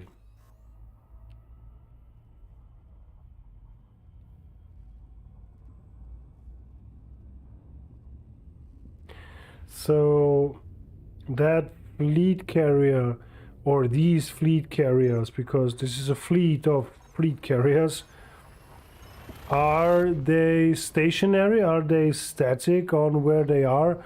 Or do they change position? Because based on your reaction, it seems that they are stationary. That they never really change the location.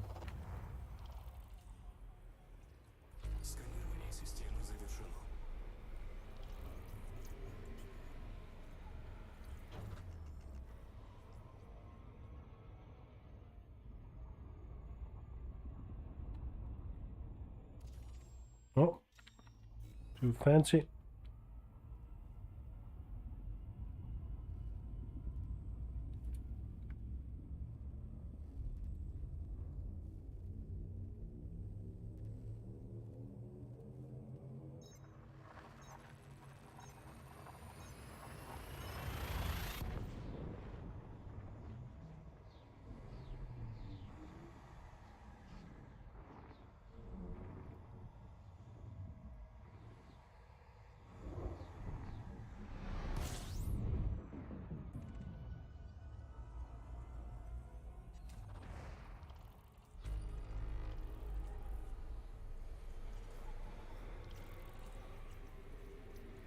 Okay.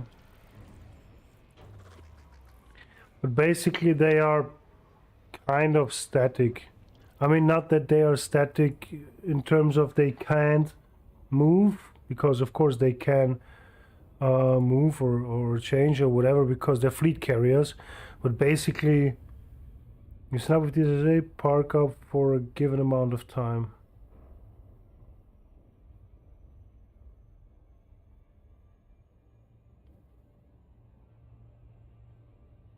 Huh? They do belong to players. Of course they do belong to players, yes.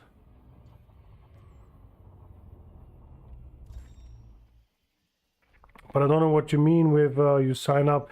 So you basically sign up with DSSA, and do they tell you where to park your fleet carrier then, or is it something you can decide?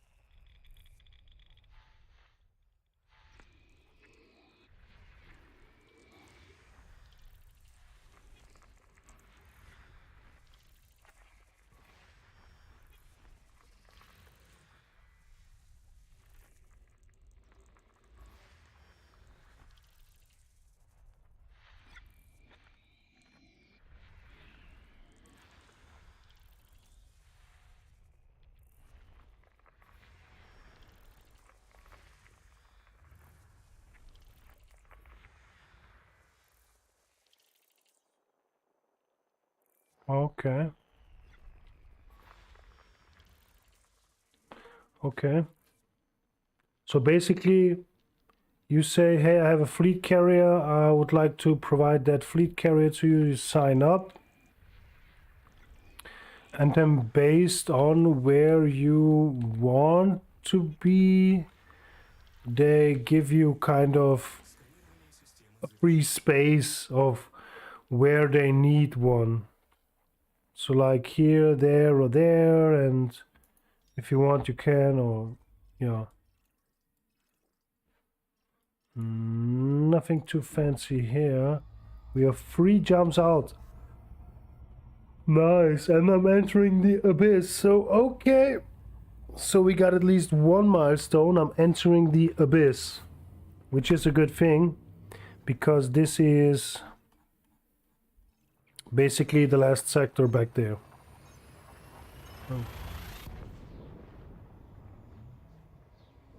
Oh, that's nice. So it didn't make it to Beagle Point, but it still feels good.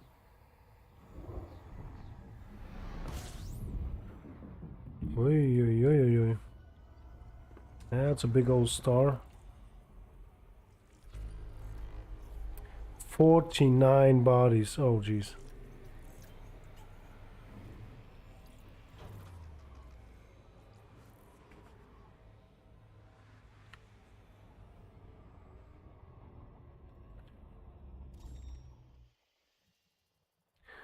So let's see.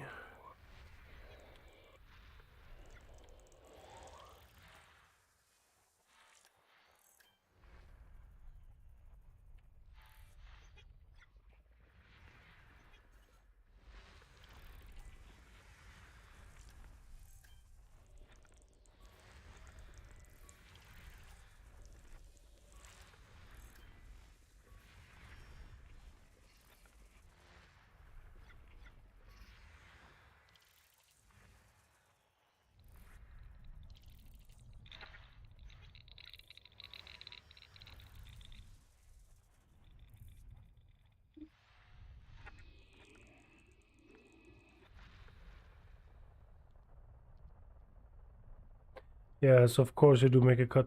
I think depends on, do they have like fixed percentages what everybody got to have, and no, like nothing above or underneath it?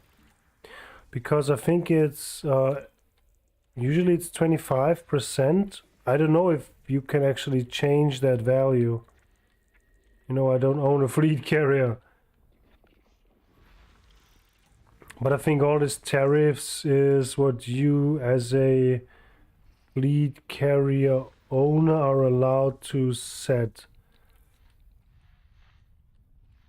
But I don't really know how it works, to be honest. Like I said, I don't have a fleet carrier. I'm not planning to own one. Even though if I would have the credits for it, I guess I still wouldn't own one. Nothing behind there.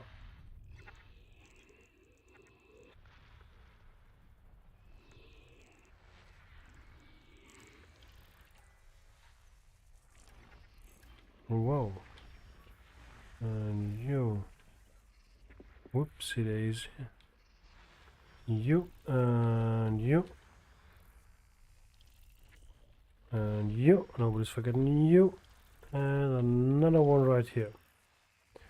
So we've got that. Oh, we forgot one.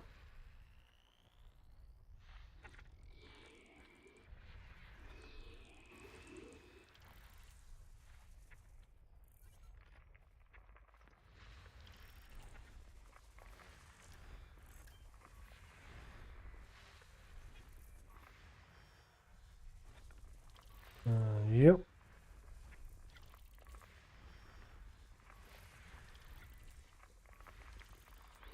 Probability universal cartograph is fixed to 25. Not sure about the Vista genomics. Alright. To be honest, like I said, it's not. Basically, it's not about the credits. For me, this stops at fleet carriers always means that I saved my explorations. That's basically the most important thing for me. What's my commander name? Alex JFTB.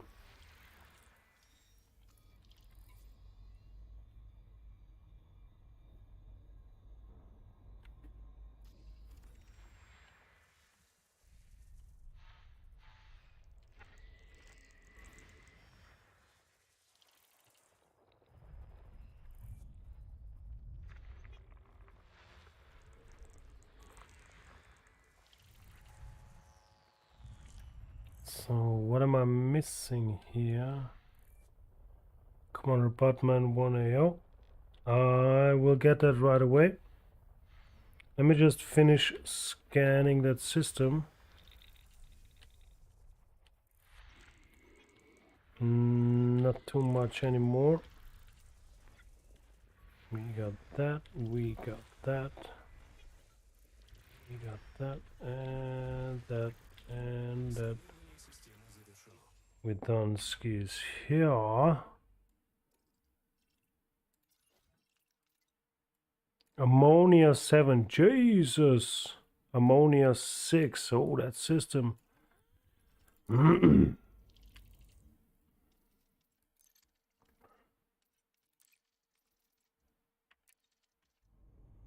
let's go friendless stalking. Where are my friends? Ooh.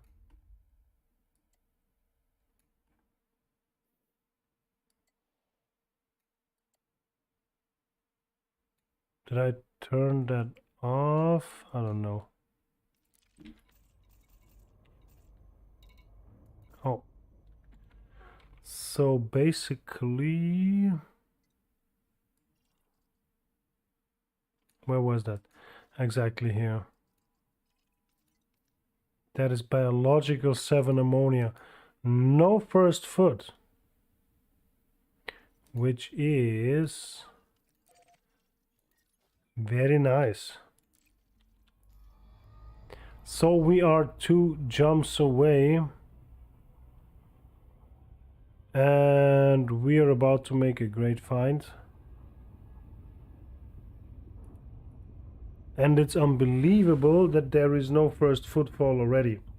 And no first mapped. On a planet like that. Surprisingly.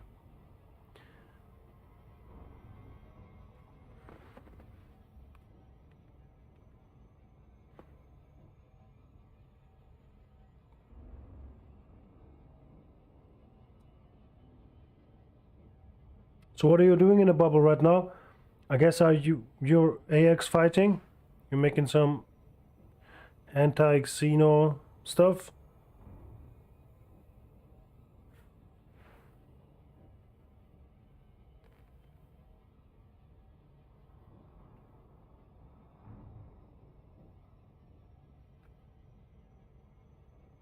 Or a CG maybe. Is there a CG? AX stuff. Not too much fighting. No. I don't see it.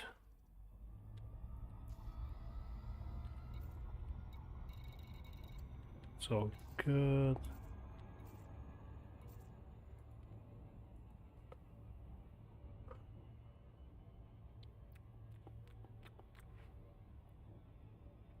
AX stuff, nice.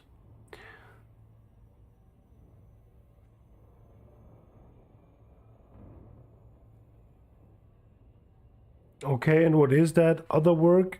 I never really get too much into in that war right now.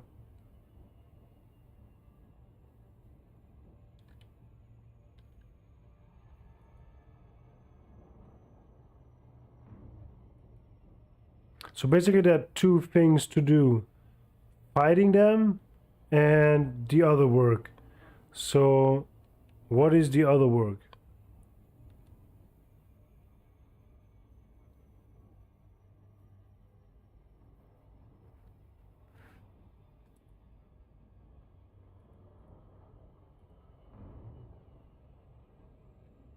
Cargo, yeah, okay, right.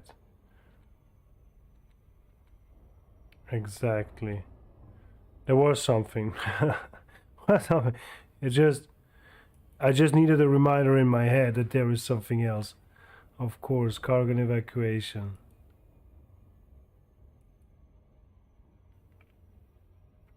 Trying to hunt on Orth-Riz.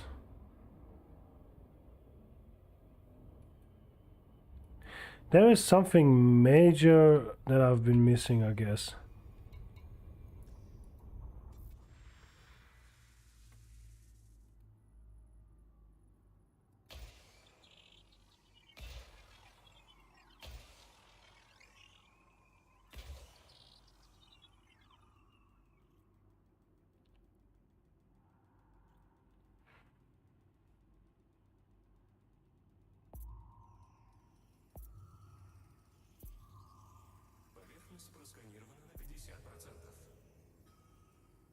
No. Oh. No efficiency bonus again. There's something I'm doing wrong.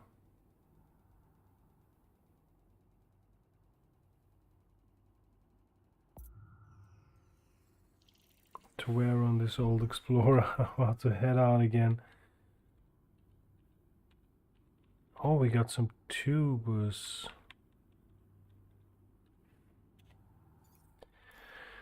Yeah, this is like the complete opposite with me.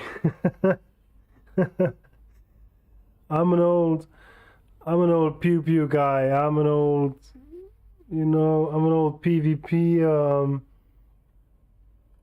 But I'm really trying my best to just keep going. And just keep going and, trying to reach one milestone after the other, one goal after the other.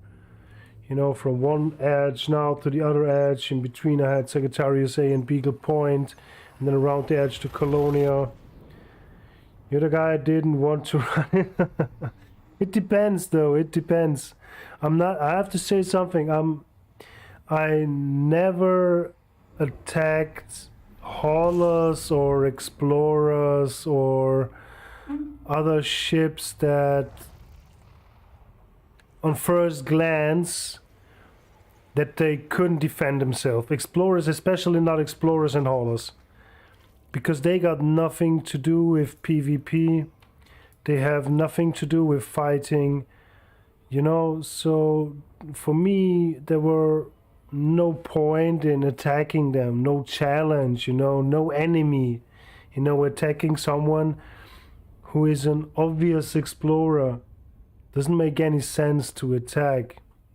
I always was looking for a challenge in my fights, in my battles. That was the real interesting thing for me. Maybe that's why I always run out without shields. Maybe that's why I always did PvP without shields, because it's just more challenging. I always was looking for a challenge. and hunting down like explorers, haulers, or all these noobs with their teeny tiny unengineered ships. It never made too much sense to me.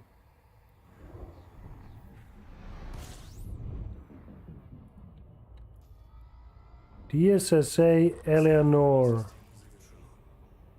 Nice. All and allowed. We're going to lock the destination.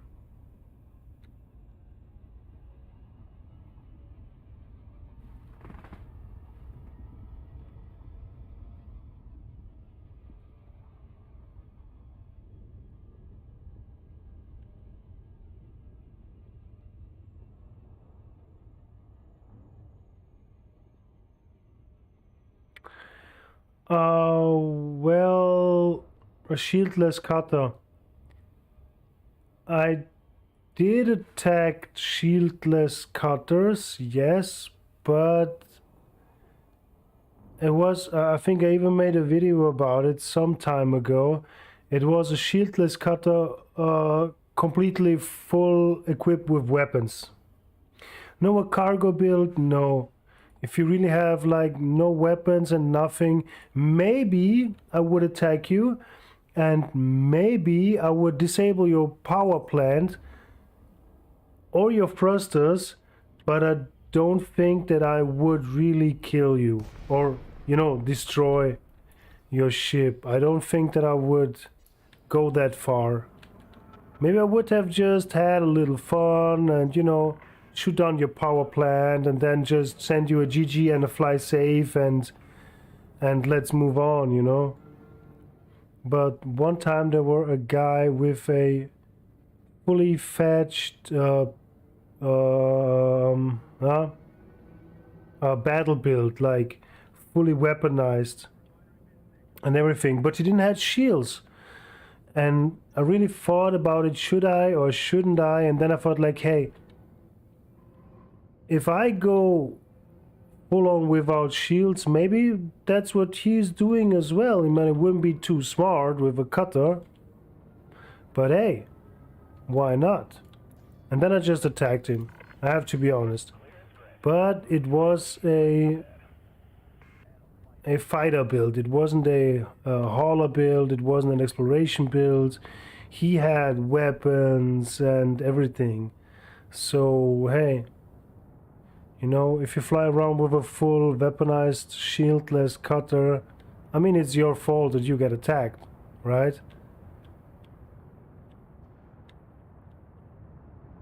But a full-on cargo build, like I said, I would attack you and maybe just made like a little fun out of it and just, yeah, disabled your power plant or your thrusters or something. Oh, and that would have been it.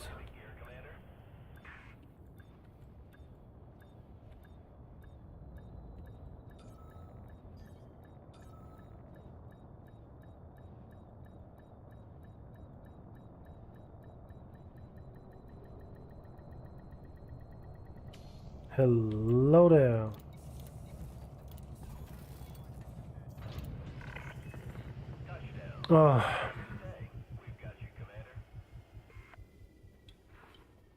I have to say one thing, that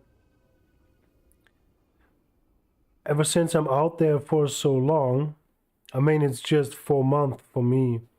For other people, like for you, you've been out there for years though. Respect for that. I really have to say that. Every time when I land on a fleet carrier, it gives me like kind of a different feeling. Like now you're here and you have a break and you're safe and nothing can happen, and it's like a little sanctuary. And the thing is, you can only feel that if you really have been out there for quite some time. Well, that's not too much. But we all know that exploration data doesn't sell too high. It's not.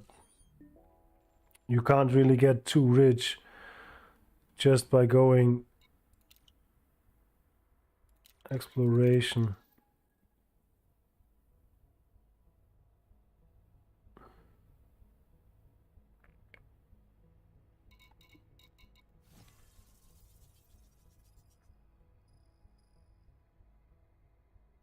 So let's sell all that.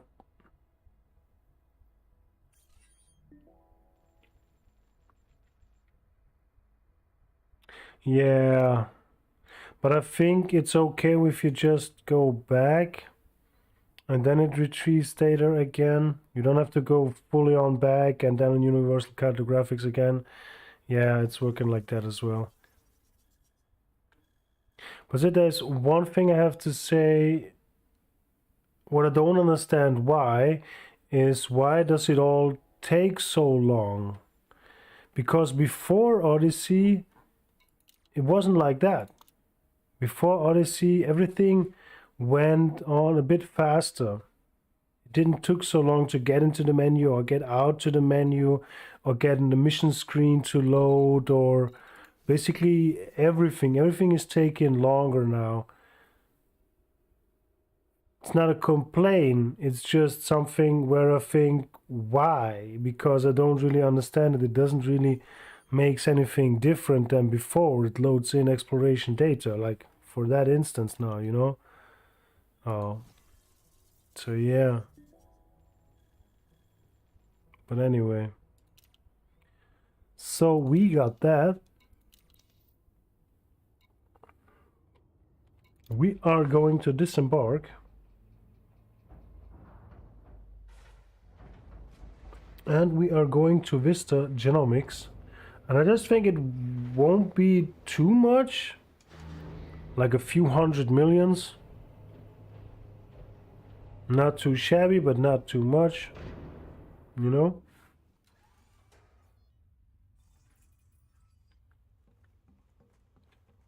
No gravity. Magnetic contact active. Oh, that ship.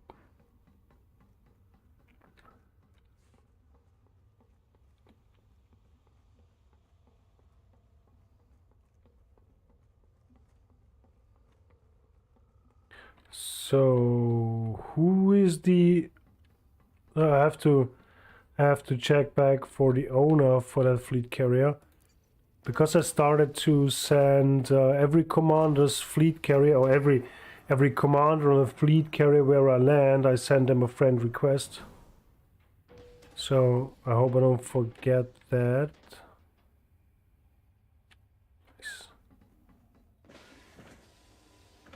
Suspended, suspended, suspended. No Vista Genomics. Hey, but a shipyard. Nice. But that one is suspended.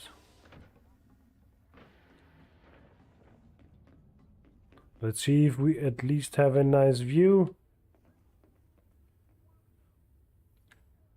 Well, it's dark. Yeah, it ain't so bad. Like I said, the Vista Genomics part of the explorations are not the most important thing for me. The important thing for me really is the universal cartographics, because the universal cartographics is that what saves your name on your systems and planets and everything. You know, this is all your first discovered by first foot. I think the first footfall is something completely different. No matter if you go to universal cartographics or not, the first footfall is still there.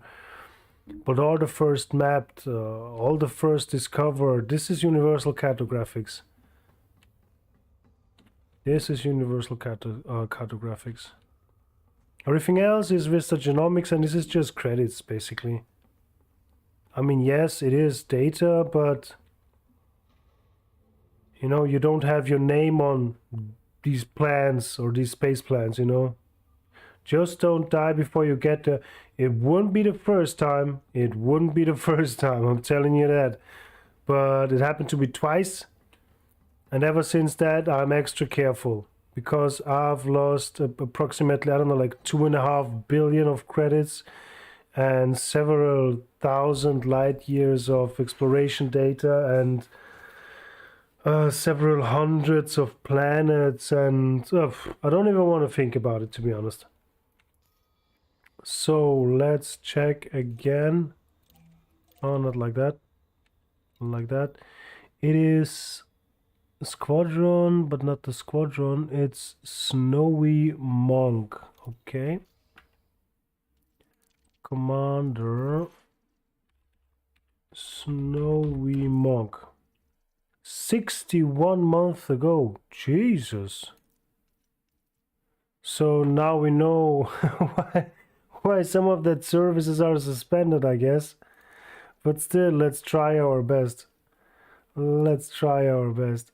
61 month. How? Wait. 12 month is a year. Okay? So he must... No. Is there something wrong in my head? But if he's offline or he's not online for 61 months...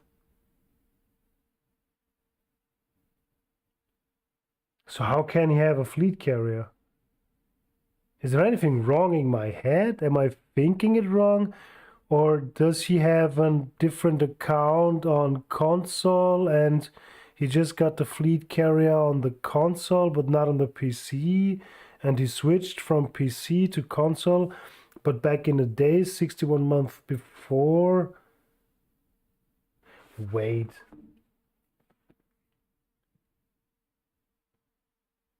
I just have to go and check on something. That 61, 12, so 5 years. So he's not playing the game for 5 years. 5 years ago, there weren't no fleet carriers. And I guess 5 years ago, there wasn't any elite on consoles or what?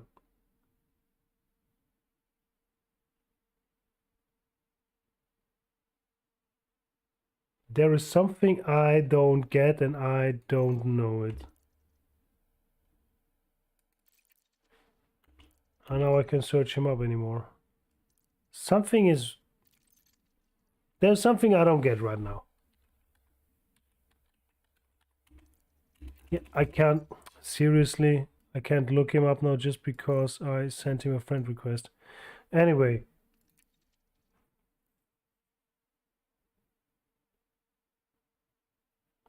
There really is something I don't get. No. Wrong button, man. Huh.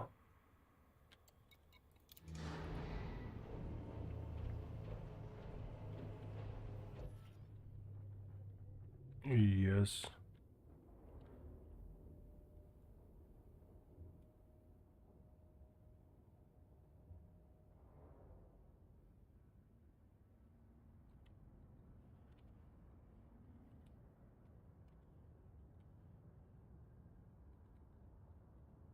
Oh, jeez.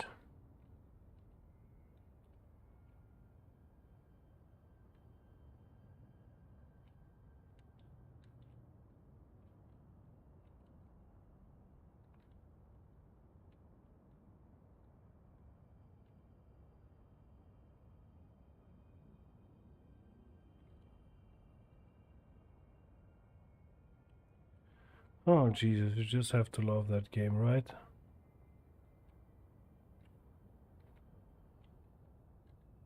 The only thing that I really don't like about it that the paint job scratches or the, you know, you see that it's kind of worn off is mirrored from the middle, as you see here. You know, is that really necessary? To give me something that immersive and just ruin it with something like that.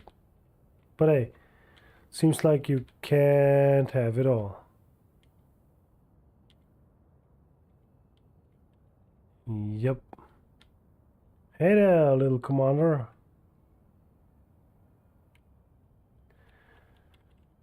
Okay, if that fleet carrier is already here for... How long will the fleet carrier be here? If he went online the last time for 61 months, how can he have a fleet carrier? And how can his fleet carrier still be on? I mean, okay, some services are suspended, but still.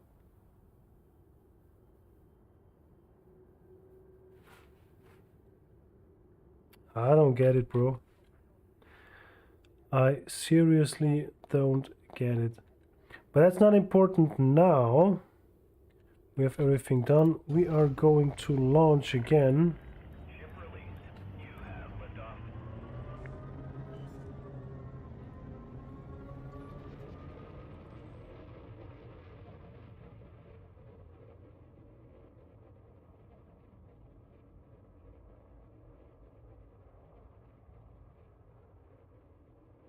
And we are going to... Yeah, well, not today. But we are going to continue our way to Beagle Point. I still have planned that I will have the actual arrival live on a stream. But not next week, because next week Saturday won't be stream night because I have to work on the weekend next week or next weekend. So there won't be any stream. Maybe I make a stream on Thursday or on Friday. I have to decide that, pretty spontaneous. But not on Saturday. So I'm on vacation this week, but I think I will have some time on Thursday or on Friday during the day to get some light years done. To not have the same situation like we had today, where I have like 100 something jumps left, and in every system is something interesting, and we just you know can't go on. We just can't get anywhere. So I will make some more progress until next week. And next week will be Beagle Point week. I thought it would be today, but nothing really went as planned today. But it still went well. I've learned a lot. I've learned about some new third-party tools. Learned about the DSSA. And I learned about that someone can be 61 months inactive and still can have a fleet carrier. Okay. Still have to think about that because it just doesn't match up in my head. But still, it's quite good. So this is how we end the stream. Wish you all a good night. And fly safe, commanders.